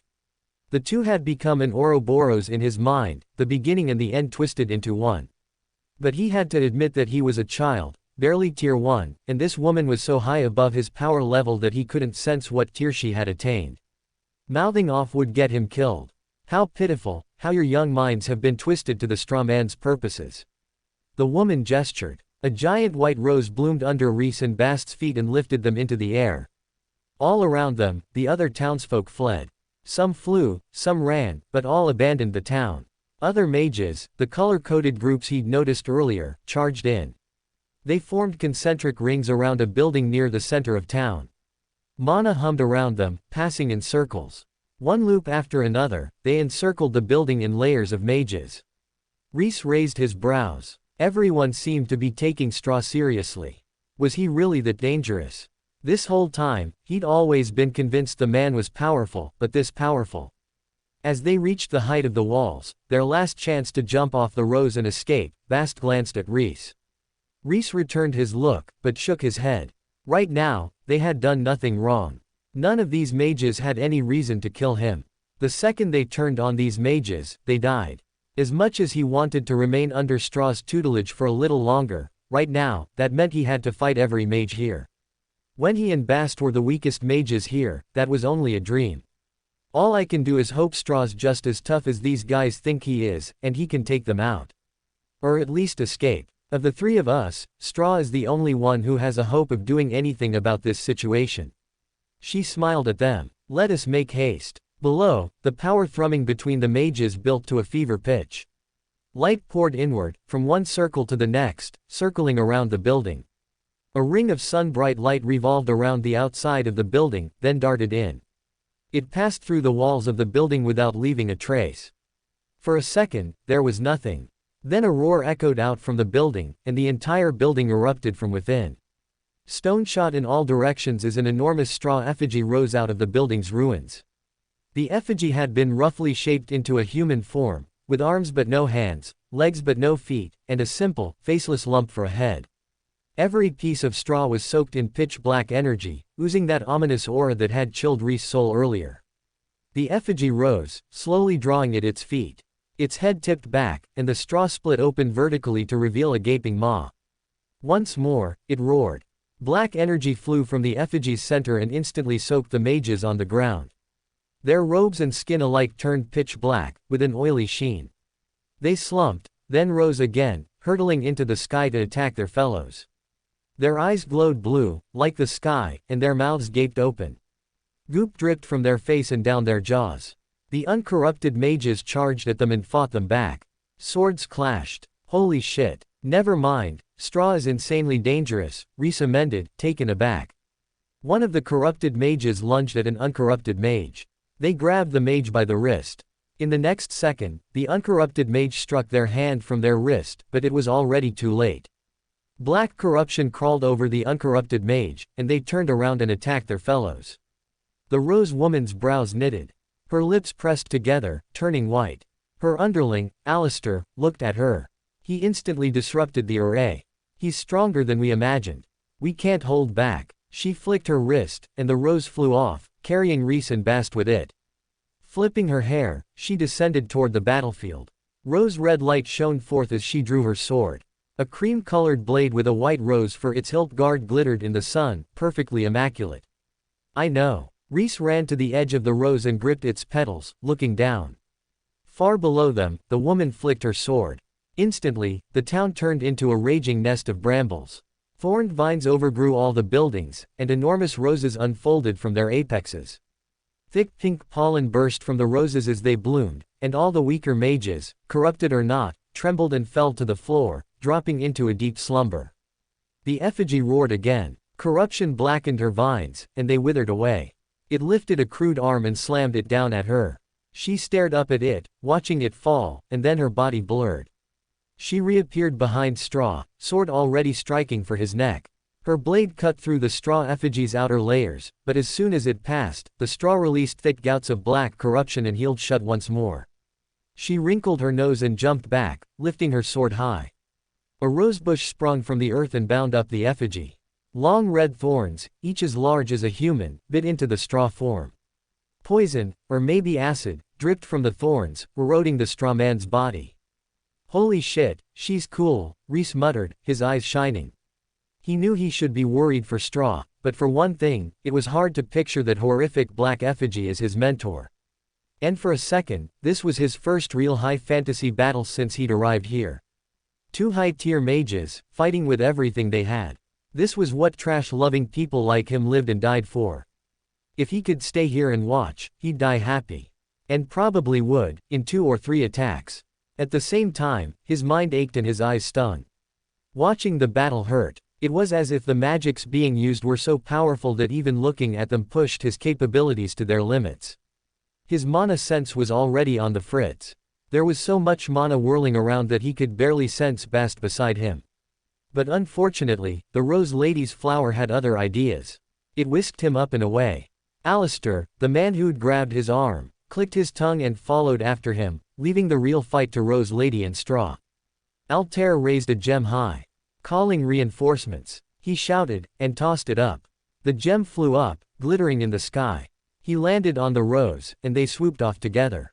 Staring backward, Rhys could barely make out the gem open wide into a shimmering gem-toned portal before they were swallowed up by the clouds overhead.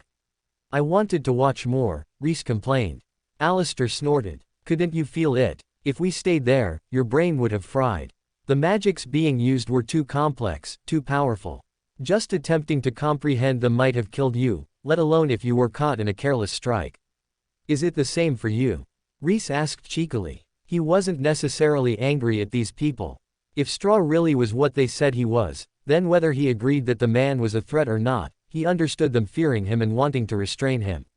In essence, Straw was a walking, sentient nuke, and not only that, but one created by a mage so evil he was known as the Demon King.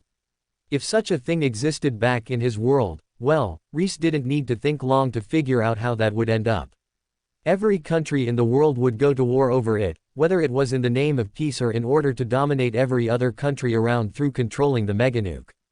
He'd have just left Straw alone rather than risk angering the meganuke, but clearly these people were foolish or confident enough to try capturing him instead. He didn't know whether to commend their bravery or laugh at their foolishness. Only time would tell. If they succeeded, then it was bravery. If not, well, then he wandered off to learn from Straw again, and it would be as though all this never happened. In other words, from his perspective, it was a win-win situation. If the Rose Lady won, he simply became a mage in her school. If Straw won, he returned to status quo. It was unfortunate what was happening to Straw, but he wasn't yet powerful to do anything about it. No, this just proves that I have to get more powerful. In order to protect those I care for, whether they're meganukes or my friends, I have to become the most powerful mage. Clenching his hand to his chest, the trash-level talent trash mage vowed this to himself. Bast glanced at Rhys. He saw him standing there, a hand clenched to his chest, and looked away without saying anything, but his eyes remained locked on their teacher far below. The rose flew on. Day passed into night, and day came again. The distant rumble and clash of the battle never quite faded, though it grew quieter the further they went. At last, the rose drew up to the side of a mountain. It alighted upon a marble platform, then vanished, dropping its occupants to the floor. Bast caught himself. Rhys stumbled and managed not to topple. Alistair floated down, landing gently on the floor. Now, who are these? This wasn't part of the plan, an acerbic male voice lashed out. A loose semicircle of mages stood before them. Each one wore the color of a different school. If that wasn't enough, a brooch or seal on their chest identified their school through a symbol. They all appeared to be powerful mages from mage schools, though a few martial artists were mixed in. Notably, no adventurers were present at all. These are Straw's disciples. Lady Ilia rescued them before the fight began, Alistair explained, gesturing at the boys. Rhys looked over the mages, eyes narrowing in suspicion. He tied his hair back up, suddenly feeling as though he might need to run. Maybe my expectation that we'd be taken to the Rose Ladies' School was a bit too hasty. One of the martial artists stepped forward, a big grin on his broad face. He was all muscle, with a broadsword strapped to his back. His aura battered against Rhys and Bast alike, scanning over them. In Rhys' case, cursorily, but he investigated deep into Bast. Bast pushed Rhys back and stepped between him and the mages. He raised his fist. Fist intent shimmered around his knuckles, and he glared death at them, a warning written on his face. The muscular man's eyes widened. Oh, look at that one. Weapon intent, at his age. Tell me, boy, what's your name? Bast glanced at Rhys, who nodded. Don't hold back on my account. This is your future, here. Bast, he said at last, lowering his hands. And what a familiar energy. Is that a bloodline, boy? What's your surname? I have none. At that, the muscular man's grin grew wider. Oh ho. Interesting. I like him. If no one else wants him, I'll take him. If no one else wants him. Huh. You're talking as if a child with weapon intent is leftover junk no one wants. With a talent like that, he deserves a spot at a premier martial school like mine, a female martial artist declared, stepping forward. She wasn't as overtly muscular as the man, and carried no visible weapons, but the chains around her hips exuded a formidable energy, and the comfort with which she silenced the man spoke to her power. Two weapon intents. No, a well-dressed mage murmured to himself. No, we must have him. Bast glanced at Rhys again. Again, Rhys spread his hands. He'd already steeled himself to the inevitable, though he was determined to prevent it if he could. Still, he wasn't going to tell his friend to hold back on his account. Leaning in, he quietly advised Bast, pick the strongest one. After all, if these were the representatives of their schools, they were likely one of the most powerful martial artists the school had to offer. Judging the school's strength by their individual strength wasn't necessarily accurate, but it did mean there was at least one teacher at an advanced power level. Or, in other words, someone worth learning from. Bast nodded. He turned back to the group. Before he could speak, a martial artist Rhys hadn't noticed until that moment stepped forward. He wore pure white clothes in a practical cut, with an elegant gold trim that nonetheless spoke to the rich background of his school. The sword at his hip looked like nothing special, with a simple hilt, cross guard, and a scratched-up sheath, but the power it emanated was unlike anything Rhys had experienced to this moment. When he stepped forward, all the other mages fell silent. He extended his hand to Bast. Come to my school. I'll make you my personal disciple. The other martial artists looked like they wanted to protest, but could say nothing. They stared on in frustrated silence, waiting for Bast to take the man's hand. Instead, Bast looked to Rhys. Rhys was practically raging in his head as Bast's eyes landed on him yet again. Hey, what do you keep looking at me for? This is your future on the line, here. Take his hand, okay. Even a plebeian like me can tell that guy's the real deal.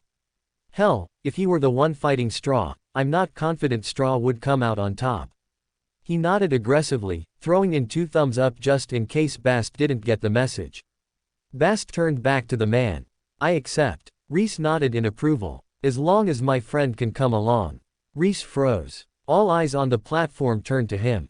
He felt a dozen gazes pass over him, then summarily dismiss him.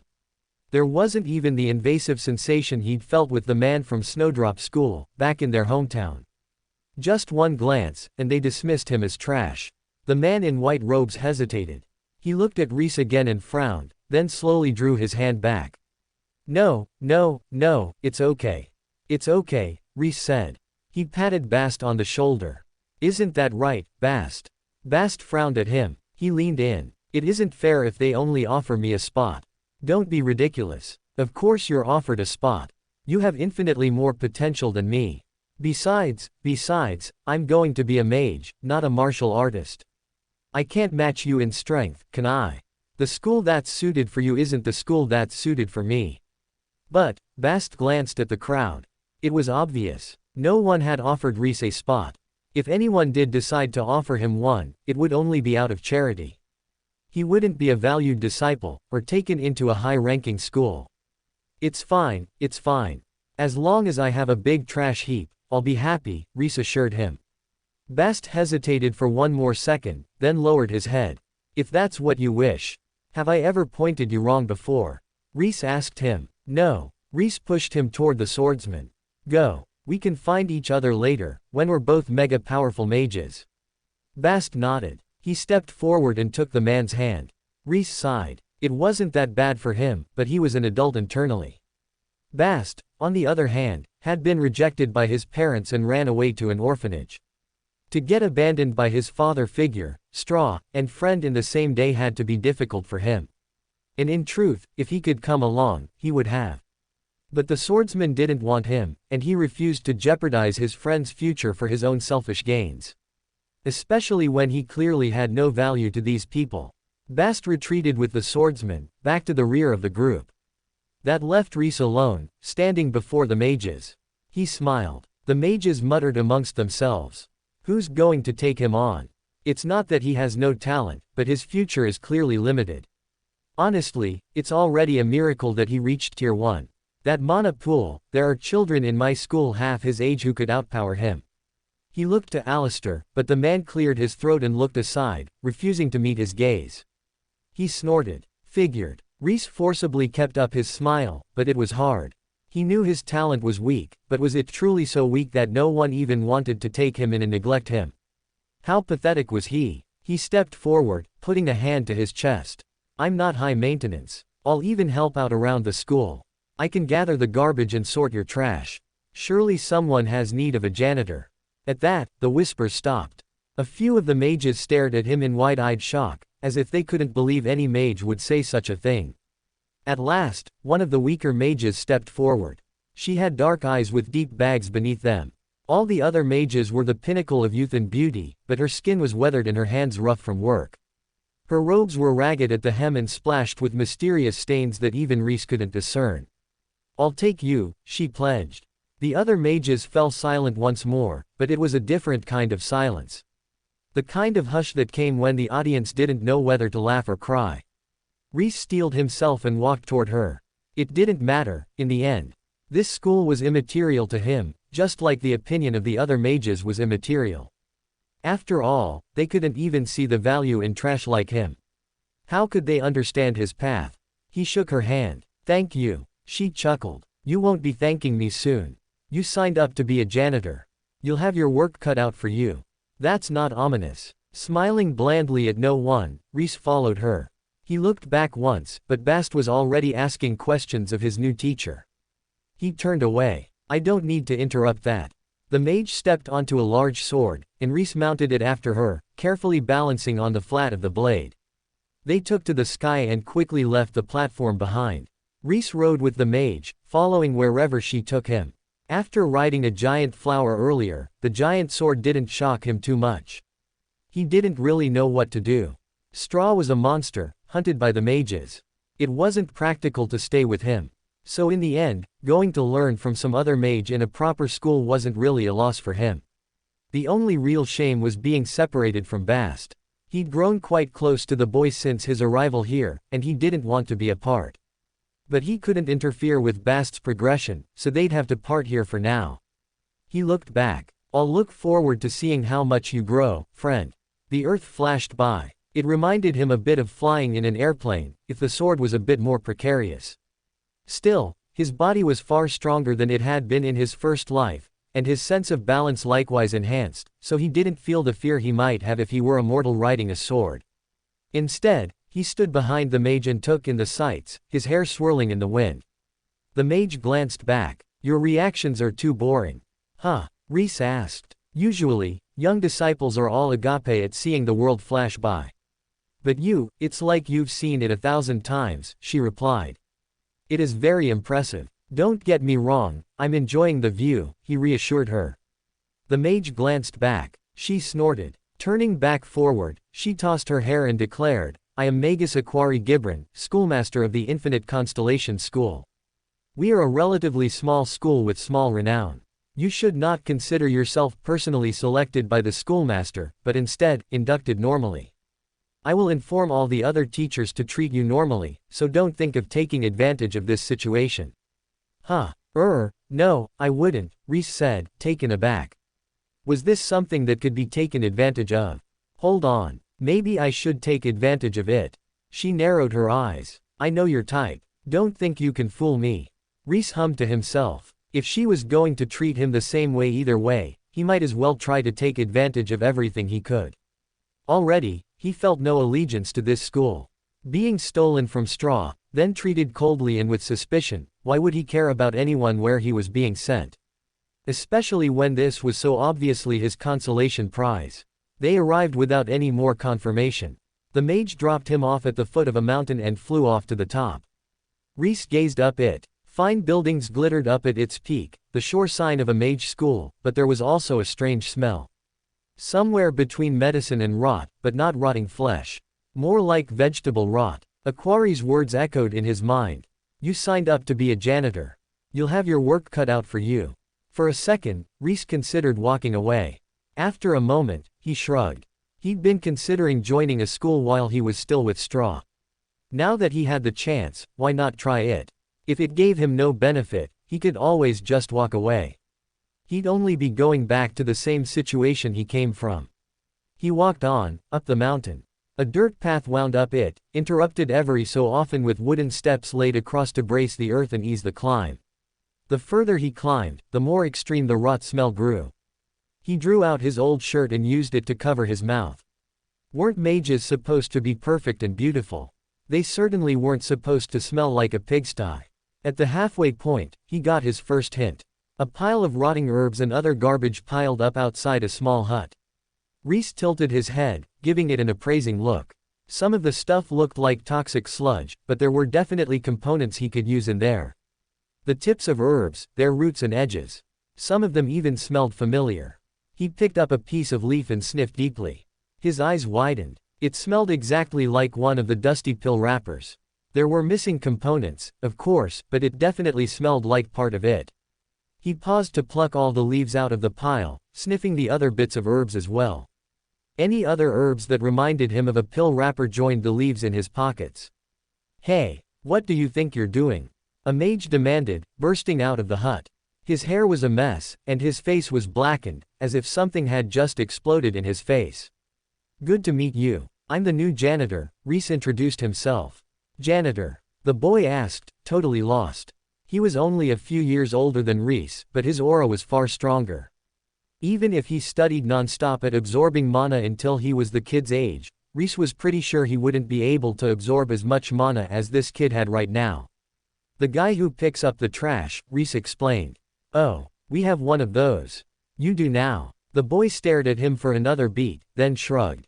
There you go. Wait, hold on. He rushed back inside, then dragged out a cauldron and tipped it into the pile. There. That's all my trash. Thanks, Rhys muttered. The pile hadn't been too bad. A little dark and filthy, but that was all. Now it oozed with a hot tar-like liquid that smelled like a sewer. The boy looked at him, then looked at the pile. He gestured. I need to wait for it to dry, now, Rhys informed him. Plus, he didn't have anywhere to put it, yet. This school didn't seem to have a trash heap, but he was going to change that. You don't have any heat resistance or acid resistance skills, and you're meant to be our trash man. The boy asked haughtily. Rhys paused. He raised his brows. He hadn't been thinking of this as a chance to train, but the boy was right. This was a great way to get resistance skills. To think, he'd only seen trash, but this boy had seen it for the treasure it truly was. He nodded to the boy. Thank you. Huh. The boy stared at him, puzzled. Without any further ado, Rhys grabbed the steaming pile of trash and dragged it into the forest. His hands burned and ached, searing from the heat and corroding from the acid, but he kept dragging it. There was a strange numbing sensation, as well, which lessened the pain, though he couldn't say he appreciated the way it crept up his arms toward his elbows. The numbing sensation abated as poison resist leveled up, and the burning instead came to dominate. Rhys dragged it deeper into the forest, looking for a good spot to start a trash heap, pile, or pit. A pit required a depression, but a heap or a pile both required flat land. On a mountainside, Flat land was in precious short supply. At last, he found a deep cleft in the land. It was disappointingly narrow, but it would do for now. He set the trash clump down and stepped back, checking his arms. His skin was in tatters. Half burned, half corroded, it bled freely. Self-regeneration leveled up as he struggled to close the wounds. But it was all worth it. Heat resist 1. Acid resist 1. Rhys grinned. It would have taken him forever to gain those, like it had taken forever to pick up poison resist, but instead of using standard techniques, he'd now linked the skills to trash. He needed those 3 resistances to carry around trash, and so, his path was more than happy to accelerate his learn rate for them. He nodded, understanding. He needed to focus on trash. Link everything he could to trash. That was the only way he'd grow fast enough to truly become the most powerful mage. Dusting off his hands, he headed up the mountain once more. Every time he passed a house, he poked around until he found the mage's trash pile, then hauled it back to his pit. Some of them smelled like the pill wrappers. Whenever he found one of those, he took a moment to pick the pieces and bits out of the trash before dragging it off, but not all of the piles of trash were full of toxic sludge. Some held more ordinary food scraps, or bits of paper and fragments of ink stones, or even mysterious pieces of wood and metal. Regardless of the content, Rhys took it all. Some of it burned, corroded, or poisoned him, but he didn't mind. It just helped to level his resist skills. And then, abruptly, he gained a skill he hadn't expected at all. Impurity resist 1. Rhys blinked. He tilted his head. Impurity resist. What was an impurity, in the first place? It made sense he'd get impure by picking up garbage. Trash was basically the definition of impure. But if he got a resist skill, didn't that imply that impurity was an affliction like poison or acid? He shrugged to himself. He was resisting it, so whatever. He could always ask someone later. It took Rhys some time to climb the mountain when he diverted after every house to carry the trash to his freshly formed pit. By the time he reached the true start of the school, twilight had settled over the forest. The trees shimmered silver in the low light, pale pillars against the encroaching dark. A very bored-looking mage waited at the central plaza. As Rhys crested the stairs, she stood, exhausted, and strode forward. "There you are. What took you so long?" Rather than answering, Rhys scanned the square. A huge amount of trash piled up at the edges. It collected in mounds by the doors, in heaps under the windows, and danced through the forest like stray ghosts. He dashed out, collecting up the nearest pile of trash, and turned to descend the mountain again. The mage gritted her teeth. She chased after Rhys and caught him by the shoulder. "Hey, you're the new disciple, right?" Rhys glanced at her. "Me? Oh, I guess so. My name is Rhys. I'm supposed to be your guide. But you're just an ordinary student, right? So you can figure it out on your own. Just read the signs, it's pretty self-explanatory," she said. "I'm already figuring it out pretty well, to be honest. Do you have any trash?" Rhys asked. The smell was awful up here, but he was adapting to it. If there was such a thing, he was going to gain the smell resist skill pretty soon. "Ah, what?" Rhys asked, confused. "I'm the new janitor. Do you have trash?" "I do, but," Rhys frowned, put off her pace. She was meant to be leading this student around, so why did she feel like she was the one being led around? And what did he mean, "I'm the new janitor"? What did that even mean? Excellent. If you could bring it to the center square, and tell everyone else to do the same, that would be a huge help for me.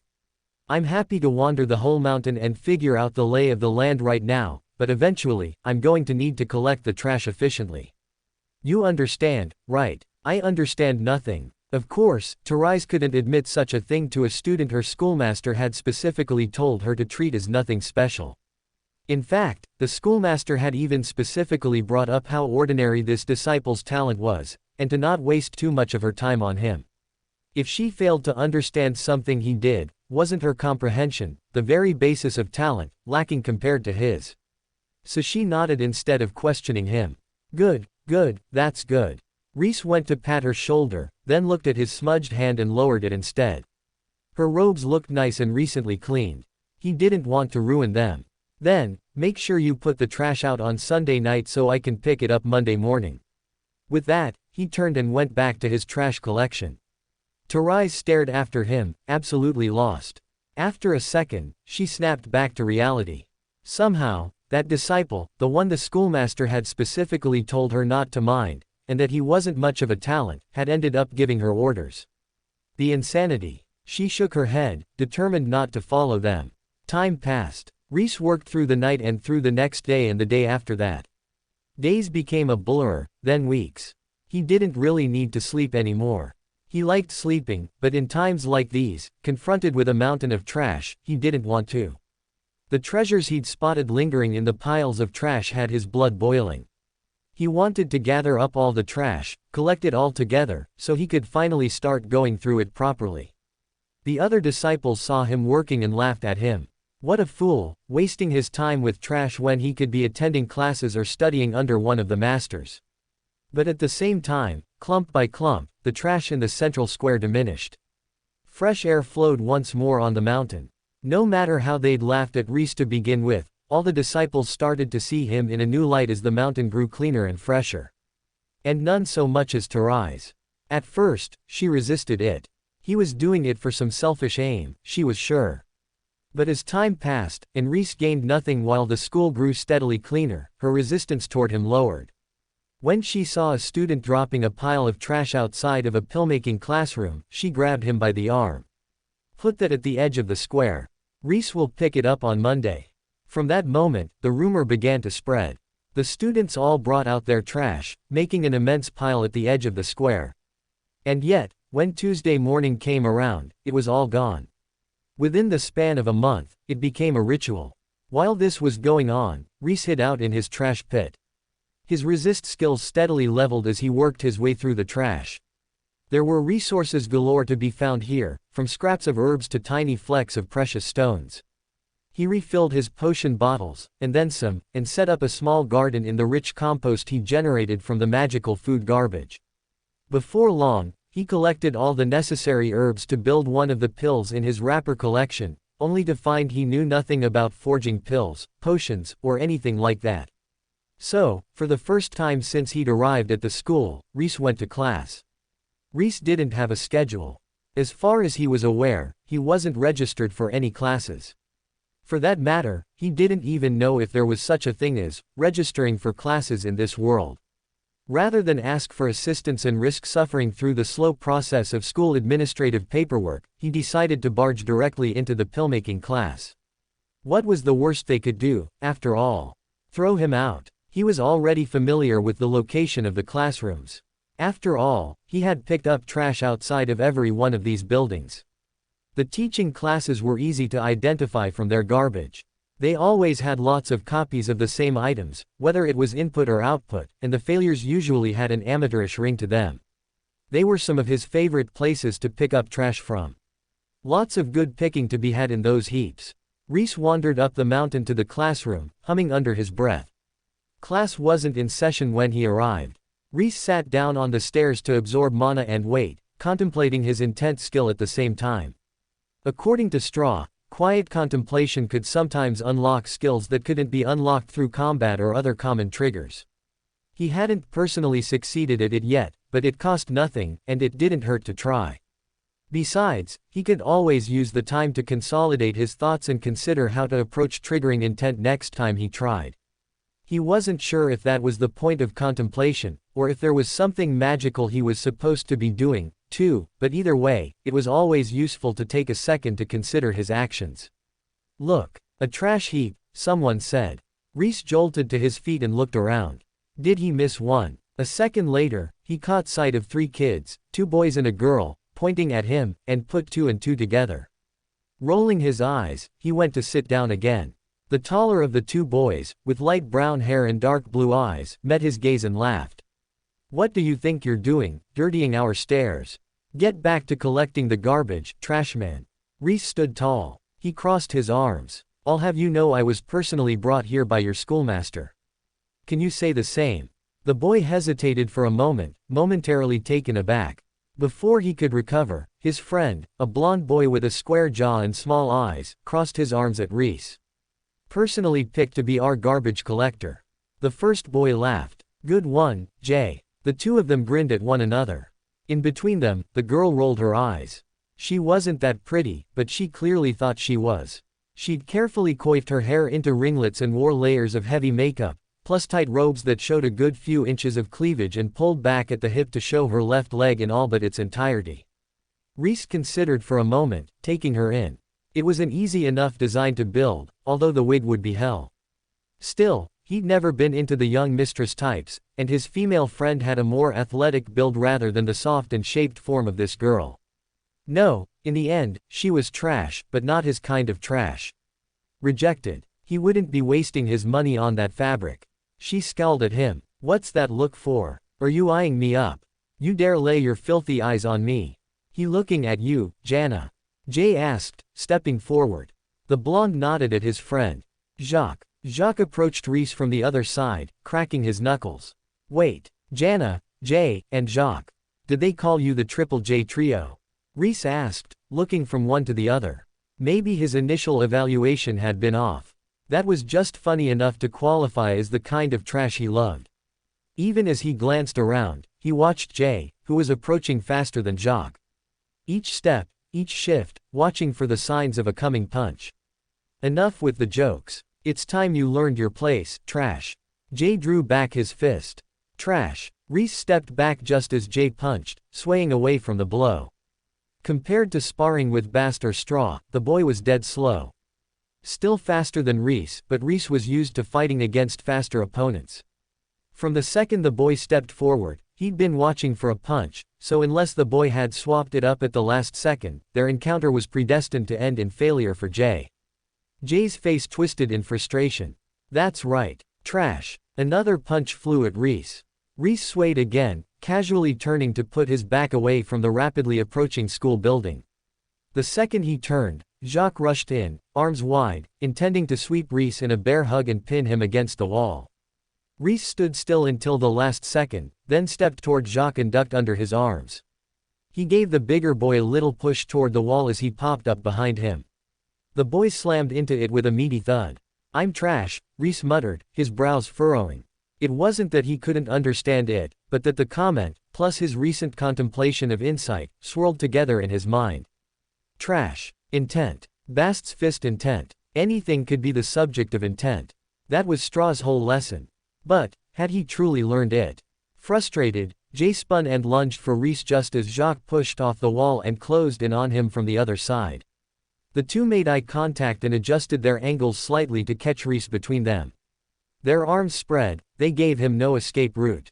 Rhys pushed mana into his legs and hopped up. With the mana, he burst into the air, easily jumping over Jay and Jacques' heads alike. The two boys had just enough time to stare at each other in horror before they crashed into one another. Despite wanting to acquire Straw's universal intent, he'd been too focused on Bast's success. Bast was better at direct combat skills. Therefore, Bast's path, of learning smaller, more focused intents in order to eventually figure out universal intent, must be the right way to learn intent. Or so he'd thought. But now, he couldn't help but wonder if that line of thinking had merely blinded him. He wasn't Bast. He couldn't acquire skills the same way Bast could. Rather than trying to copy Bast, he was better off doing this his own way. And what was his own way? Trash. He drew his broken sword and swept it, pushing mana into it. As the mana flowed out of his hand, it changed, turning into another fork of energy entirely. Something sharp and dangerous, something that flowed down the path where the sword's blade would have been and stood in for the steel of the blade. Trash intent 1. Rhys grinned. He spun the blade in his grasp and pointed it at the J trio. That's right, I'm trash. That's right, I collect garbage. Do you want to join the collection? I'd be happy to have you. Jay and Jacques glared at him. Jay reached for his sword. Jana caught his hand before he could draw. Idiot. That's weapon intent. He could cut through your blade and you in one easy swing. Jay looked at her. Aren't you the one who? I just said he looked at me. So what? He can use weapon intent. Someone using weapon intent can look at me like that all day long. She smiled flirtatiously at Rhys and fluttered her lashes. Gods. Rhys suppressed the urge to puke. Power was everything in this world, but to this extent. He managed the first level of an intent skill, and Jana went from casually suggesting mugging him to trying to sleep with him. I feel like this says more about Jana than society. Ah, well. He couldn't hate the hustle. Jana got it. Sure, she was a bit crude about it right now, but if she kept up that effort, she could be an earth-shattering gold digger. Those with class and shame could never reach the apex of gold digging. It was only those who threw away such weak emotions who overcame to marry the richest divorcees. Rhys nodded at her. Your obsession, is it gold digging? Ha! What's that supposed to mean? Jana snapped, instantly put off again. She flipped her hair, irritation pouring off her in waves. No, it's not an insult. My obsession is trash, Rhys explained. How could someone like him look down on anyone else's path? No matter how trashy it was, after all, it would only serve to further complement his own path. Jana gave him a look as though she didn't know whether to look down on him or be afraid. Flipping her hair again, she marched past him into the classroom. Jay and Jacques cast final glares at Rhys, then followed after her.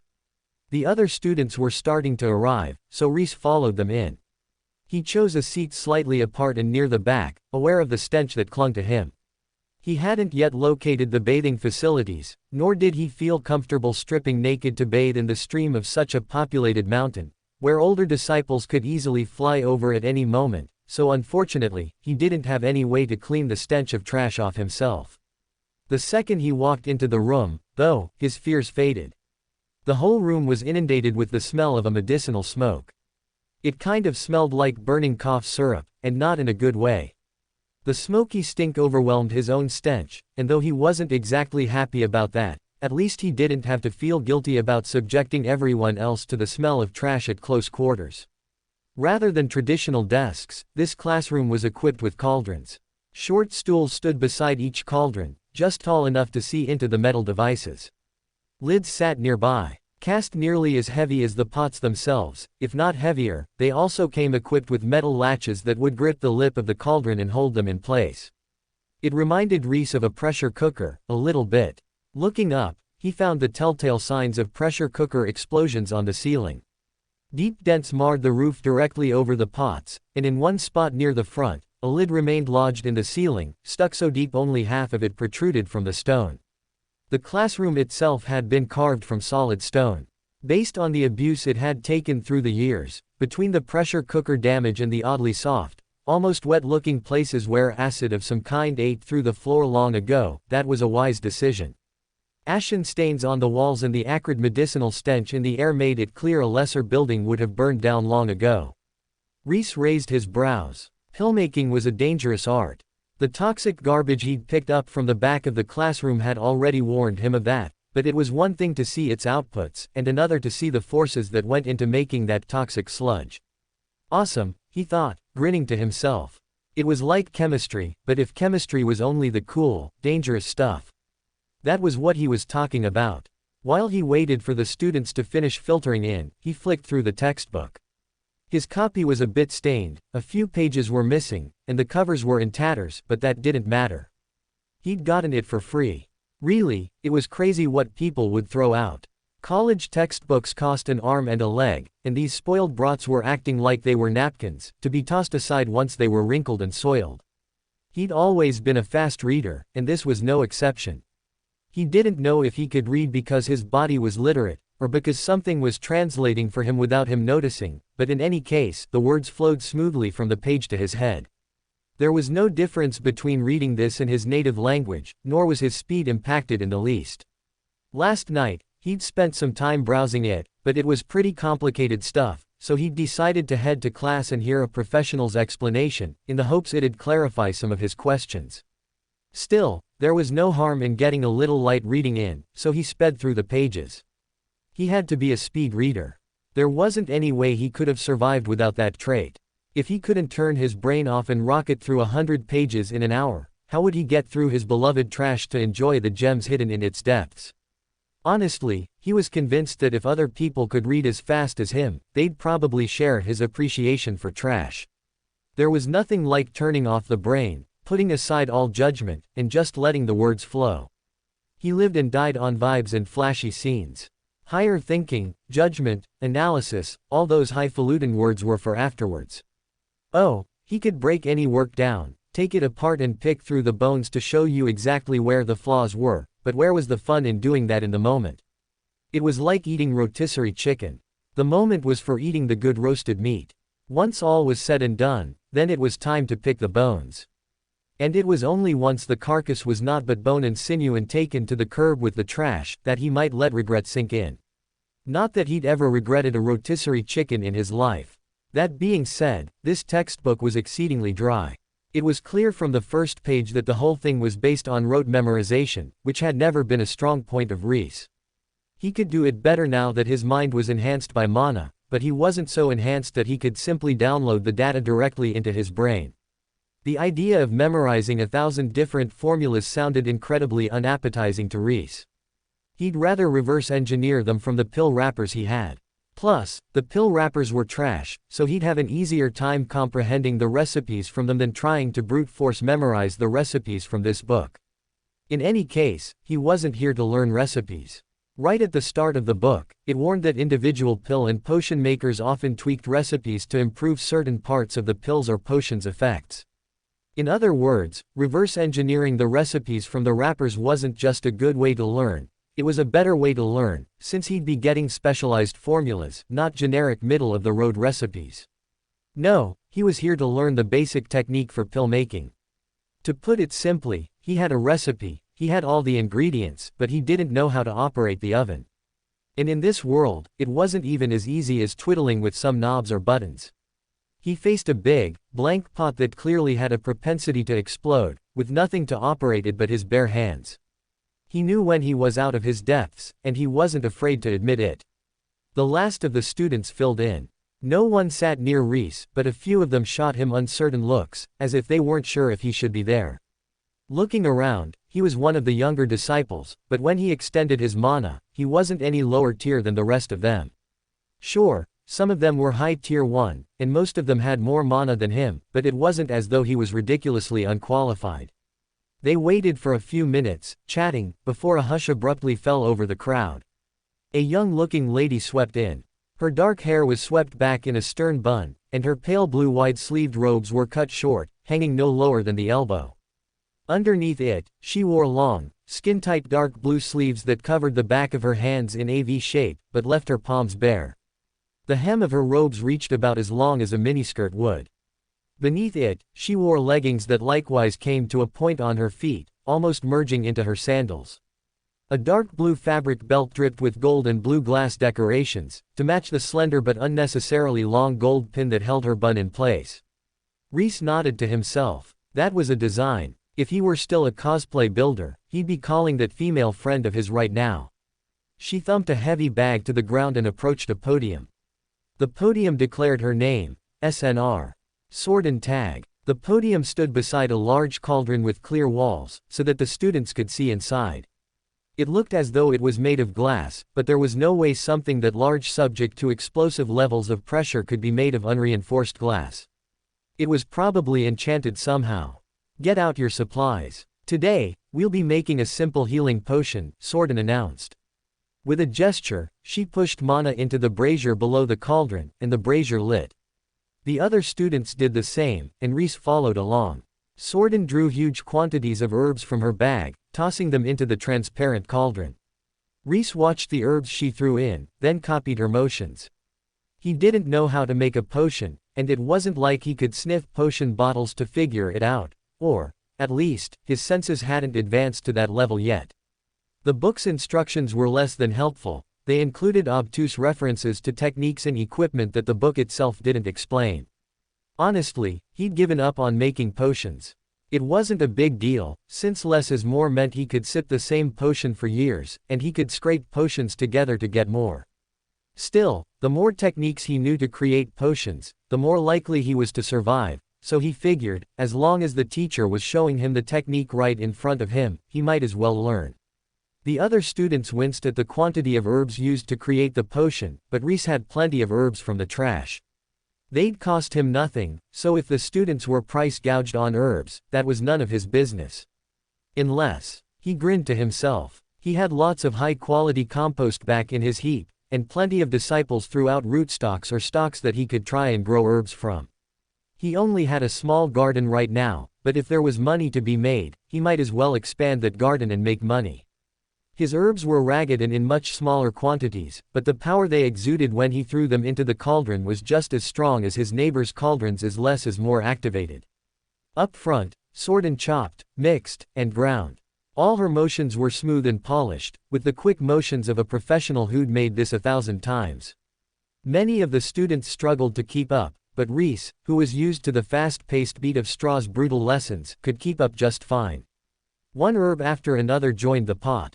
Rhys was worried he might not have all the herbs he needed, but it seemed as if she'd taught the same lesson a few times this week, and he had plenty of copies of everything he needed from the trash.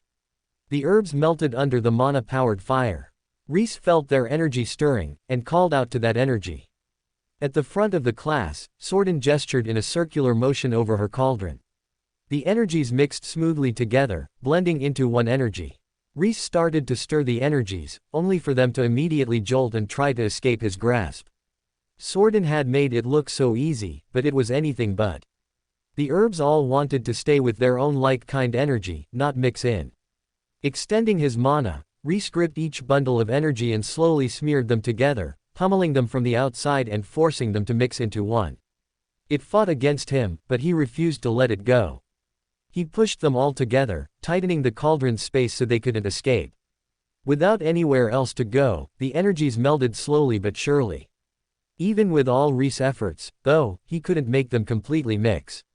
He glanced at the front of the classroom. Sorden gestured. The lid of the massive cauldron jumped into her hand, and she thumped it home. Putting both hands on the lid, she pushed down. The cauldron took the force she applied and pressed inward evenly from all directions. Inside the cauldron, the thick liquid compressed toward the center of the space. Rhys copied her gestures. He pushed mana into the cauldron, and the cauldron immediately applied pressure inwards. At the same time, the lid pressed against his hands, trying to escape the pressure. Rhys strengthened his arms and pushed down with all his might, refusing to let the cauldron pop. With one hand, he reached out and closed one of the hooks down, then reached out to the other one and hooked it over the edge. The lid still struggled, but it was no longer Rhys alone who pushed it in place. He wiped his forehead. He'd almost been one of those students with the lids embedded in the ceiling. If he hadn't noticed the hooks ahead of time, he would have had no chance. Inside the cauldron, the swirling, superheated, pressurized liquid started to destabilize. Rhys whirled and pressed his hands against the lid, once more carefully swirling the liquid. The potion quieted down, but only so long as he kept his active attention on it. At this stage, when the entire potion is melted down, pay close attention for impurities. Expel the impurities through cycling the pressure on the liquid. Remember, higher impurities mean a weaker potion, and more impurities that will build up in the body of the one who drinks your potion, whether that's you or a friend. Impurities. I got impurity resist the other day. Rhys raised his hand. What are impurities? Sorden squinted at him. After a second, she shrugged. Impurities are tiny unnecessary inclusions. They occur naturally in almost all herbs, with the exception of some extremely rare, extremely high-quality herbs. Impurities build up in the body naturally, as one eats, drinks, and exists, and can also build up from excessive reliance on pills or potions. They can build up in your mana passages and impede the flow of mana. If you have too many impurities, it can even prevent you from reaching the next tier. You can expel some impurities from your body, but it's better to expel them from the potion before they enter your body. It made sense. It was kind of like plaque building up in one's veins, impeding the flow of blood and ultimately leading to death, but impurities built up in the mana passages and led to magic death. But at the same time, impurities sounded a lot like trash. If everyone ignored them and tried to expel them, didn't that mean that everyone was throwing them out without ever looking at them for value? Interesting. Very interesting. Rhys could feel his excitement spiking already. Trash also seemed to be a great source of impurities, since he'd gotten the impurity resist skill from it. He made a mental note to try absorbing some impurities and experiment with them later. For now, he simply followed Sorden's orders, cycling the pressure to the liquid. Tiny black dots oozed out of the clear liquid in the clear cauldron at the front of the room. They collected in the bottom of the cauldron, where a crust of black had already gathered. The potion condensed, boiling down. At the very last second before it burned, Sorden grabbed an empty vial from beside her, yanked open the lid, and made a pulling gesture. The blue liquid flew out and coiled into the vial. Rhys fished an empty bottle from the trash out of his robes. He uncapped it. Following Sorden's directions, he opened the lid and immediately reached for the liquid. Too slow. The second he took the lid off, the liquid shot out, bursting into the air. Rhys turned, reaching up instead of down. He managed to grab a small quantity of the liquid and pull it into the vial, but the rest of it rained down on the classroom, bathing them in potion. The children near Rhys shrieked. A few ran for it, or ducked under their stools. It was a successful potion, though, so aside from getting them wet, it didn't hurt them at all. Rhys wiped his face down, a little drenched himself. It healed all the little cuts and scrapes on his body, but since he didn't really need a potion, it didn't do much. Never a dull class, Sorden deadpanned. Let the pressure out, then open the lid, Rhys noted for the future. But for all that, he'd achieved his objectives. He'd learned how to operate a cauldron, and he'd obtained some fresh potion for his efforts. Bonus points. Alchemy 1. Class continued for another while yet, but since it was lecture, it wasn't the most stimulating class of all time. When the doors finally opened, Rhys rushed out. But for all that he'd spent a lot of time, he'd gained so much for it. 2 skills in 1 day, and a lead for future investigation.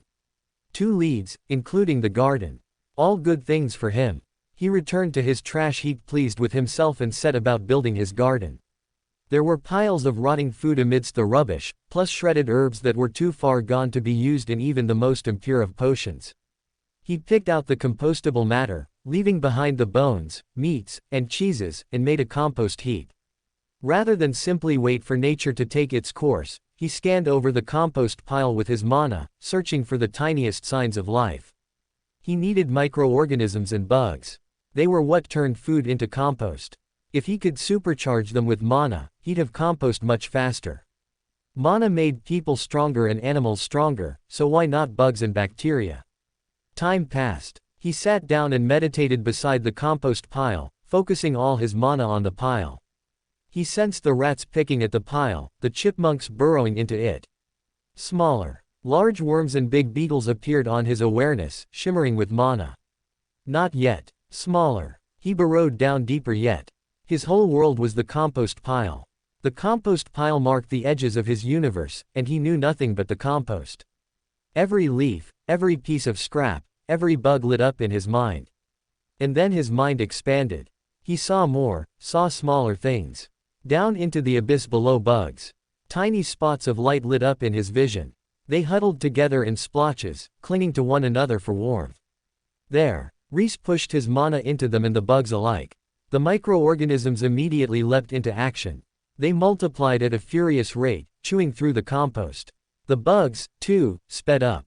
Their actions had been at bug speeds before, but now, they all ran around like maniacs, chewing down leaves and shitting them out at turbo speed. He opened his eyes. The pile of scraps transformed into lush, dark compost before his eyes. When it was all transformed, he stopped putting mana into it, and all the organisms returned to normal. Rhys took the compost and spread some of it over his existing garden. There was still plenty of room in the wilderness, and plenty of compost, too. He took a moment to pick through the garbage until he found a broken rake, then raked up a patch of ground. Some more herbs went down, roots and bits that could grow into fresh plants, and then he covered them with a good layer of compost. He repeated his actions over and over until he ran out of mana. There was no shortage of bits and bobs of herbs in the trash, nor any shortage of compost materials. When he was done, 5 neat plots of herbs stood next to the garbage pile. But there were still more herbs to plant, and still more materials to compost. The only limitation was his small mana pool. Rhys stood back, pinching his chin. He wasn't going to make much profit with 5 small plots.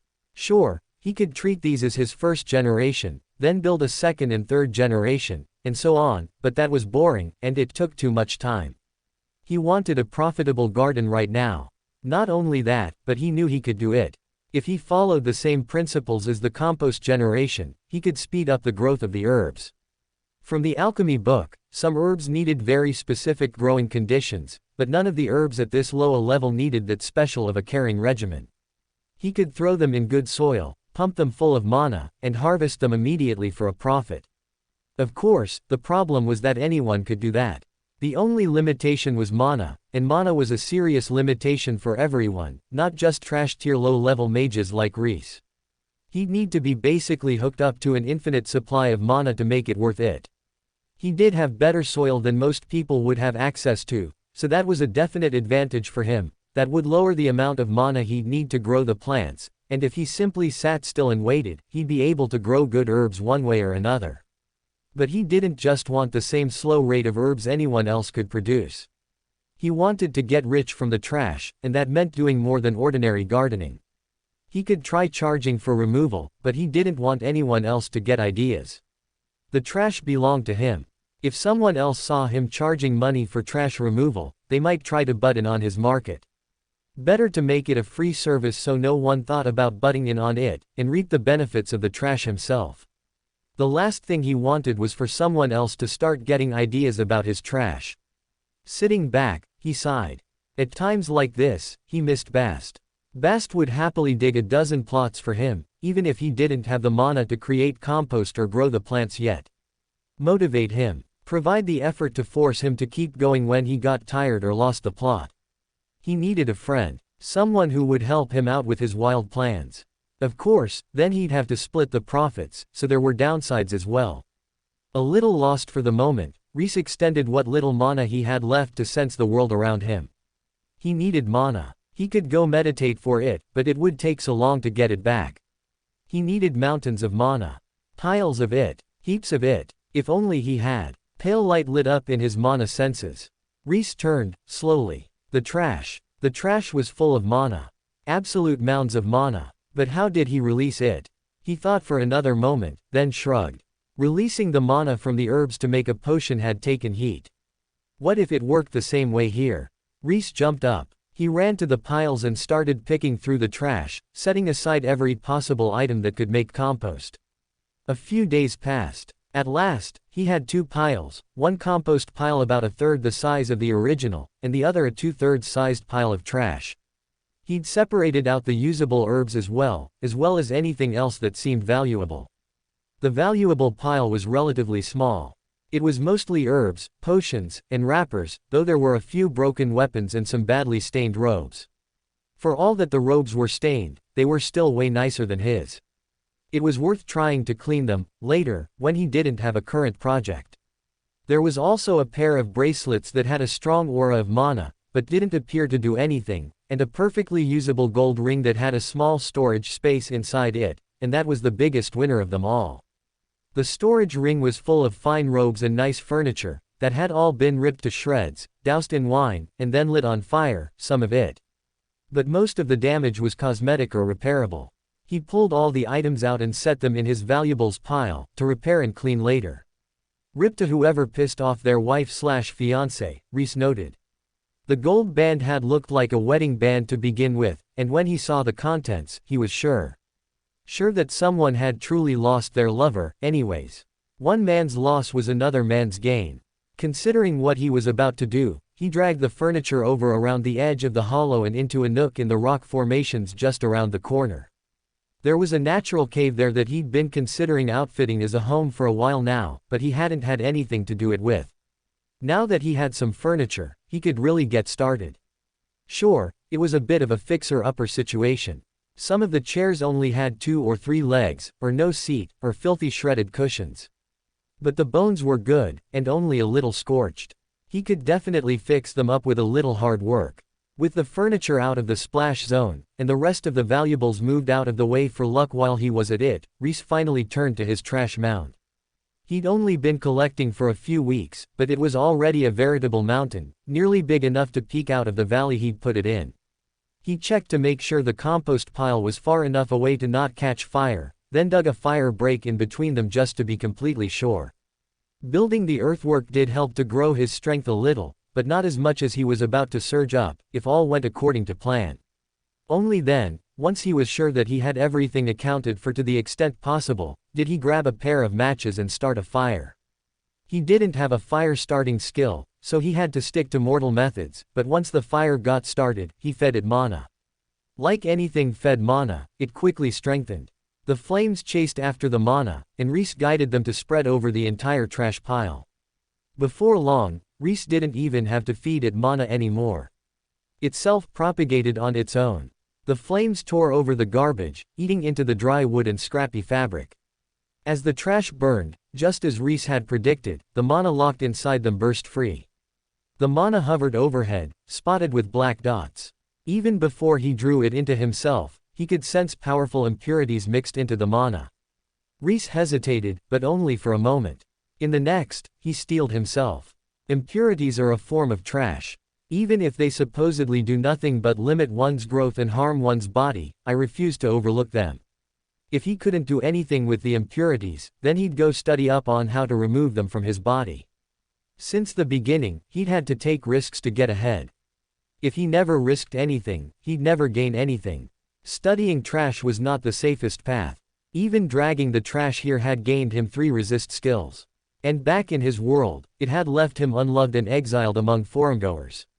Hesitating here was foolish. He had already staked it all on trash 1,000 times. To stop here meant to deny his path. To pause here meant to reject everything he stood for. And so, Rhys took a deep breath and sucked the impurity-laced mana into himself. It instantly ached. Everything hurt. The mana clicked and dragged, sluggish in his passages, and clunked in his mana core. It felt like he'd eaten a bad meal full of junk food, and that junk food was tumbling around in his gut but in his mana core. Rhys winced, grimacing. He dropped to his knees, then sat to focus all his energy internally. As he dragged the mana into himself, he carefully guided it through his passages. He led it to his core as quickly as possible, then circulated it slowly there until all the impurities fell to the bottom of his core. Only then did he let it circulate through his mana passages. At the same time, he pushed his mana to scour his passages and drag the majority of the impurities back to his core. In his core, he gathered them at the bottom. Just like the layer of scum in the bottom of the teacher's cauldron, so too he accumulated a layer of impurities at the bottom of his core. He couldn't guide all the impurities there. Some slipped by, or were too small for him to grasp. But he let enough there that he could still circulate his mana evenly, and no deadly clots accumulated in his mana passages. Small clots formed, but none so thick that he couldn't push past them with a slug of mana. At the same time, his mana pool filled in a few moments. The trash mana was so thick for Rhys that he struggled to absorb it all. He lifted his hand, preparing to push excess mana into the compost pile, but then the excess mana began pushing at the walls of his core, expanding it. Rhys paused. This was an opportunity he hadn't come across ever before, but it seemed like trash-based mana synergized so well with him that it could help expand his core. If he offset it, he'd lose out on the opportunity. So, even though it made him feel horrifically bloated, even though it pushed his core to the limit of bursting, he held onto the mana. Clung onto every scrap of it. And every scrap helped to push against the walls of his core and widen it. This whole time, he'd had a very small mana pool for his tier. Not the smallest, but far from the largest. An important part of early growth for a mage was to expand that core, or so Straw had told him. He'd struggled and fought, but the expansion he'd attained was still only equivalent to Bast's starting point. Now, absorbing the trash mana, his core finally began expanding. His whole body trembled. Mana flowed wildly inside him, escaping from his core, bursting from his mana passages. With his core and passages on the edge, he lost control of containing impurities, and they ran rampant inside him. But his core still widened. Self-regeneration kicked in, struggling to repair the damage. It couldn't keep up, but that was fine. He could bear a little pain. Just a little more. While his core was still expanding, he'd put up with anything. His core expansion slowed. From centimeters to millimeters, from millimeters to a grind so small he could barely see it. Still, he pushed on. Even imperceptible gains, any gains at all. Pain shot through him. His core strained. No longer did it expand. Instead, it began to rupture. Now, Rhys threw out his hand. He poured mana into the compost pile, not bothering to target the bugs and microorganisms. Instead, he let it flow rampantly into everything. The bugs, the leaves, the bacterium, he drowned them in mana. The pile trembled. It visibly decayed, breaking down from scraps into rich, soft earth. In moments, the compost had grown as rich as it could, and yet, the mana still poured into Rhys. He gritted his teeth. Pain once more spiked in his core. Desperate, He looked around, and his eyes landed on the already planted plots. He grinned. Right. From the beginning, he'd planned to use the mana to force grow plants. He might only have 5 plots, a far cry from his desired plottage, but 5 plots were 5 plots. Plus, it was a great chance to find out how much mana it took to force a plant to maturity and fruiting. Lifting his hand, he pointed it at the plots and blasted them with mana. For a moment, nothing happened. Or rather, nothing visible happened. The cuttings woke up and dug roots into the ground, stabilized themselves, and collected their energy. And then, all at once, they blasted off with growth. Some exploded into vines, crawling over the earth and each other in their eagerness to grow.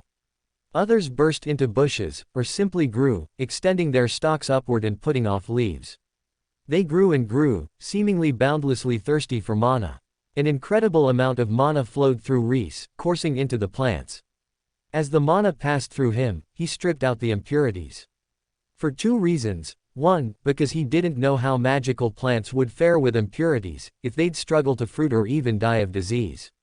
2, because he still wanted to investigate impurities for himself, and find out if there wasn't value to be found in the depths of the trash that was impurities, after all.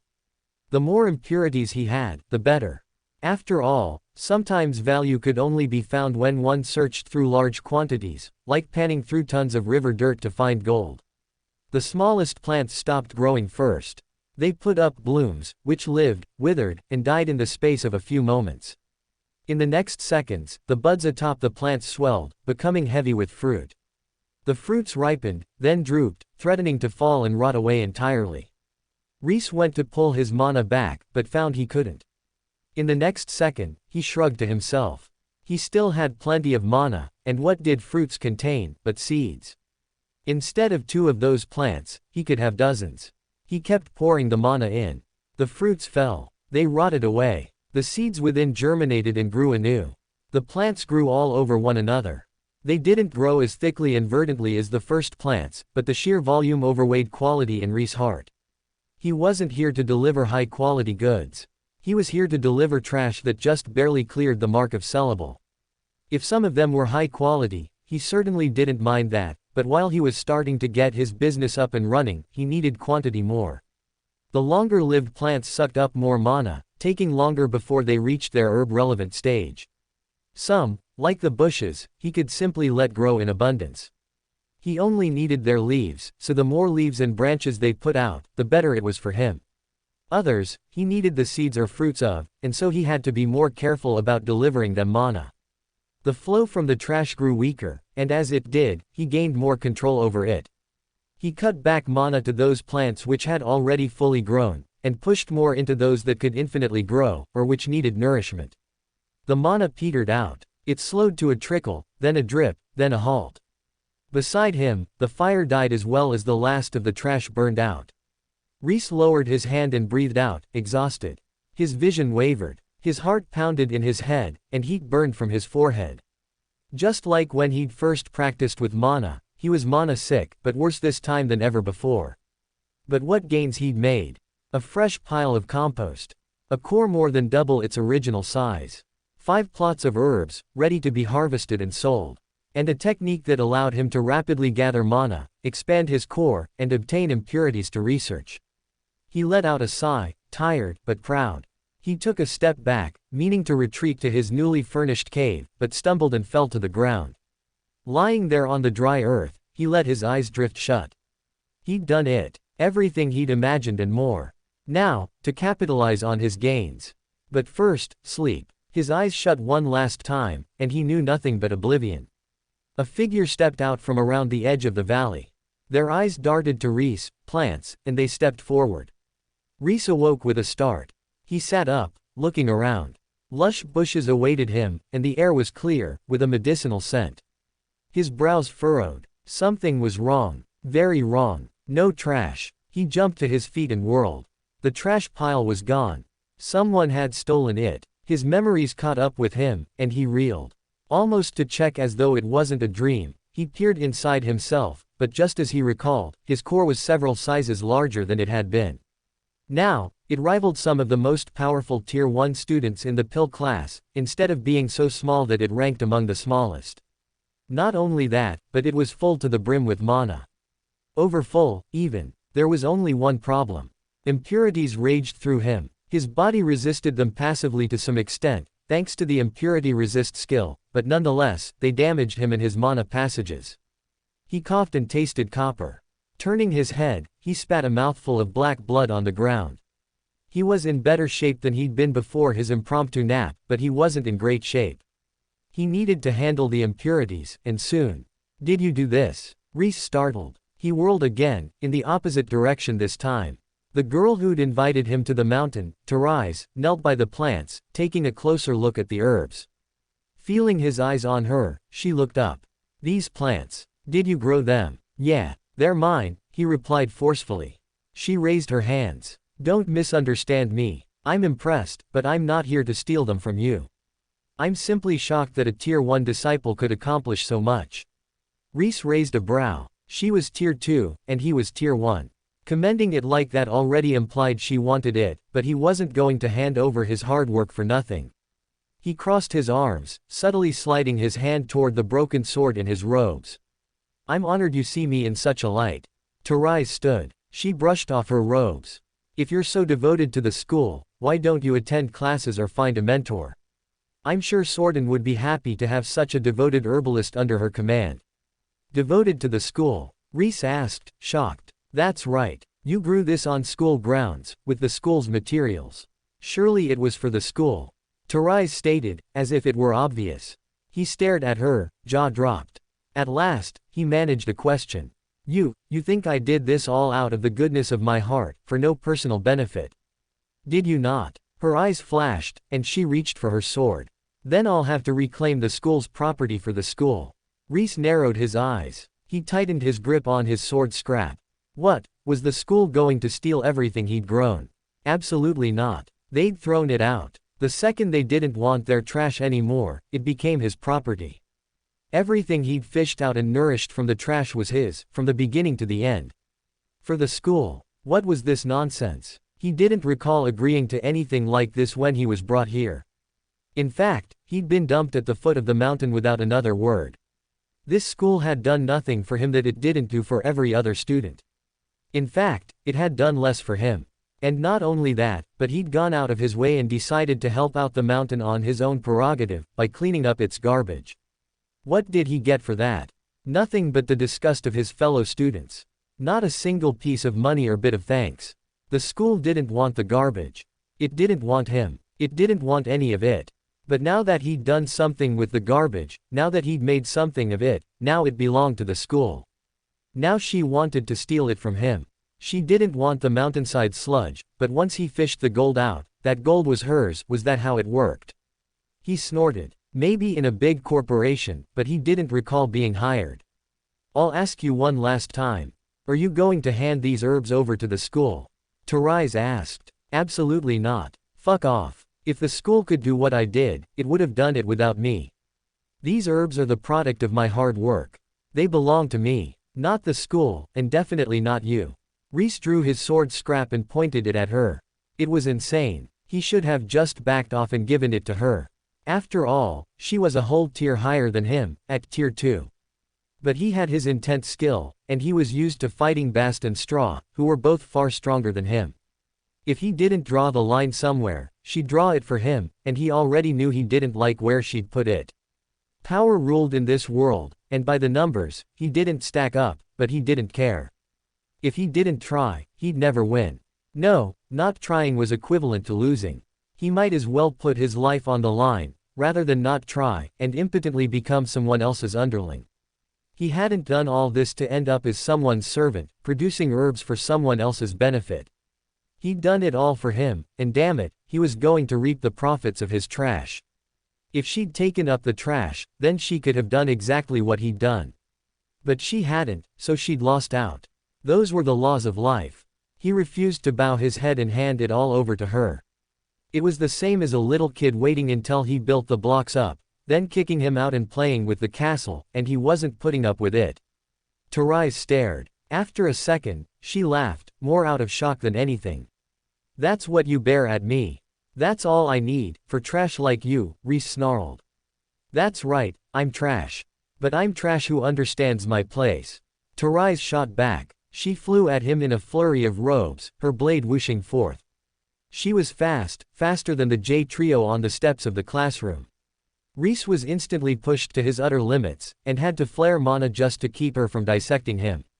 His mana stuttered and lagged at times, tripping him up when he least needed it to. He managed to avoid any fatal blows, but he could only dream of getting the time to activate Trash Intent or landing a hit on her. A flurry of blows pushed him back toward the stone wall. Rhys tried to escape, but Rhys had the upper hand in all ways. From the expression on her face, she'd given up on expecting a real fight. She was simply playing around. Her blade shot forth, hurtling toward his chest. He couldn't dodge this one. He pushed mana desperately into the sword, trying to activate his intent skill, but it clogged on the impurities. Rhys grimaced. If not for the impurities, maybe he would have stood a chance. No, that's not right. His eyes narrowed. Time seemed to slow. Teray's blade froze in midair, still hurtling toward his chest, but slower, now. Long enough to take a breath. Long enough to think. He was rejecting the impurities. That was the problem. Just like everyone rejected them, just like everyone rejected trash, so, too, he was rejecting them. Naturally, then, they rejected him back. He couldn't expect them to be anything but what they were for everyone, if he treated them the same as everyone. I need to clear them. Make them work for me. But how? His eyes flitted past Rhys, to the scorched earth behind her. The place where he'd burned the trash. To unlock mana from the trash, he'd burned it. Then, why not ignite the impurities? He couldn't literally light them on fire. They were inside him, and they hadn't burned to normal fire, besides. Instead, he gathered them together and filled them with mana. Inside his core, he desperately rubbed one lump of impurities against another. Friction ignition was crude, trashy, even, but it was all he had. He pressed them together, pushed harder, staking everything on the ignition. Either they lit, and he was correct, there was a hidden power locked away inside them, or he was wrong, and this was all in vain. But at least I tried, he thought, gritting his teeth and forcing the impurities to take more mana. To their limit, then beyond. They glowed, on the verge of lighting. He saw his chance. He saw his dream come true. The blade pierced his chest. Went right through his lung, with a harsh huff as it deflated. He staggered back, and Rhys pinned him to the wall. She gritted her teeth, glaring at him. Give in. I'm only doing what anyone would do. Consider this kindness, when the other seniors would kill you. His head slumped. She drew her blade free and turned to go. And then Rhys' power surged. Rhys turned to go. Rhys' power surged. Startled, she whirled. He pushed himself off the wall. It took him immense effort to do so, blood washing down his chest and back, but he did. He looked up at her and laughed. Is it inevitable? Black smoke billowed from his back and head. A pillar of black poured into the sky. Yet, at the same time, his mana grew stronger and clearer than Rhys had ever felt from a rank 1 before. It was as if he was refining it inside of him, reforging it within his core the way one forged iron into steel. What? How? Rhys asked, shocked. He laughed. Wouldn't you like to know? Within Rhys, the impurities burned. As they burned, they released extremely small amounts of an incredibly pure, powerful mana. About 1/100th of the impurities refined to that pure mana, while the rest burned off in the pillar of smoke. The second the pure mana touched his ordinary mana, it mixed together. Although Rhys couldn't know it, she was very close to the truth. Just like mixing iron and carbon made steel, in other words, by adding an impurity into the iron, one forged it stronger. Just like that, the impurity mana and his ordinary mana mixed together. The result was less powerful than that extremely pure mana, but all of his mana could become that alloy, and that alloy was far stronger than his tier 1 mana was on its own. The super pure mana was stronger than his ordinary mana and the alloy, but he couldn't generate enough of it for it to matter on its own. Even if he collected all of it, the super pure mana would fit on the nail on his pinky finger. On top of that, he couldn't keep the super pure mana separate from his ordinary mana. From the beginning, the impurities were in his core and his mana passages.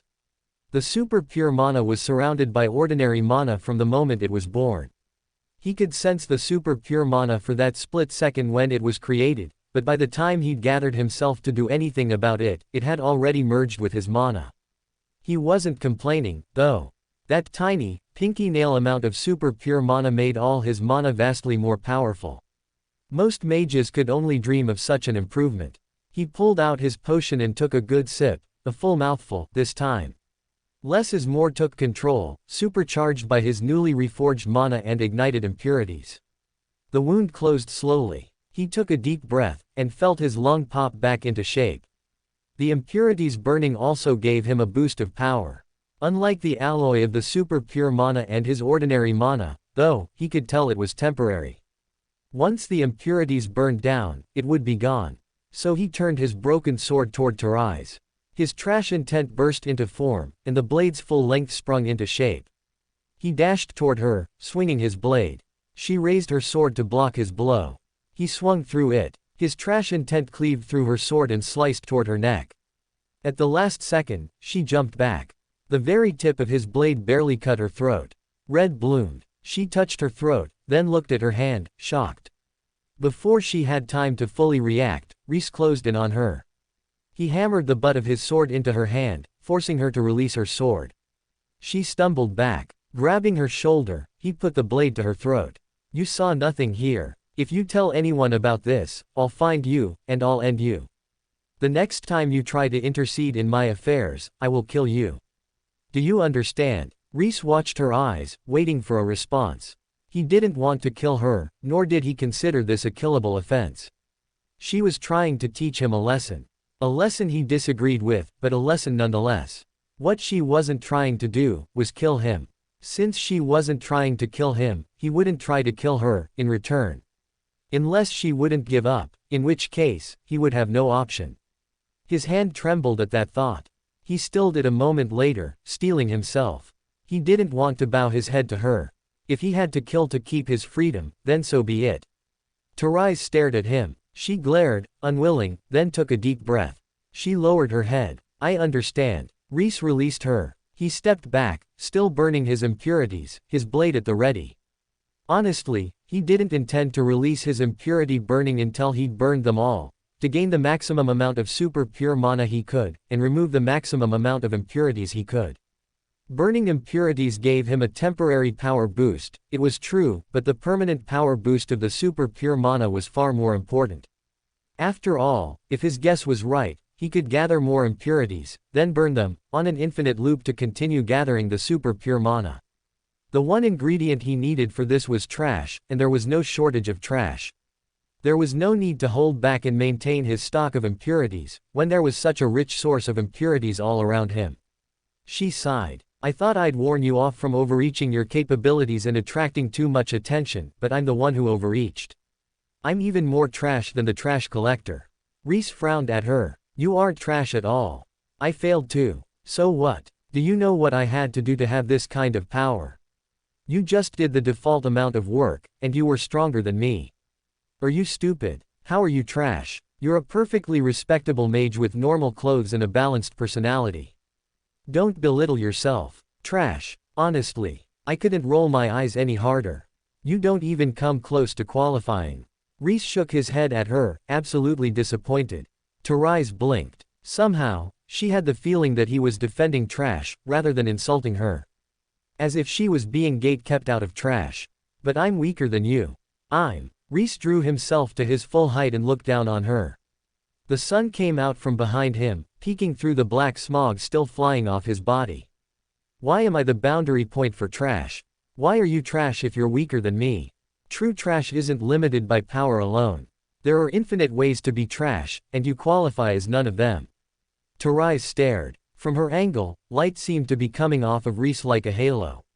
She stared, completely lost. I'm not trash. No. You might be average, but you're definitely not trash, Rhys stated definitively. So don't apply the rules you live by to me. Those are rules for normal, average people, not for trash. I know how to live as trash. I've done it so far. Your concern is only for yourself, not for me. Her brows knitted. My concern was only for me. Then, was this all vanity?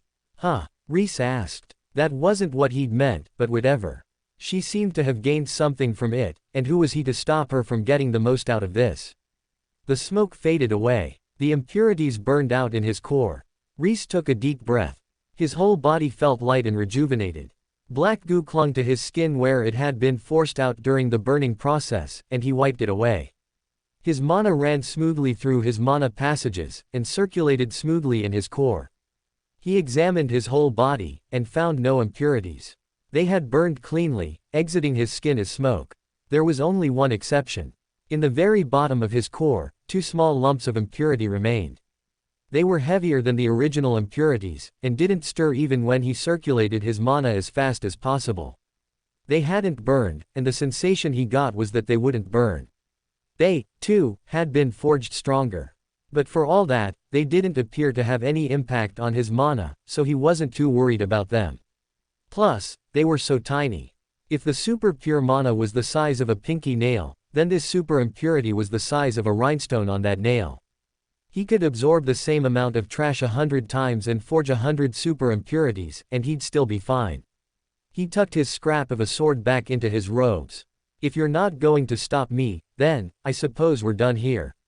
Trashy stepped away. She dusted off her robes and picked up her sword, sheathing it as well. No, we're not done here. Rhys started to reach for his sword again. Turning, she looked him in the eye. You're still weak. You can create a garden and sell your herbs, but only once. As soon as someone stronger realizes what you're doing, they will muscle in on it. I was trying to stop you, to keep you from dying in the hands of someone more serious about taking over than me. But if you intend to push ahead, no matter what, you need allies. People powerful enough to stave off those who would take what's yours. Without someone to look out for you, the other students will take everything you acquire. Even if you continue to grow more powerful, without someone to have your back, you'll have to fight non-stop to keep a hold of what's yours. Rhys dropped his hand again. He pursed his lips, thinking.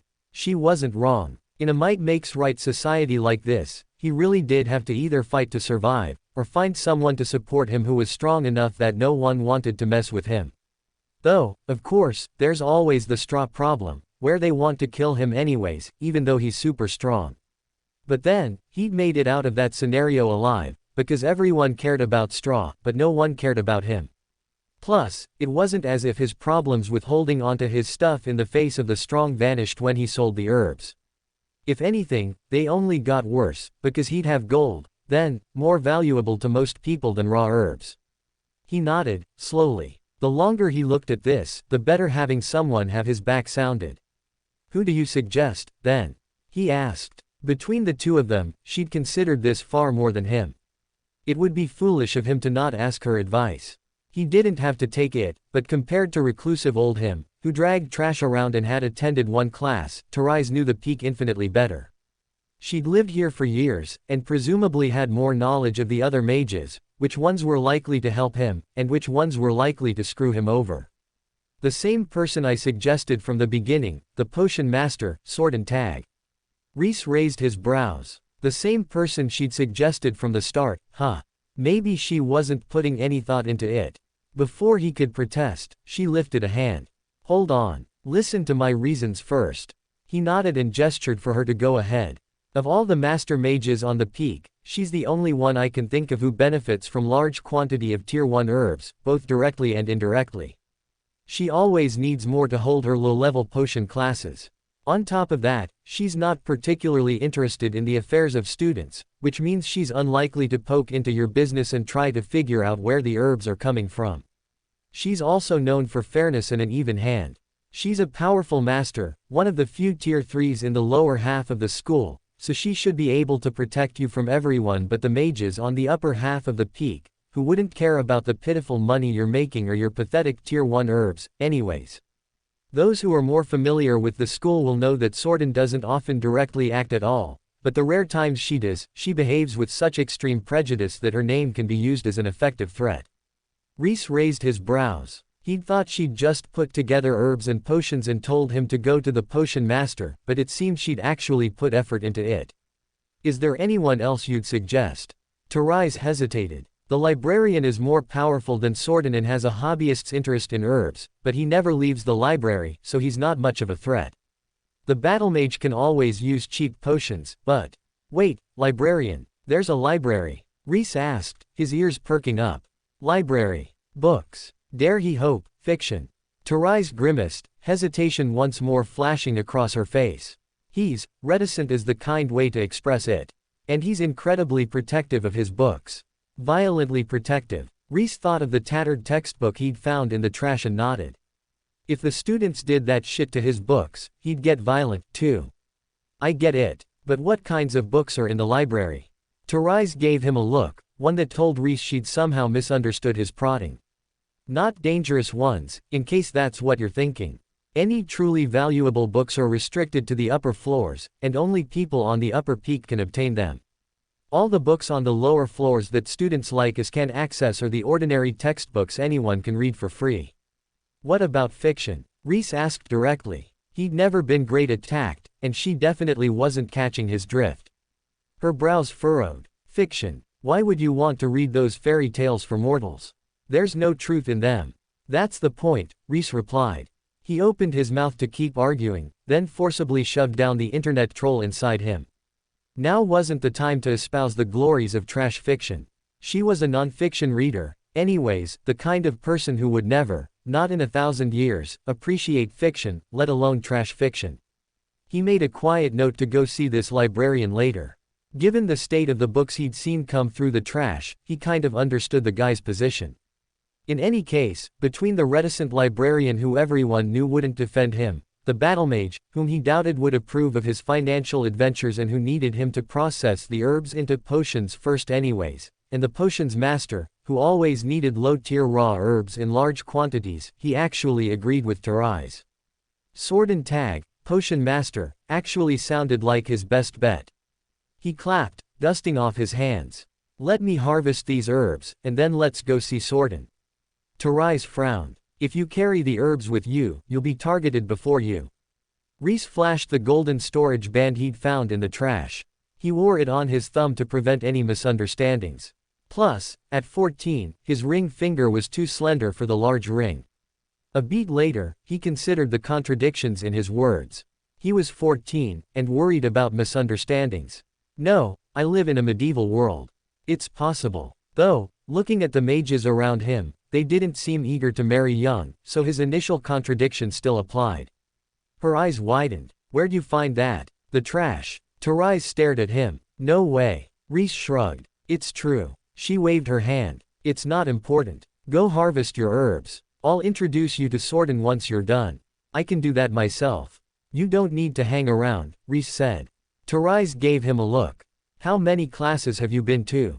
One. Right. One of her classes. One class total. And it was hers. She should be honored, Rhys said. He picked up his potion textbook and skimmed through it to the part about harvesting herbs, then crouched next to the bushes. One at a time, he deliberately harvested the herbs according to the instructions. Rhys stared at him in stunned silence while he worked. At last, she sighed and pressed a hand to her forehead. I don't know whether to be disappointed or impressed. Disappointed, probably. But you bested me in combat without ever attending a battle class. Well, I did spend the last 2 years fighting against the straw man, Rhys pointed out. You, what? Rhys stood, tucking the last of his herbs into his storage ring. Don't worry about it. Let's go see Swordin. The straw man. That horrifying remnant. She asked. Yeah, him. Is he fine, by the way? Rhys hesitated, then nodded. We're safe, now. He's been sealed once more by the Celestial Rose Maiden, the leader of the Bramble School. Rhys nodded. He hadn't asked until now, not because he didn't care, but because he didn't want to rouse suspicion. For all that no one seemed to care about him, he didn't want anyone to think he still cared about Straw, either. But he did. He owed the man, weapon, whatever, a serious debt, and he intended to repay it, however he could. It just so happened that he couldn't do anything about it until he was much, much stronger. In other words, the best thing to do was to keep his head down and get stronger. But Rhys seemed like the quiet sort, so it was worth a little prodding. Are we, friends with the Bramble School? He asked. Rhys laughed. You aren't serious, are you? Our school peaks at the Tier 4 level. Even our schoolmaster barely brushes the border of Tier 5. The Bramble School's weakest students are at least Tier 3. Our school can only dream of being spoken of in the same sentence as the Bramble School. Rhys pursed his lips. In other words, his dream of rescuing Straw was still far off. He shrugged to himself. He'd already known that from the start. After all, rescuing Straw meant making an enemy of everyone who'd come together to seal him. Until he could overcome all those people, rescuing Straw could only be a dream. But that just meant Straw was that powerful. And not only that, but he could also be considered trash, which meant he'd synchronize with Rhys' path. When he eventually unsealed Straw, he'd gain a powerful ally. They took off walking back toward the rest of the school.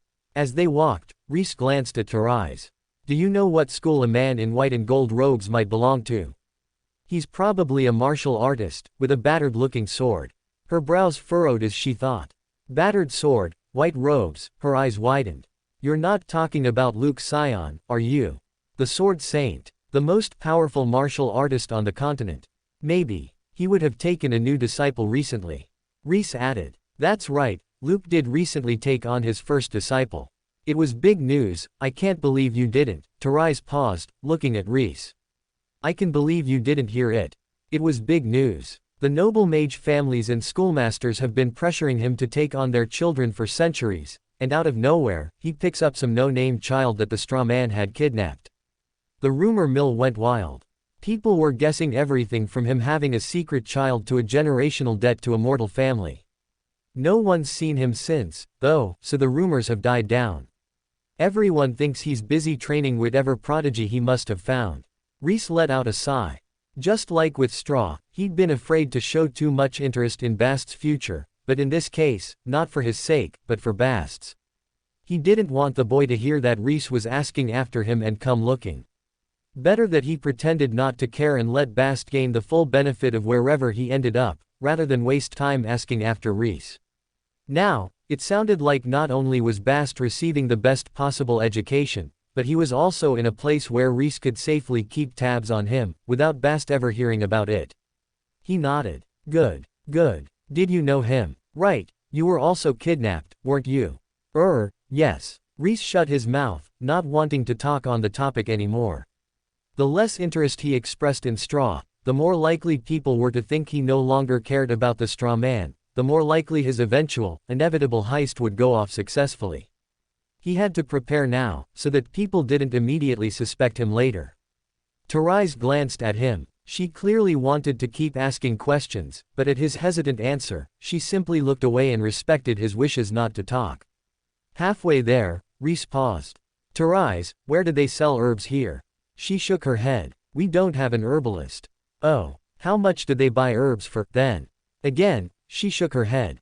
I don't know. I'm not usually involved in the supply side of things. Rhys frowned. Not ideal. No, ideally, he'd have a week or two to do market research. But he'd foolishly grown his herbs before doing market research, so now he had to sell them before they went bad.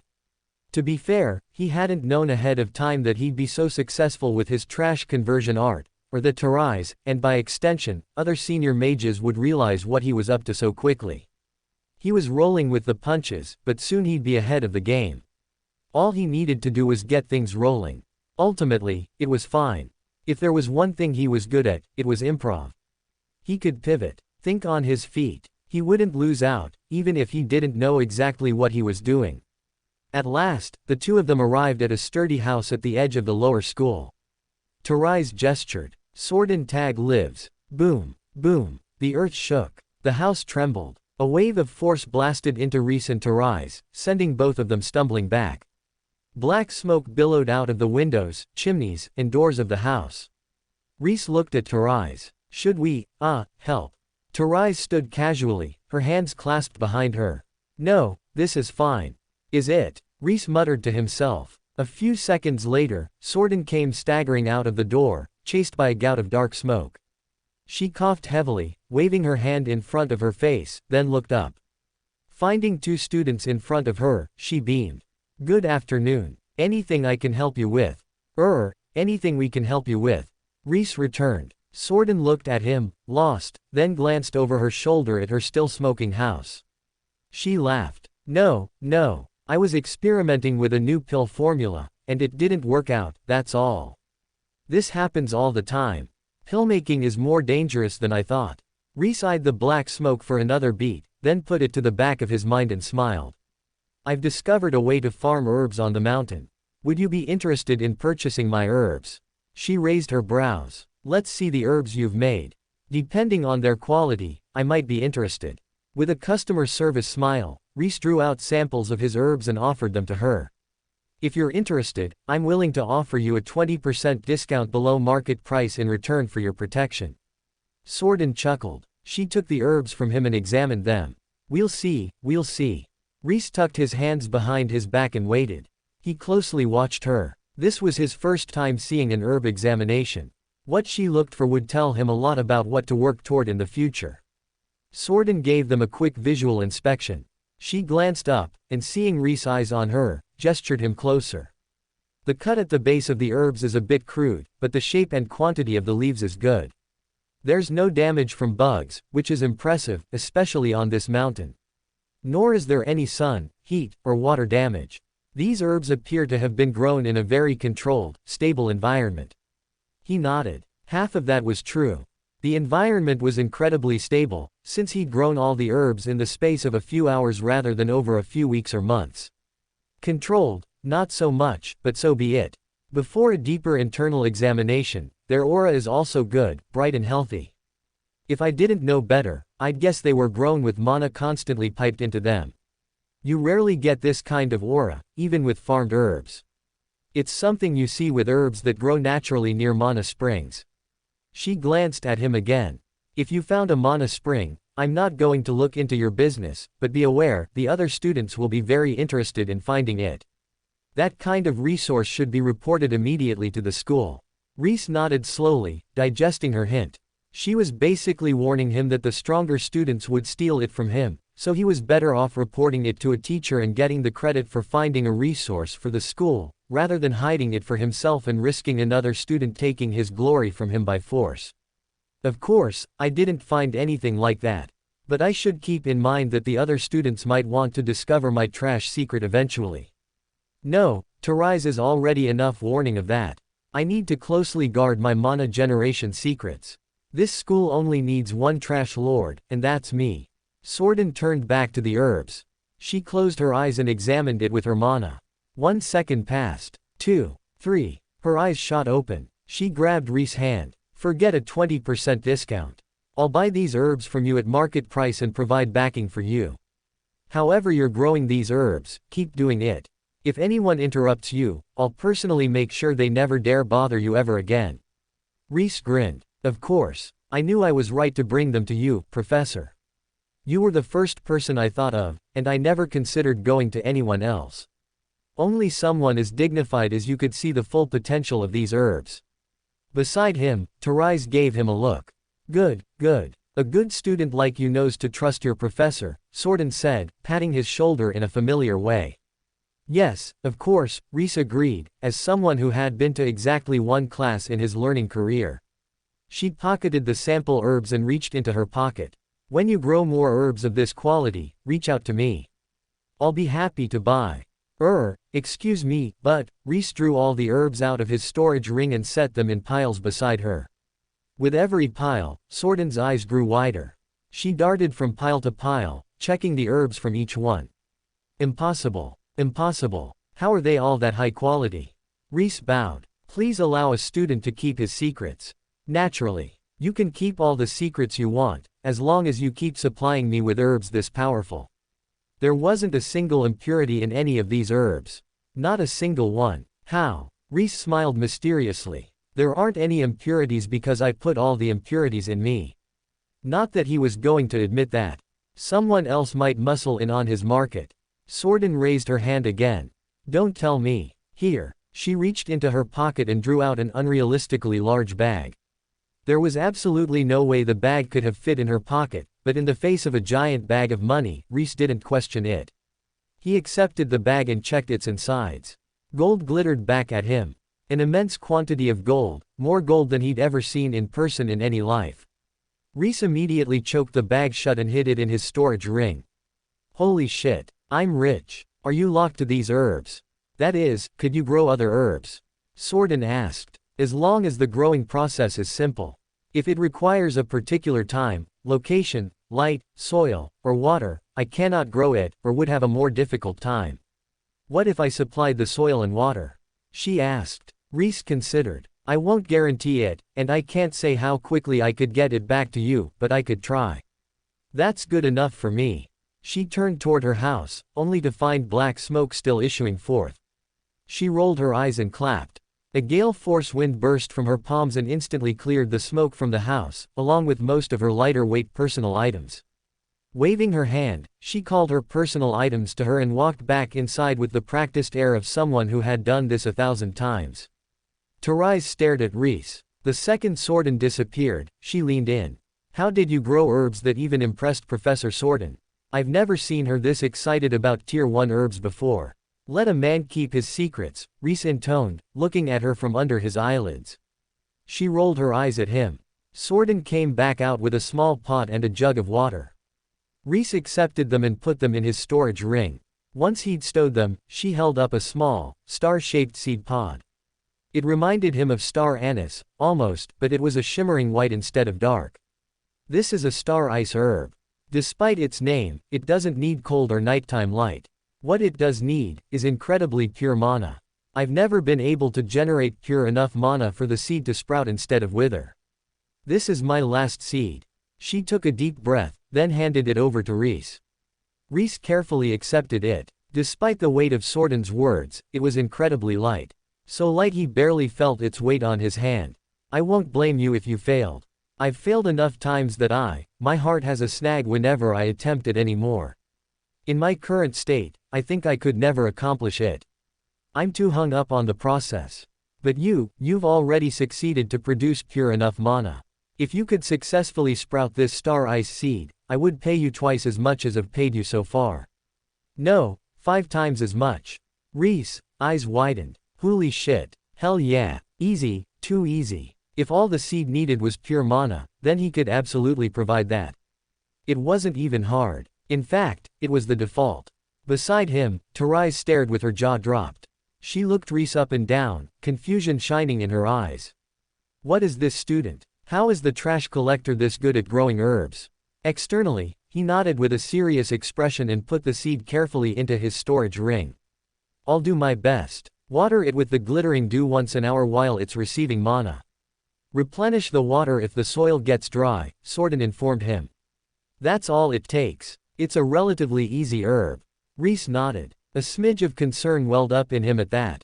He could provide mana, but when he was acting as a conduit, that was all he could really do. Under the enhanced, faster growing process he could induce, would the seed need watering more often? And if it did, could he do anything about it? He was pushed to his limits just channeling the mana. He didn't have the time or mobility to do anything else. He looked at Rhys. She glanced around her, then frowned and pointed at herself. Something on my face. No, I'll tell you later. Rhys looked away. He didn't want to give away any of his secrets, even obliquely. Not that he didn't trust Sordin, but well, he had no reason to trust Sordin. She was a more powerful mage with access to far more resources than him. She backed him because of his technique, but this whole time, she deliberately refused to even ask for hints as to how he did it. Rhys understood perfectly. If she knew how to do it, she'd be tempted to eliminate the middleman, as it were. Sure, she might not. She might be a good person who valued her students, or a lazy person who didn't want to do all the hard work herself. But better for all of them if he simply didn't tempt her. Instead, he'd broach the subject once he was out of Sordin's hearing range. He nodded at Sordin. If that's all, then I'll take my leave. Please. And don't forget to come to class, unless it interferes with growing the herbs. Sordin replied cheerfully. She waved as the two of them walked away. Rhys nodded. Sordin was a woman with her mind in the right place. Who needed class when you could spend your time doing far more important things? Of course, it wasn't as if there was no value to learning. Now that he had the piles of trash under control, and would only need to do weekly trash pickup, plus had a technique that made him stronger based on the amount of trash he collected, there was no reason not to check out the classes. Before, when he'd had trash tier stats and no ability to grow stronger, it would have been foolish to go to classes. The other students would bully him, and he'd have no option but to take it. Even going to the one potion class he had had only been out of necessity, and not only that, but he'd been bullied there. Not effectively, but the effort was made, and that was the point. But mostly he was considering going to class because he had to wait for trash to accumulate before he could attempt growing Sorden's star ice plant. Not only that, but he had no idea how much mana her seed required. He wanted at least twice as much trash as the first batch of herbs had taken before he'd attempt germinating it, just to be sure he had enough. And that might not be enough. The seed was at least a tier 2 herb, from its aura. Between tier 1 and tier 2, the power required to grow things didn't increase linearly. It increased exponentially. 10 times the trash might be a better idea. And maybe that was overkill. After all, he'd grown dozens of herbs with the first garbage pile. If he poured all of an equivalently sized pile into this one seed, maybe it would be enough. Better safe than sorry. Still, that only meant even more waiting. He frowned. He had to find a way to generate more trash, faster. Either that, or Rhys turned toward the top of the mountain. This whole time, he'd remained on the lower half, where disciples were allowed. The top of the mountain was for the most powerful members of the school. A small, select handful of experts at high tiers lived up there, secluded from the student and teaching life of their lessers. Kind of like academia in my world, Rhys thought. He hadn't been allowed to pick up garbage up there. The upper half of the peak was just as overridden as the lower half had been, but that garbage, even the scent of it was already a force at the tier 2 level. If he could burn that glorious filth, the mana he could gather from a single scrap would outshine all the garbage he'd burned so far. If he could handle it at all. It was powerful stuff. His mana systems had been pushed to their limits handling that first pile. He was pretty confident he could now handle a bigger pile of low-tier trash, thanks to the strengthening he'd received from pile number 1, but the mana he'd be able to obtain from that upper region trash. Rhys shivered in anticipation. He dragged his eyes away. Later. For now, I'll strengthen myself until I can take on that trash. Once I'm ready, then I'll go make my case to the schoolmaster. When they were far enough from Sorden, he nodded at Rhys. Are you open and about? He paused for a moment, mentally calculating the accumulation speed of trash. 4 weeks. That would get him a regular-sized pile of trash, with no intervention or discovery of new piles of trash on his part. He planned to go trash hunting, too, but 4 weeks was the bare minimum of time he'd need to have the minimum trash required to attempt growing the seed. The piles he'd picked up wouldn't reaccumulate, but then, trash did decay over time. Lots of it had already decayed in his first pile, and he'd lost out on lots of wonderful trash. Plus, the older low-tier trash like this was, the more mana it decayed, so the existing piles of trash hadn't had as much mana trapped inside them as the new ones. The higher-tier trash on the top of the mountain was different. It held its mana. The whole time he was here, it hadn't decayed. In fact, the mana might have enriched itself ever so slightly. Rhys considered. I'll be available. Why? Come to my house in 4 weeks' time. I have a job for you, Rhys replied mysteriously. The job, of course, was supplying the seed with water.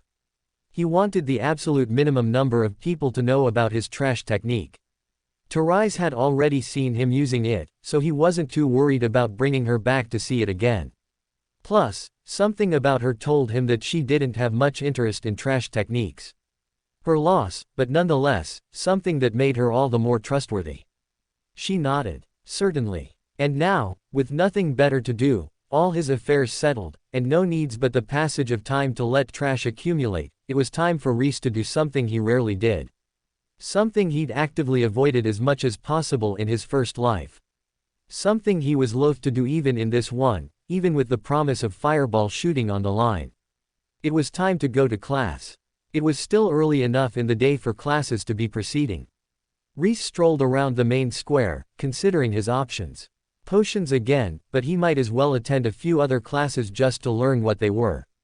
Plus, potions were mostly rote memorization. He'd only attended a practical lesson to learn how to operate a cauldron. Now that he'd done that, he pretty much just needed to read recipes and follow them. He had enough practice cooking for one that he could manage that much. Basically, he didn't want to attend any class that was designed to force small children into rote memorization. He already knew how to memorize things, and had the discipline to do it. Besides, he'd gain more out of reading a book than attending one of those classes. The other thing was, as Straw had indicated, this was less a school and more a gathering of fish, or rather, mages. The classes were generally shaped around what the elder mages wanted to teach, rather than what low-level mages needed to learn. Sure, there were a few designed for the children, like Swordens Potions, a mana-gathering class, and a class about how to gain, and then activate, skills, but aside from the bare essentials necessary to qualify as a mage, the rest of the classes were completely random. Advanced Astronomy, that appeared to just be astronomy, the search for night dark truffles and the usage of pig-type beasts to find them, that seemed to be a rote memorization kind of cooking class, and, on the appreciation of mustelid, which, when he peeked his head in, really was just about appreciating ferrets. There was nothing magical about the class, but also a shocking lack of live mustelid, which was unfortunate. He considered attending that one, but reconsidered when he saw the entire lecture hall was vacant and the professor, an old man in tattered clothes, was rambling on to himself. He tucked that one into the back of his mind for later, but left it behind for fairer waters for today. Best to skim the waves before he plunged deep, as it were. The mana gathering class was meant for tier 0 mages, so he was already too high tier for it. Not only that, but it really was the most basic of basics.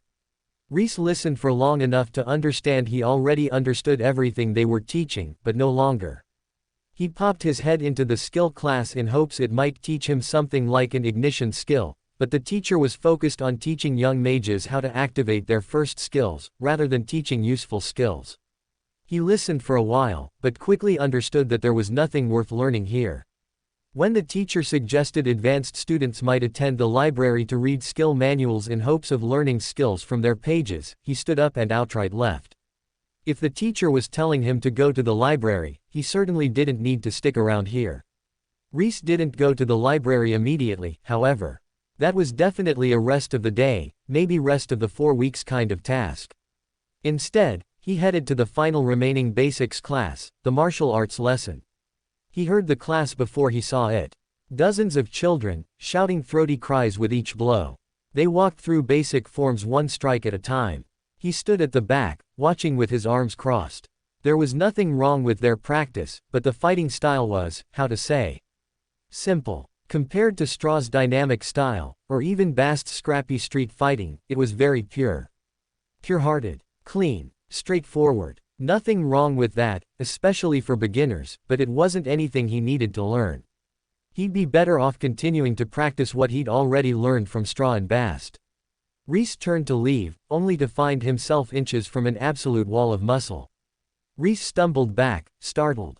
A huge bulk of a man loomed over him with a manic smile on his face.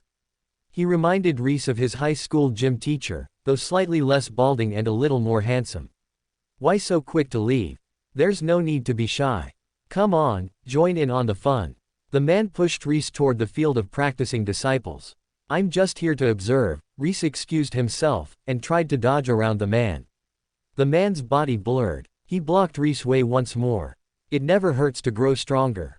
Even a dedicated mage can use martial arts. I agree, Rhys said, and dodged the other way. Again, the man blocked his way. If you agree, then why not join in? I have my own technique I'd rather practice. Alone, Rhys emphasized. He faked a dodge to the left. The man appeared to block his way, and he whirled around and dodged right, fleeing at top speed. A hand closed around the back of his neck. Rhys dug his heels in, only to be lifted bodily by the throat.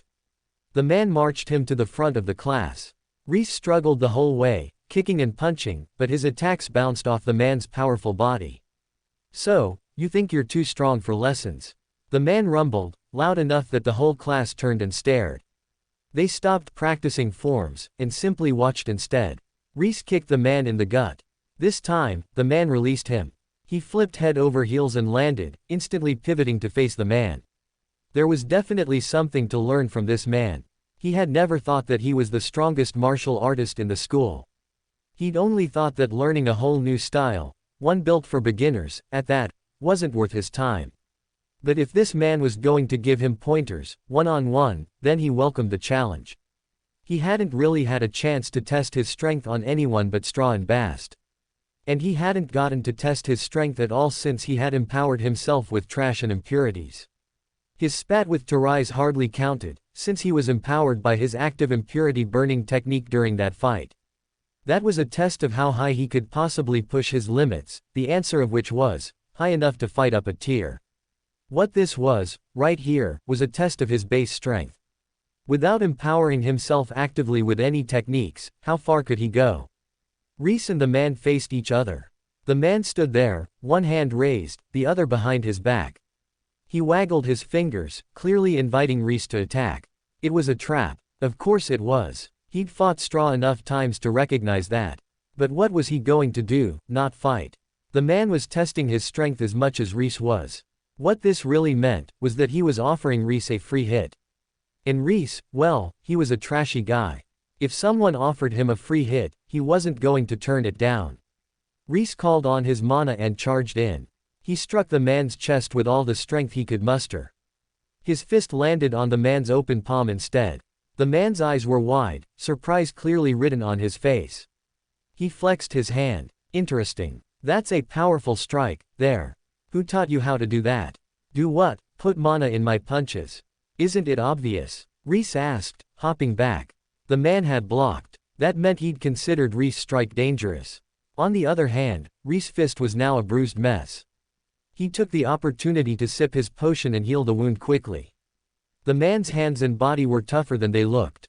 Maybe even magically enhanced at a passive level. Thus far, Rhys had only considered mana as a way to empower his strikes. Defensive empowerment had always been out of his reach. But if he could learn a technique to invest it into his body, and transform his body into something tougher, that was something worth considering. His body was pretty trash tier right now. If it was possible to make it more powerful, there was no reason not to. He'd tried to empower it the standard way by slowly imbuing it with mana, before, under Straw's tutelage, but he'd never had much success. This man, though, had a body more defensive than Straw's, as far as Rhys could tell. He could punch Straw without taking damage, for example. That implied that the man had some kind of technique or skill that helped him empower his body. If that was the case, then maybe, with the help of that technique or skill, Rhys could succeed where he'd failed before. The man grunted. My name is Synog. You are. Rhys, he replied. Synog raised his brows. That's why I don't recognize you. You've just arrived. So, you're the straw man's disciple. Rhys lowered his head. That wasn't how he wanted to be known, but he didn't have an option. Yes. A few of the other students took a second look at him. They knew him as the garbage collector, not as the straw man's disciple. They frowned at one another. He heard whispers behind him. Not him, surely. No way. He's. Synog paid the whispers no mind. He gestured at Rhys once more, one hand still folded behind his back. Let's see what the straw man taught you. Hold nothing back. If you can get me to lift my other hand, I'll acknowledge that you don't need to participate in our class. Rhys drew his broken sword. He didn't activate Trash Intent, not yet. Holding it slightly behind him, he faced Synog. This time, he was going to make the man use both hands. He'd be taking that hand out from behind his back whether he wanted to or not. This battle wasn't favorable to him. He'd always been the weakest one in his skirmishes with Straw and Bast, but both of them were high-speed fighters. Rhys was good at backstepping and dodging, parrying and gaining space.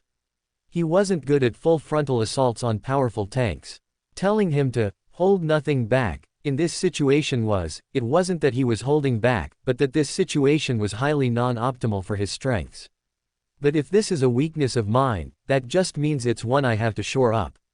If I face a powerful tank in real battle, I can't just say, oh, I'm sorry, I'm not good at that. The tank would simply take control of the battle and crush him underfoot like an empty soda can. This was an opportunity to test his techniques against tanks. For a few seconds, the two of them stared at one another, watching for weaknesses. Rhys gathered his mana. His body grew warm as the mana coursed through him, and his limbs strengthened. He kicked off the ground and darted close, drawing back his free hand. Synog watched him come, his hand ready to block. He shifted his stance for Rhys, left-handed strike. At the last second, Rhys activated Trash Intent. He swept his sword forth, striking toward Synog's chest. The glowing blade arced through the air. Synog widened his eyes. Faster than Rhys could track, he yanked his hand out from behind his back and caught Rhys' wrist mid-swing. The blade glowed, humming a hair's breadth from his flesh. Weapon intent. No, but it's similar. What is this? Rhys twisted his wrist free and hopped back. He'd succeeded, but that was all. He had no illusions about the gap in strength between him and this man. If Synopsis was fighting seriously, he wouldn't stand a chance. Even with the man standing still and letting him strike him, totally off guard, he couldn't get past the man's defenses to try trash intent on his tough skin. It wasn't that he couldn't learn anything, it was just that the class wasn't worth it for him. If Synopsis was willing to teach him more than the bare basics, he was willing to learn. Especially if he'd teach Rhys that defensive body strengthening technique. Synopsis lifted his hand before Rhys could charge in again. Enough. Rhys hopped back, putting a little distance between him and Synopsis. The blade flickered out, leaving nothing but the broken stub of a sword again. He could keep it active for longer, but there was no need to show the entire student body exactly how long he could use trash intent. Synopsis waved his hand. I'll concede that you don't need to attend class. You can go. Will you teach me how to strengthen my body like yours? Rhys asked. Would you tell me all your secrets, if I asked? Synopsis replied. Rhys lowered his head, acknowledging it. On second thought, he probably wouldn't be able to comprehend Synopsis' technique, anyways. Not if it didn't have anything to do with trash. His stats were bad at everything, unless they were aimed at his obsession, his path. The idea that he could strengthen his body's toughness was already enough for him. Stronger defenses would make it easier for him to survive in this world, when he could easily be just another piece of garbage, thrown away on the side of the road. He could let the connection between defenses and trash brew in the back of his mind while he worked, and see if he couldn't figure it out. He put the scrap of sword away and walked off. In the end, he hadn't found a class for him. It wasn't entirely unexpected. They taught classes for normal students, not people who were trash. That meant he only had one place to go. It was time to investigate the library. The library sprawled over a good chunk of the mountainside. It stood tall, its facade as grand as any of the lecture halls. The steps leading up to its front door were dusty, and when Rhys pushed on the door, it creaked and halted an inch in, its hinges all but rusted shut. He frowned and pushed harder. The rust broke off with a crack, and the door swung open. Almost before he stepped inside, an indolent voice called, "Who goes there?" "No one," Rhys shouted back. There was silence, then a grunt that echoed through the vaulted halls. "Better be." Black and white checkered tile spread underfoot. Rich, dark wood clad the walls. Shelves bent in the middle, laden with books. Some were tidy and neat, but the majority were stuffed full of books, so overstuffed that books were practically oozing out at the seams.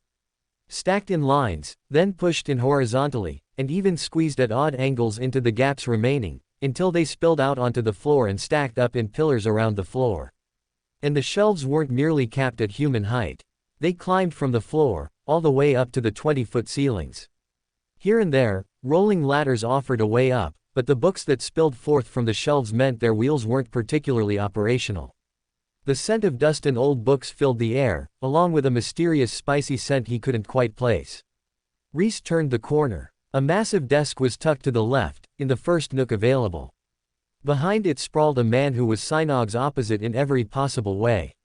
Feet kicked up on the desk, he lazed in a massive cozy armchair. Long limbs only served to emphasize how bone-slender he was. His hair spilled down his back, not in a way that said he cared for it, but simply indicated he hadn't had it cut in a long time. He didn't have a beard, but on closer inspection, fair wisps on hair clung to his jaw, too pale and thin to qualify as any sort of organized facial hair, but simply the result of his extreme languor. He wore white and black robes that fell back at his hips, black narrow-legged trousers so tight as to qualify as leggings, and a simple black belt. Of all the teachers, he was one of the simplest dressed ones so far, barring the man in rags ranting about ferrets. Even Synopsis had worn gold bracers, leg guards, and a matching bejeweled belt. This man wore no gems at all. A book rested in one hand, and his eyes scanned across the page at speed. He reached the end of the book and set it down, a satisfied expression on his face, then stretched in his chair and yawned wide, like a cat in a beam of sun. He and Rhys' gazes met, and he grumbled in his chest and ran a hand over his face. In the space of a moment, his hair organized itself, his face grew clean, and the facial hair vanished. He put on a very strained smile. "How can I help you?" Reclusive is a kind way to put it, Rhys reflected. The man was an absolute slug. Sure, he was skinny, but that was probably only because it was too much effort to get up and eat. From the dust underfoot, no one, not this man or anyone else, had trodden the halls of the library in a long time. It seemed there was an unspoken understanding not to disturb him. Luckily, Rhys was a bit too trashy to pick up on such subtle social cues, so here he was. He stepped forward and nodded. I'm the garbage collector. Are there any books you're looking to get rid of? Huh. Oh, sure. The smile vanished. He yawned again and waved a hand. A dozen boxes floated toward Rhys, all of them empty. As they passed by the shelves, books jumped off them of their own will and flew into the boxes, where they stacked up in messy heaps. That's a lot of books, Rhys commented. Wasn't he supposed to be protective of books? Why was he so willing to toss these, then? They're all garbage. He paused to yawn. The kind of nonsense fake mages sell mortals, hoping to make a quick buck. None of them hold a real technique. At best, you'll waste your time. The worst of them can even lead hopeful mages astray, onto dark or mistaken paths. They're a bit dangerous, so I've been meaning to get rid of the extra copies for a while now. Extra copies? Those fakers produce these a dime a dozen and fill the world with this nonsense. Pretty much every mortal town will have 5 or 6 manuals on display. Just from students who mistakenly thought they would get ahead, or earnestly believed they could become a mage from this bullshit, I've collected hundreds of copies of these things. Of course, I've got 1 copy of each archived. I wouldn't dream of giving those up. But I don't need 1,000 copies of bullshit manuals in various states of disrepair hanging around my library. Gods know I've already got enough books to protect. He shook his head, gesturing at the disarray around them. I can see that, Rhys said. The lazy man stretched again, once more reminding Rhys of a cat lounging in the sun. I'm Azarian, by the way. Azarian the librarian. Friends call me Az. And you are? Rhys. Garbage man. Rhys introduced himself for a second time. You should find a rhyming profession as well. Or change your name. You could call me Rhys the Recycler. It doesn't rhyme, but it alliterates, Rhys tried. Hey, Rhys Cycler, Az said. He nodded, and a real smile appeared on his lips. I like you, Rhys. Rhys nodded, not sure how to respond to that. Then again, maybe it was simply one trash recognizing another. Az was a different kind of trash than Rhys. Rhys had nothing, while Az had it all and frittered it away lazing in this library. All his potential and skill, wasted in doing nothing but lounging at his desk and reading. His aura was no weaker than Synog's, somewhere at the upper limits of Tier 3, but Rhys wouldn't put a penny on Az if he were to face off against Synog. Unless, of course, the challenge was something literary, or maybe a race to have the best snooze as quickly as possible. The boxes filled and stacked up near the entry hallway. There were easily 10, maybe 15 boxes, and each one large enough that Rhys could curl up inside. He eyed them a little uncertainly. With his mana-boosted strength, could he carry all of them? Let alone stacking 15 boxes at once, maybe if he was burning impurities, but, he shook his head. This was going to be a multi-trip job. As he stacked up the boxes, Rhys decided to press his luck. He leaned toward Az. You wouldn't happen to have any trashy literature hanging around the library, would you? Anything a little less than highbrow. Bam! Az sat up so sharply Rhys didn't see him move and slammed his hand on his desk. A metaphorical thundercloud brewed around his brows, his frown as deep as the darkest ocean. In my library. You insult me, sir. No, not a single piece of that kind of, I hesitate to call it literature. Absolutely not. I would never. Get out, before I. A book fell off his desk, knocked there by the force of his thumb. It fell open to reveal a finely illustrated page with a very fine illustration of a young lady on it. Her collar was a little more than undone. Entirely missing, in fact. And the blouse, too. Her entire dress seemed to have gone missing, in fact. Not only that, but her cheeks flushed in a very unchaste way. Rhys blinked at the book, then slowly looked up at Az. He hadn't meant that kind of literature, just trashy sci-fi and fantasy, pulp fiction, as it were, but, well, if Az was offering, it wasn't as if he wasn't a man of culture at times, himself. Az flashed forth. The book vanished off the floor, and Az reappeared behind the desk, stuffing something hurriedly into his shirt. He narrowed his eyes at Rhys. You saw nothing. No, I understand. Well, that kind of literature is still a bit too rich for me yet, but if you had some pulp fiction lying around, I certainly could be persuaded to entirely forget such a rosy page, Rhys replied, fighting the urge to laugh aloud. Az snapped his fingers. A dozen additional books joined the garbage manuals in Rhys' box. Rhys nodded. Then we have an agreement, sir. And, best of luck with your literature. I suppose I can look forward to receiving your recommendations in another few years. Of course. Any time, Az said, quickly recovering. He still stood behind his desk, one hand pressed against a somewhat unstable stack of books to keep any more from tumbling down. Rhys looked the stack of books up and down. They were well worn, with cracked spines and tired bindings.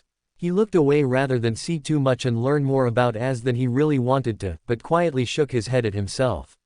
A man of culture indeed.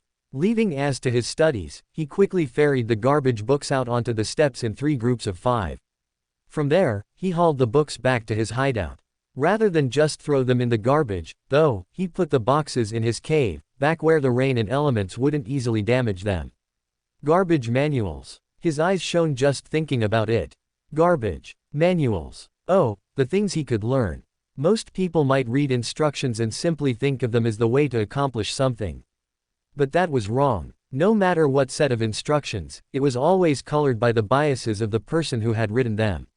An expert carpenter might leave out the lathing process and simply say, turn out 4 chair legs, while an amateur might focus overlong on the way to put hammer to nail. An artist would spend time telling you how to carve patterns into its back, while a dyes man would focus on the minutiae of setting the wood stain. The way someone described something, the things they focused on and what they left out, could tell him as much about the person who had written the instructions as the instructions could tell him about how to do the thing he'd set out to do. And, of course, the places where the instructions were hard-headed or wrong, there were always things the original instruction writer had done incorrectly, that were simply mystifying to the reader afterward. Those didn't tell him how to accomplish the task. Ordinary people might simply throw those steps out. But to Rhys, that was only part of the challenge. Could he understand where the original writer of the instructions had gone wrong? Could he figure out what they'd misunderstood, or comprehended incorrectly, by seeing their incorrect instructions? And from there was always the possibility that he could read the wrong way, and put together how to do things correctly, simply by knowing what not to do. Bad tutorials were just another kind of garbage. No less precious than any other trash for being wrong, or stubborn, or fundamentally misunderstanding the process. No, in fact, more so because of that. If he was merely given the correct instructions, he'd only know one correct way to get there. If he had the wrong instructions, he was free to imagine a dozen correct ways to complete the task. Now, he had before him manuals that weren't only accidentally wrong, weren't only hard-headed, but were deliberately, intentionally incorrect. If someone intentionally sabotaged, that sabotage simply told him where the most important steps were. And now that he was in a mage's school, if he ever got stuck, he could always go back to the library and look up the same process, to see if he couldn't come at it from 2 ways. In that way, by looking at the trash and the good, he could put both together and come up with an answer no one had ever come up with before. Not only that, but he could also tie all the techniques within these manuals to his path, which meant a passive boost to his comprehension. When he was done, the books could hit the trash heap and empower his attempt to grow the star ice seed. What wasn't to love? Filled with anticipation, Rhys opened the first manual. Rhys read through the manuals at a blazing speed. His mana could enhance his mental qualities as well as physical, and his already high reading speed was only boosted further by his empowerment. Many were the same, or copies of a copy. He read all the unique ones, even the copies whose only unique contribution was fresh misspellings. The ones that were truly nothing but carbon copies landed in the trash heap, waiting to feed his next excursion into herbalism. In the end, he had about 1.5 boxes full of manuals. In the end, he even gained a skill from it. Speed reading 4. Most of them were truly trash. They were so obviously wrong, so utterly backwards, that they served more as entertainment than education. He chuckled as he read them, shaking his head from time to time. Others were more insidious. They described a real process or a real technique, but fudged the details just enough to leave prospective mages on the completely wrong track.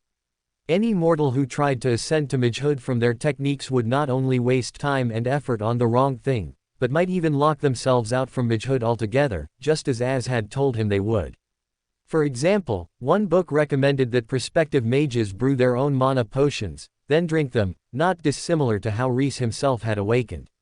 However, the formula it gave for mana potions was just wrong enough that whoever followed that recipe would be so laden with impurities they wouldn't stand a chance of awakening their ability to sense mana at all. Even Rhys winced at that one. If he'd found that as a child, before he'd gained magehood, even he, with his optimal path that led directly to a technique to handle impurities, would have been ruined. He thought back to the manuals in the town's bookshop and shook his head.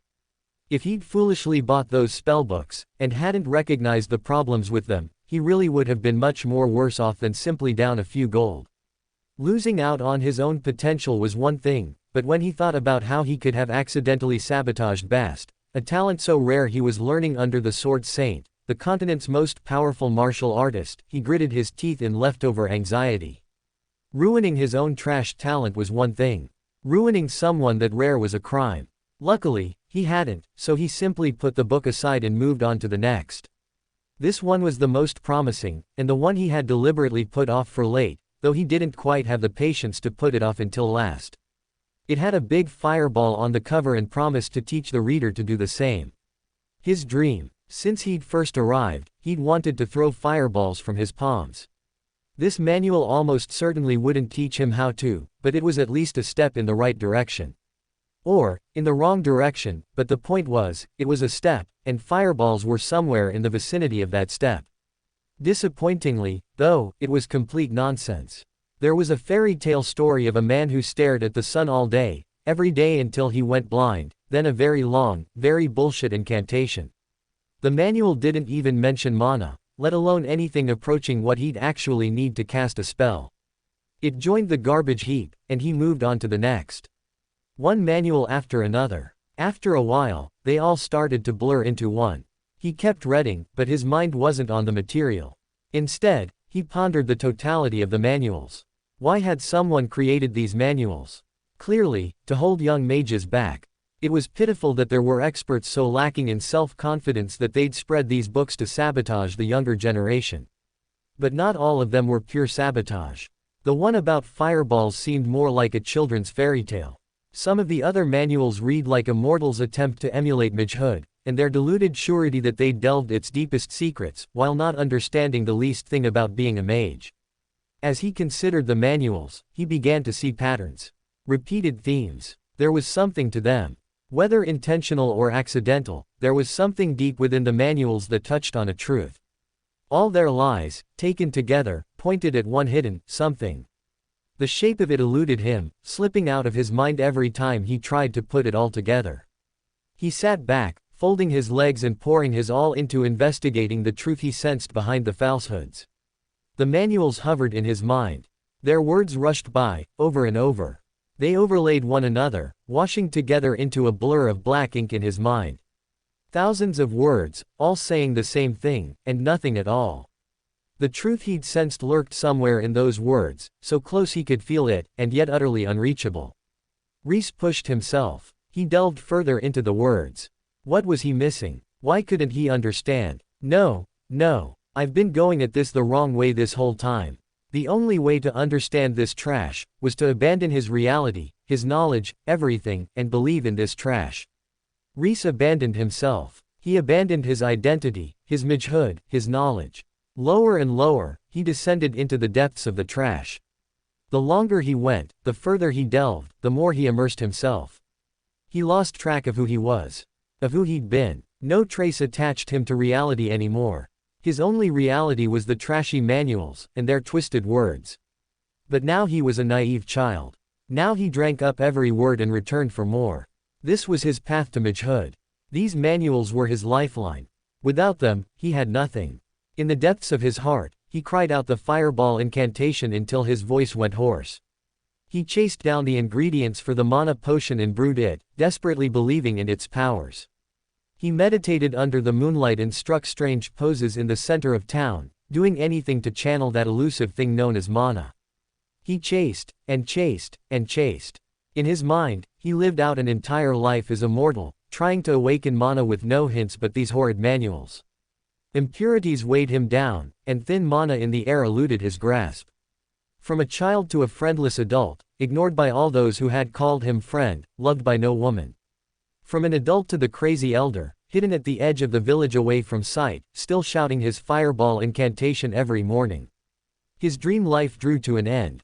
He sat in his hut, breathing heavily. The fires of his life petered out.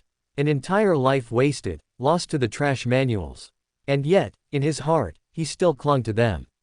Still refused to believe they were trash. There was truth in them. From the beginning, he'd sensed it.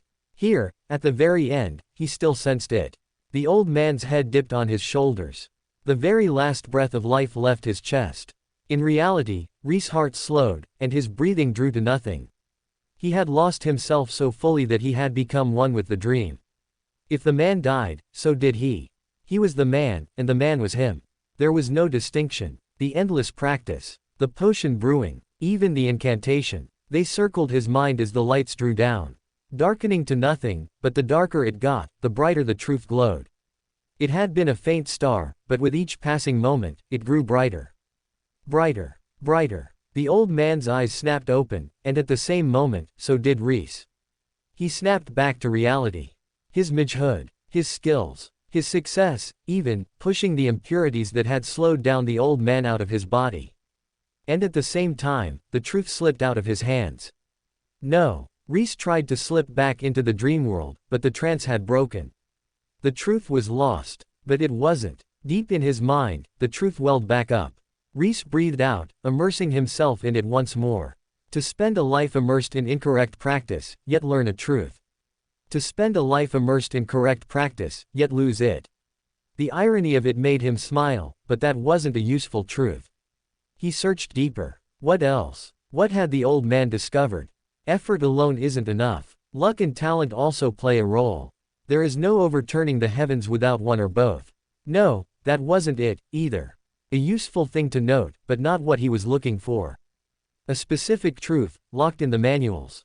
He knew he'd seen it. What was it? The answer came in the form of a sensation, not easy words or a concept easily understood. He let it flow through him, investigating it, letting the sensation tell him what it was. An emptiness. A dearth of expectations. A hollow depth that meant nothing he did mattered, and nothing he could do would ever matter.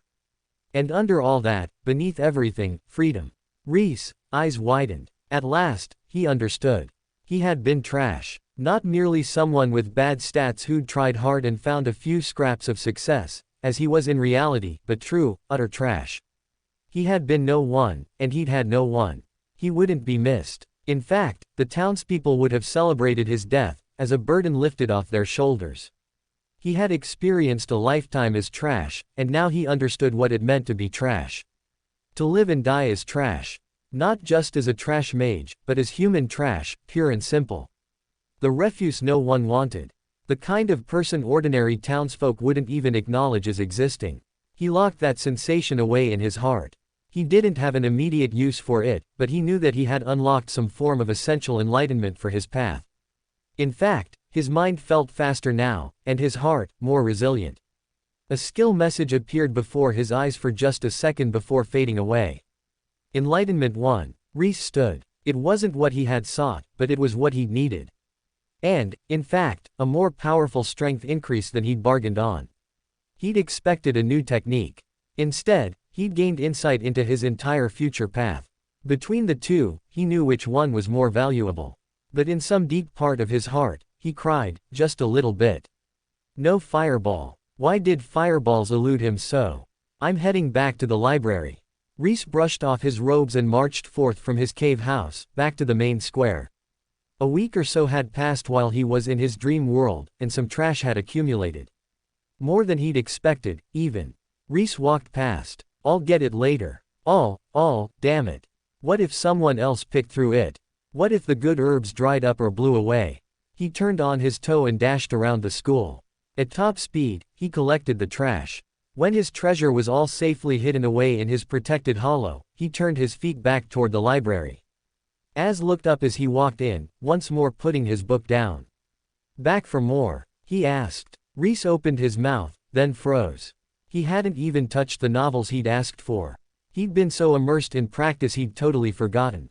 I've been busy, he muttered, but he knew it was a poor excuse. Az knew it too, from the lazy eyebrow he cocked in Rhys' direction. He shook his head in silent disapproval, but said nothing. Ashamed, Rhys lowered his head and scratched the back of his neck. An avid reader like him, failing at such a small, basic task. He really was an embarrassment to all readers everywhere. But there was nothing he could do now but press on, past his shame. I was wondering if you have any tomes on fire spells. Specifically fireballs. Az shook his head. At your level, you're welcome to research any low-level mana basics or low-tier skills, but anything like a fireball is beyond my ability to acquire for you. I could point you in the direction of ignition spells, but that is the limit of what you're authorized to access. Even considering the depths of our friendship? Rhys asked, eyeing the precarious stack of books on Az's desk. That's what allows you to stand there and blithely interrupt my reading. Rhys scowled, but quickly schooled his expression into a flat smile. Oh, well, I guess fireballs are a powerful spell, after all. They can't just let the lowest level students run around nuking one another with fireballs before they hardly know how to be mages. That's a surefire way to end up with a school full of psychopaths. I'll take a few tomes on ignition. Az waved his hand. A dozen tomes swirled around and landed in Rhys' arms. Return the books I loaned you in good condition, and I might feel a little more inclined to offer you the rarer tomes. Rhys raised his brows. A second later, he saluted. Protect the books. He needn't have said a thing. Rhys loved books. He'd return them in the same condition they were lent. Az had already turned back to his reading. Getting the message, Rhys turned and left him to it. He got the feeling Az was already a little annoyed at being interrupted so close in succession, even if it was a week. The man clearly wasn't used to frequent visitors, and made a mental note to give the guy a little longer to reset before he came to visit again. Unless he tore through the books and needed more, in which case, Az would simply have to understand his need for fresh books. Putting the freshly borrowed books in his storage ring, where the novels already resided, Rhys headed back out into the sunlight, only to thump into a broad, muscular chest. He looked up, slowly. Simple, martial-styled robes. Short hair. A brutish face with a jawline as broad as his shoulders. Synopsis smiled down at him. You impressed me on your previous visit. Don't waste your time in that dusty old building. Come, let's practice. Rhys swallowed. Practice. Synopsis was powerful. There was a lot Rhys could learn at his hands. He'd meant to seek him out eventually, but he'd figured it was something he'd have to do, on his own time. For Synopsis to show up, grinning so broadly, excited to see him. A sinking feeling came over Rhys. He'd just escaped his daily brutal beatings at the hands of Bast and especially Straw. Surely practice didn't mean the same thing to Synopsis as it had to Straw. Straw was a living weapon, after all. Synopsis was just a martial artist. Surely he had more sense and compassion than. Indeed. And what better practice than battle? Rhys reached for the doorknob behind him. Sir, I'd love to practice, but maybe later, after I learn ignition. A meaty hand snatched him up by the robes. Rhys barely had time to react before he found himself flying through the air, thrown bodily away from the library. Lesson number 1. Don't question your superiors. Ah, fuck, Rhys thought, and braced himself for a beating. Synopsis threw the student into the air. When this bug had crawled into his class, he'd thought he would simply teach a fly a lesson. Give a deserved beating to a child too big for his britches, and send him to do horse stance until he couldn't stand straight. Instead, he'd been impressed. Impressed, and more importantly, embarrassed. Challenging a child in front of all the other children, only to have to admit that the child was correct, and he truly did not belong in Synopsis' class. Rage burned in the warrior's heart. He couldn't accept such humiliation. Yet, the emotion he felt wasn't only rage, but also excitement. Once, Synopsis had possessed a bright future. He'd had exceeding talent in his small martial clan, and shone out as a star amongst mortals. When he was selected by a mage to attend a true mage school, he had received the well wishes and adulation of everyone in his village. But when he'd arrived, he'd found out that the school was a trash heap of a mage school, looked down on by all other mages. The lowest, weakest, least capable staffed it. One of the professors was out of his mind.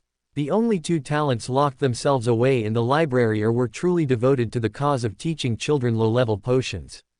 The upper school was out of reach, too, limited only to the schoolmaster's closest, most powerful friends. Thus, Synopsis had found himself in a dead end. His star was dead. There was no longer any hope of ascension, no longer a dream of becoming the most powerful. He would burn out here, this was all the more he could reach for.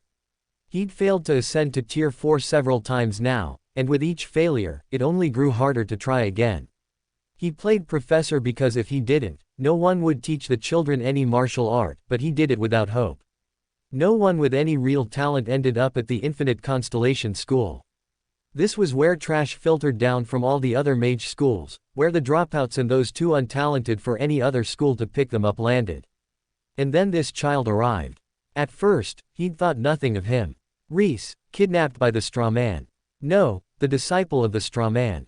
Just another child with no talent, who none of the other schools had been willing to pick up. He hadn't taken any particular interest in him. When he heard the kid was picking up the trash around the sect, he'd approved, but distantly. There was no reason to take any notice of it. Not until Rhys had flaunted into his class. The kid landed, skidding over the earth. He didn't hesitate, but turned and fled. Synopsis gave chase, letting the kid get a little breathing room. Rather than overwhelm him with his higher tier, he wanted to see what the kid could do for real. He hadn't missed that the kid was a bit lost, attacking an immobile target. Whatever skills the straw man had taught him, they couldn't be fully utilized in such an artificial facsimile of combat. So it was time to turn up the heat. Let the kid take his field of choice. And see how deep those skills of his really were. A grin played over Synopsis' face. He cracked his knuckles. For the first time in a long time, he felt himself longing for the thrill of battle. "Show me, boy," he shouted. Silently, he added, something to hope for. Ahead of Synopsis, Rhys glanced back. He sped up, sprinting toward the forest. Forest terrain was the most familiar to him. He wasn't sure he could lose Synopsis, not when the other man could outpower him in every meaningful, and most meaningless, ways. He was in it to win it. Until Synopsis tired of the chase, he had to fend the man off. He checked the sun. If Synopsis had class at the same time every day, then he had 3 hours to run. He gritted his teeth. Not the number he wanted to see, but not a number he couldn't deal with, either. He drew his sword stub and kept running. This forest wasn't familiar to him, but all forests had the same cadence. He jumped from tree to tree, building some distance between him and Synopsis. The man wasn't moving at his full speed, but instead, handicapping himself. In other words, this was truly a lesson, not a life-and-death battle. Of course, he had no illusions about what would happen if he got caught. Straw had beaten that into him, literally, a great many times. All that remained to be seen was whether Synopsis would be as merciful as Straw or not. I'd rather not find out, to be honest. He ran on. As he ran, he familiarized himself with the forest. The places where footing was good, the places it was bad, where he had enough room to swing his sword, and where he didn't, he noted all of them. He led Synopsis in a loose arc that doubled back on the area he'd surveyed. The man wouldn't be content to chase him forever. Eventually, he'd make his move, and Rhys wanted to be familiar with the lay of the land when he did. That is, if Rhys didn't move first. They doubled back over a flat span on the mountain. Synopsis laughed loudly. His voice boomed off the rocks ahead of Rhys. "Are you going to make your move, or keep running around this mountain forever? I'm happy to get a bit of running in, but I thought we were fighting." Now. Rhys landed on the branch in front of him and kicked it hard. The branch bent, then recoiled, throwing Rhys toward Synopsis. The man kept running for a step, then raised his hands, skidding to a halt, right over the loose shale. It didn't matter how good Synopsis' horse stance or footing was. The flat, loose stones slid over the stone underfoot, and Synopsis was carried with them. His raised fist sailed under Rhys, and Rhys slashed down at the man's back, activating trash intent on the way down. His blade met Synopsis' skin, and the glowing blade of trash intent shattered. Mana recoiled, shocking up Rhys' wrists. It twisted like poison, eroding his mana passages. He gritted his teeth in pain as he landed behind Synopsis, then immediately jumped away. "I commend you for your efforts, but boy, if you'd stood and faced me, I would have prevented you from hurting yourself so foolishly." Such a low-tier intent skill could never break my skin, Synopsis boasted.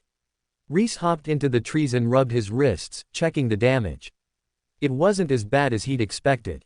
The reinforcement of his mana and mana passages from the first round of Trash Ignition had made his attacks stronger, but they'd also reinforced his flesh. He'd taken damage, but it wasn't the shredding, dangerous damage it could have been. He eyed Synopsis warily. One round of empowering himself wasn't enough to jump 2 tiers, it seemed. Synopsis was at tier 3, and he couldn't even scratch the man. But then, if one round of trash was enough power to jump 2 tiers, everyone would be absorbing trash, and not only that, but he'd be a godly talent.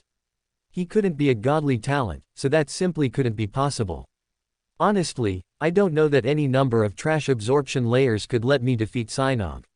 Even threatening to rise, not defeating her, just threatening her so she backed down, required him to be actively burning impurities. The unfortunate or fortunate downside of that technique was that he no longer had any impurities to burn, save the tiny tidbits in the bottom of his core, and those tidbits wouldn't ignite. Still, facing Synopsis, he was pretty sure that even if he burned impurities, he wouldn't be able to defeat the man. Scratching him wasn't even a sure bet. That didn't mean he was giving in. No, why would he give in? He already knew he was trash. If he gave up because he had no chance of defeating his opponent, he never would have dueled Straw or even Bast. Rhys spun the sword stub around in his hand and charged at Synopsis again. While the man was on poor footing, he could test his speed without allowing Synopsis to use his full strength. The majority of power in a blow came from the feet, after all. Without a good foundation, Synopsis had nothing in terms of power. Nothing for a tier 3, anyways. Which turned out to still be a lot of power. Rhys swung at Synopsis' head. The man's eyes glittered. Slipping and sliding, he blocked Rhys's attack and sent his hand rebounding. Rhys didn't give up. From under his robes, he drew a piece of wood and hammered it down towards Synopsis' head. But the piece of wood was clearly not long enough to hit Synopsis. Synopsis frowned. "You're better than Rhys," eyes flashed. Trash intent. As he brought the scrap of wood down on Synopsis' head, a chair made of the same shimmering light as his sword materialized and bonked the man on the head. Since he knew he couldn't actually cut or break into Synopsis, he just smashed him and released the trash intent for the rest of the swing. The bit of wood scooted by Synopsis without touching him, saving Rhys from any recoil, even the physical kind. The small bit of wood had far less momentum and backswing as well. Rhys wielded it like a dagger, yanking it back just to whip it at Synopsis' head again. Synopsis' hand snapped out. He blocked the chair formed of light with his forearm.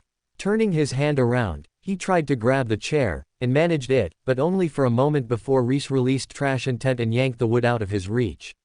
Interesting. That's an unusual weapon intent. I've never seen one so flexible before. In fact, I've never seen a chair-shaped weapon intent. How did you do that?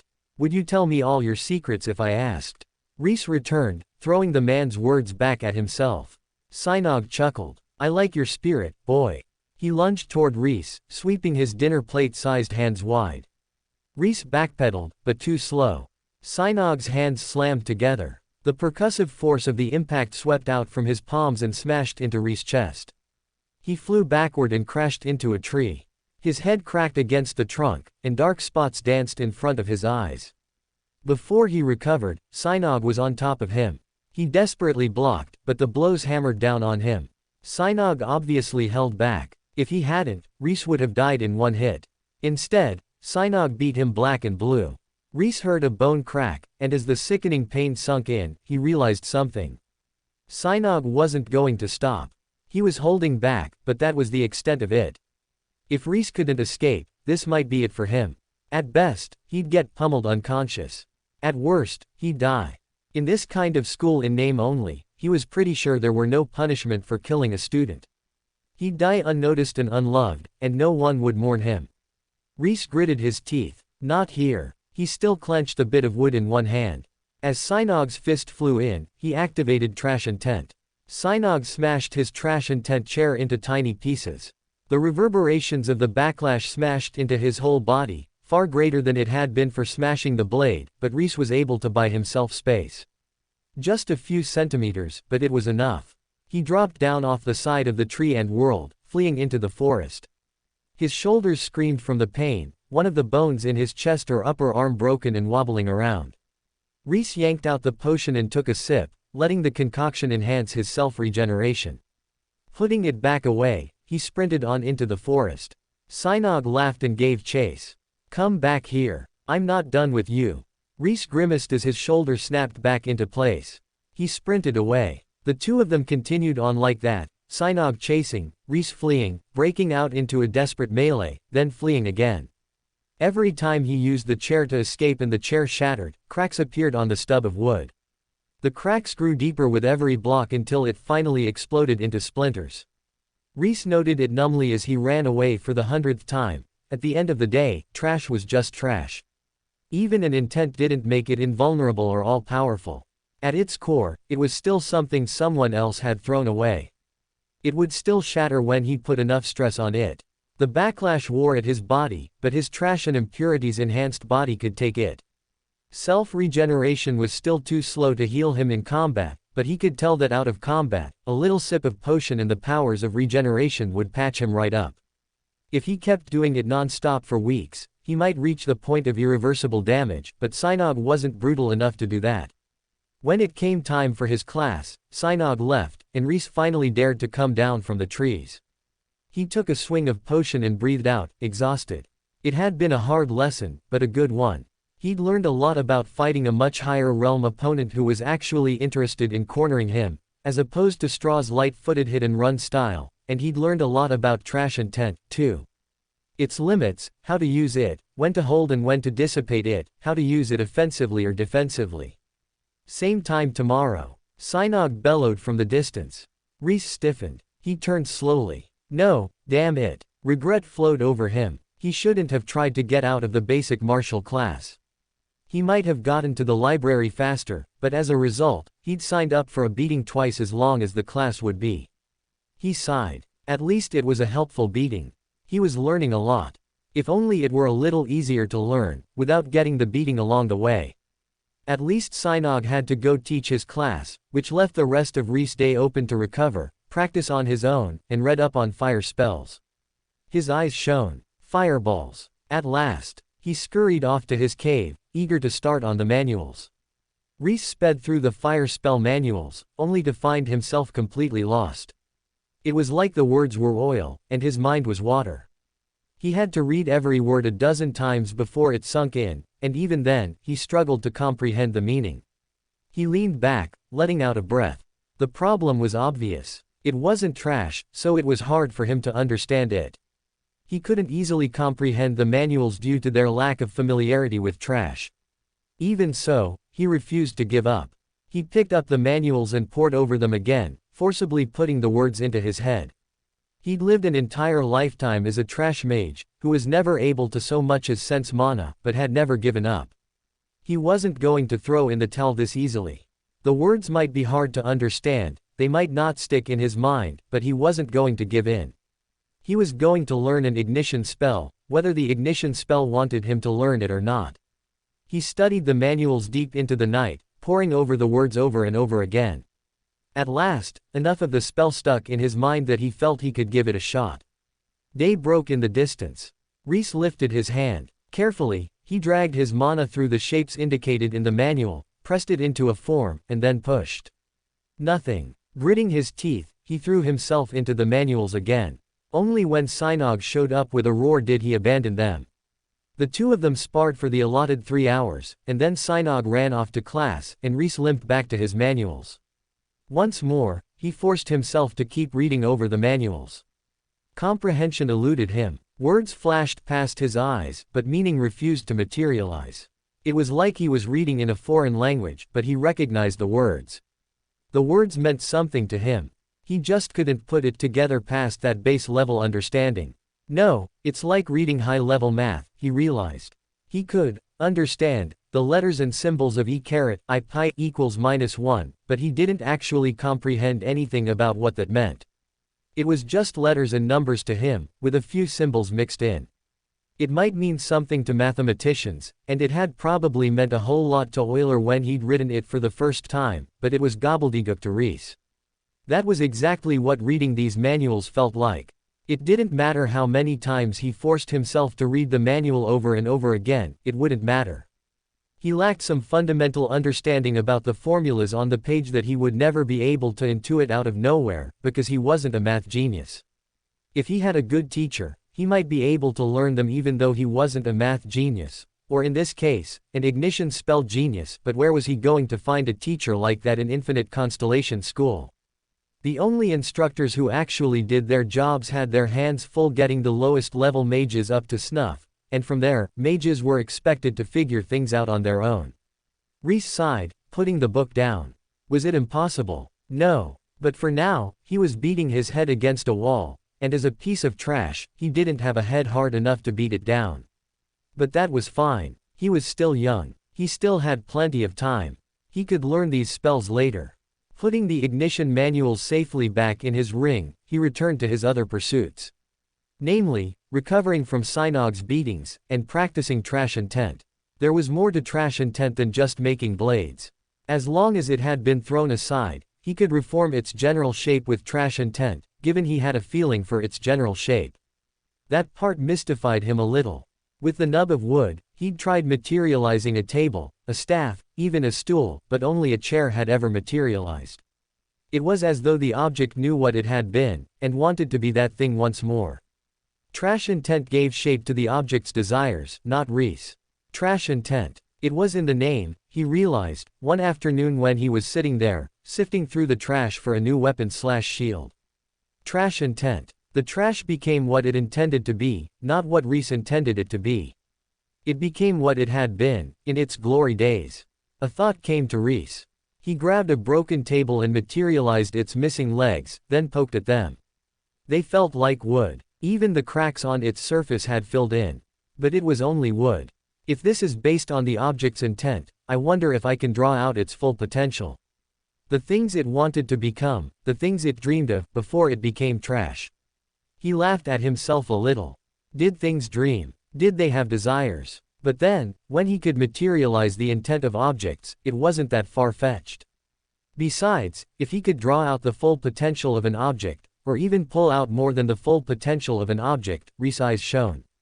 If he could use this to polish a sword into the perfect blade, to turn a table into a bulwark, to transform a mirror into a reflective shield, how powerful would that be? He released Trash Intent on the broken table.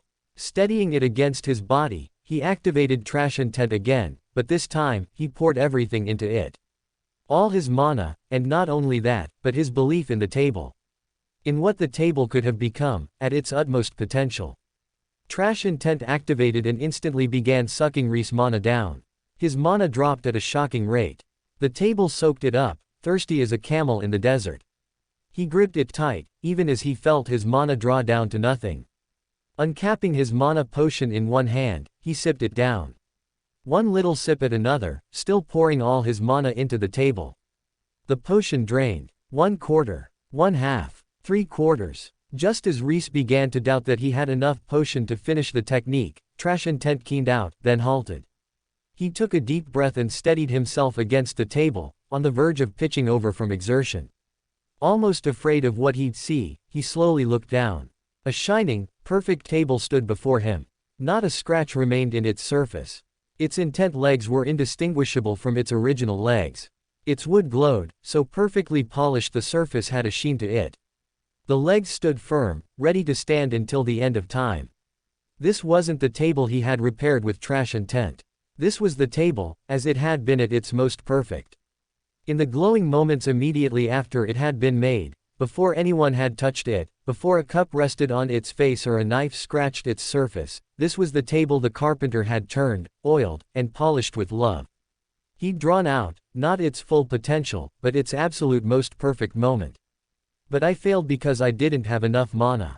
Something like drawing out its full potential, or even polishing it beyond its potential, all that was possible once he got stronger. Rhys looked down at the table, and his heart pounded in anticipation.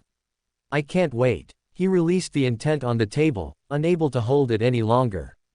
The sheen vanished. The scratches returned. The table immediately listed over once more as two of its legs ceased to be. Rhys sagged as well, exhausted, mana all but spent. It was an awesome technique, but not one he could use in battle yet. Not until he had significantly more mana. Rhys turned, looking at his trash pile.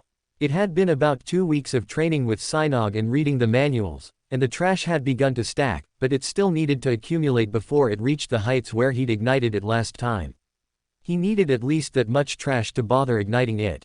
Maybe 4 weeks was a bit premature for that seed, Rhys thought, then shrugged. He could always ask her to push the meeting back if he had to. He tossed down the last swallow of the mana potion. It put a decent quantity of mana in his core, but he wasn't anywhere near full of mana. He'd scraped together a second mana potion out of the trash pile, but he hesitated to use it. He'd already drank 1 mana potion today. He didn't want to drink too much at once, and lose his less is more bonuses. Instead, he settled down to absorb mana, then paused. If I'm going to absorb mana anyways, why don't I get dinner and a show? Nodding to himself, he stood and jogged into the school's central square. As always, On the Appreciation of Mustelid was running again today, and as always, no one was in attendance.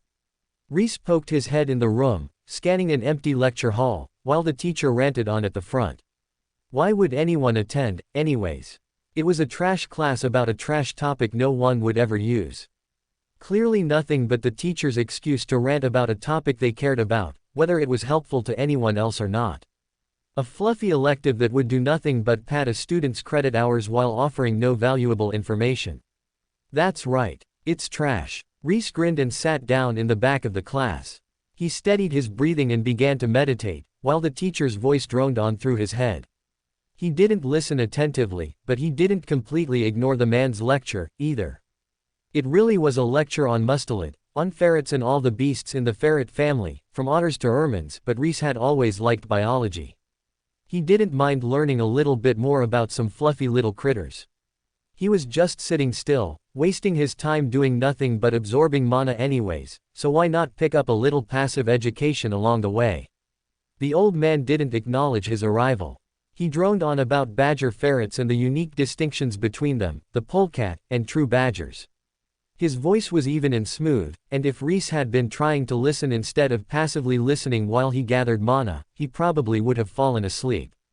As it was the perfect environment to gather mana in. Just enough noise to keep him focused and drown out all the background noise that might have distracted him, but not enough noise to pique his interest. It was the perfect white noise. Lo-fi old man beats to absorb mana too, he thought to himself, and chuckled.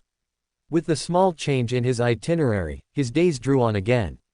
He battled Synopsis in the mornings, and absorbed mana with the mustelid man in the afternoon. 3 days into the lecture, he found himself pondering on the man's topic of choice. Mustelid. They were hardy and adaptable creatures. Tiny little carnivores, fearing nothing. Desired for their fur, and hunted down across all the land. But they weren't trash. They were beloved, adorable in life, and used for their fur in death. Nobility searched for them. Their furs went for high prices at auction, and live ermines, stoats, sables, and ferrets were beloved pets of many high-ranked nobles or mages. In a certain way of thinking, they couldn't be further from trash. Tiny furry creatures, scrabbling around, fearing nothing, eating everything in sight. His mind left mustelid behind, and wandered to a distinctly trashy creature instead, the humble rat. No one liked rats. They were chased out of cities, chased out of villages, chased out of houses. Their nests were destroyed, and they were even driven out of the trash. But they persisted anyways. They didn't let that stop them. No matter how little someone might want them around, so long as they wanted to be around, they'd get there. And not only that, but they were clever. Smart little beasts that could keep their trails clean and get in and out without anyone noticing. Even if they were considered trash, they were quite capable and impressive creatures, with many admirable skills. Stealth, speed, burrowing, rapidly building a house, not letting a wall tell them no, all skills even a human mage found desirable. He furrowed his brows. There was something about that. Something, it was on the tip of his tongue, but he just couldn't put it together. When the time came to fight with Synopsis, he stood, but reluctantly. I'll be back. There's something about this old man's speech that's speaking to me. It wasn't the words exactly, but something about it.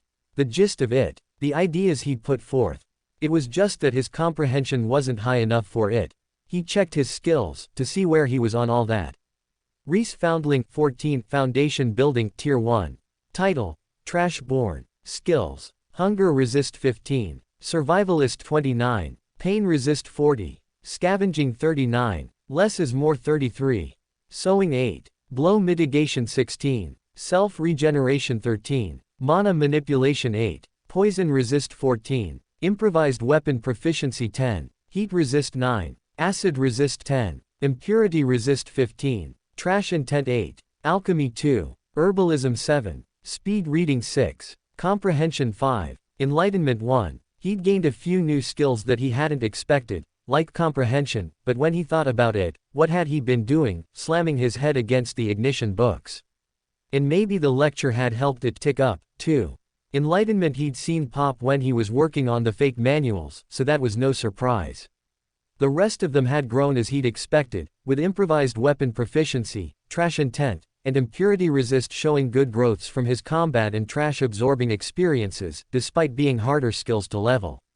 Strangely, none of his active skills, spells, or techniques showed up on the skill list, with the notable exception of trash intent. The system didn't list his impurity burning technique, or his trash absorption technique. Maybe that's because they're techniques and not skills. Or maybe they were just too trashy for the system to acknowledge. He considered for a second, then shrugged. As long as they worked, it didn't matter if they showed up in the system or not. Rhys eyed his comprehension and enlightenment skills. One of those, if not both, needed to be higher if he was going to put together whatever it was he wanted to figure out from the mustelid lecture. But what was better to level it up than to keep going to the lecture? Plus, he could keep grinding whatever it was that was tickling at his brain about the mustelid lecture at the same time. With that decided, he rushed into the battle with Synog. As he'd fought, he'd discovered more about trash intent. Things like too small a piece wouldn't form intent. Likewise, if he couldn't visualize the thing associated with the piece of trash, the intent wouldn't form. There was also an upper limit to the size of trash intent he could create, but that had more to do with the amount of mana he had than the limit of the skill itself. Currently, something like the dinner table was the limit of what he could instantaneously draw out the intent of. If he spent a little longer, he could manifest something 1.5 times longer, but that was basically useless in battle. He kept getting beaten by Synog, but he rarely took backlash anymore. He'd spawn the intent for an instant, then destroy it a second before Synog's blows landed. The trash still created space between him and Synog, but by retracting it before Synog smashed it, he prevented himself from taking damage. That, plus blow mitigation, meant he took much less damage than he had at the start. Even so, he knew it was artificial growth, to some extent. He knew how to fight Synog now, like he'd known how to fight Straw. If he faced a new opponent, he'd still be lost way he'd been the first time he fought Synog, when Synog didn't fight like Straw. But then again, he reasoned, the more fighting styles he learned how to fight against, the better he'd do in the long run. If he eventually learned to fight against all the fighting styles in the world, then he'd be unstoppable. That was still a long ways away, however. Just like whatever he was trying to comprehend in the lecture hall. The sensation stuck in his head every time he went in there, but he could never get past that starting thought. He left the hall dissatisfied for the 1000th time and pursed his lips, crossing his arms as he faced the square. What was he doing wrong? Maybe I need to sit there and do nothing but attempt comprehension until it sticks. He nodded. That might be it. The 4 weeks had almost passed. Today was the final day before the end of the 4 weeks. It was an arbitrary timeline he'd set for himself, but, looking at the trash, it had piled up sufficiently to give the seed a try. It felt richer in mana than his first round of trash, and besides, he'd be pouring it all into one big seed, so he was fairly confident in success, but nonetheless, a little anxiety twisted in his gut. This was Sorden's last seed. If he failed this, Rhys shook his head. He couldn't think about that. He needed to focus on success, or else he'd fail for sure. He nodded at Synog as the man approached. Tomorrow, I'm going to be busy, and after that, I might need some time to comprehend something. Synog nodded. Understood. It's been a long time since we've had a talent like you. I may have been a bit overeager in training. A talent. Rhys gave him a look. What is this? I'm no talent. For a sect like this, you're a world-shaking talent, Synog replied. Rhys pressed his lips together. He tried to keep it in, but he just couldn't. He took a deep breath. For more thrilling fanfiction stories like this, check out my channel Fanfic Audiobook. Dive into epic adventures, mysterious realms, and legendary journeys brought to life through immersive storytelling. Don't forget to like, share, and subscribe for more amazing audiobooks.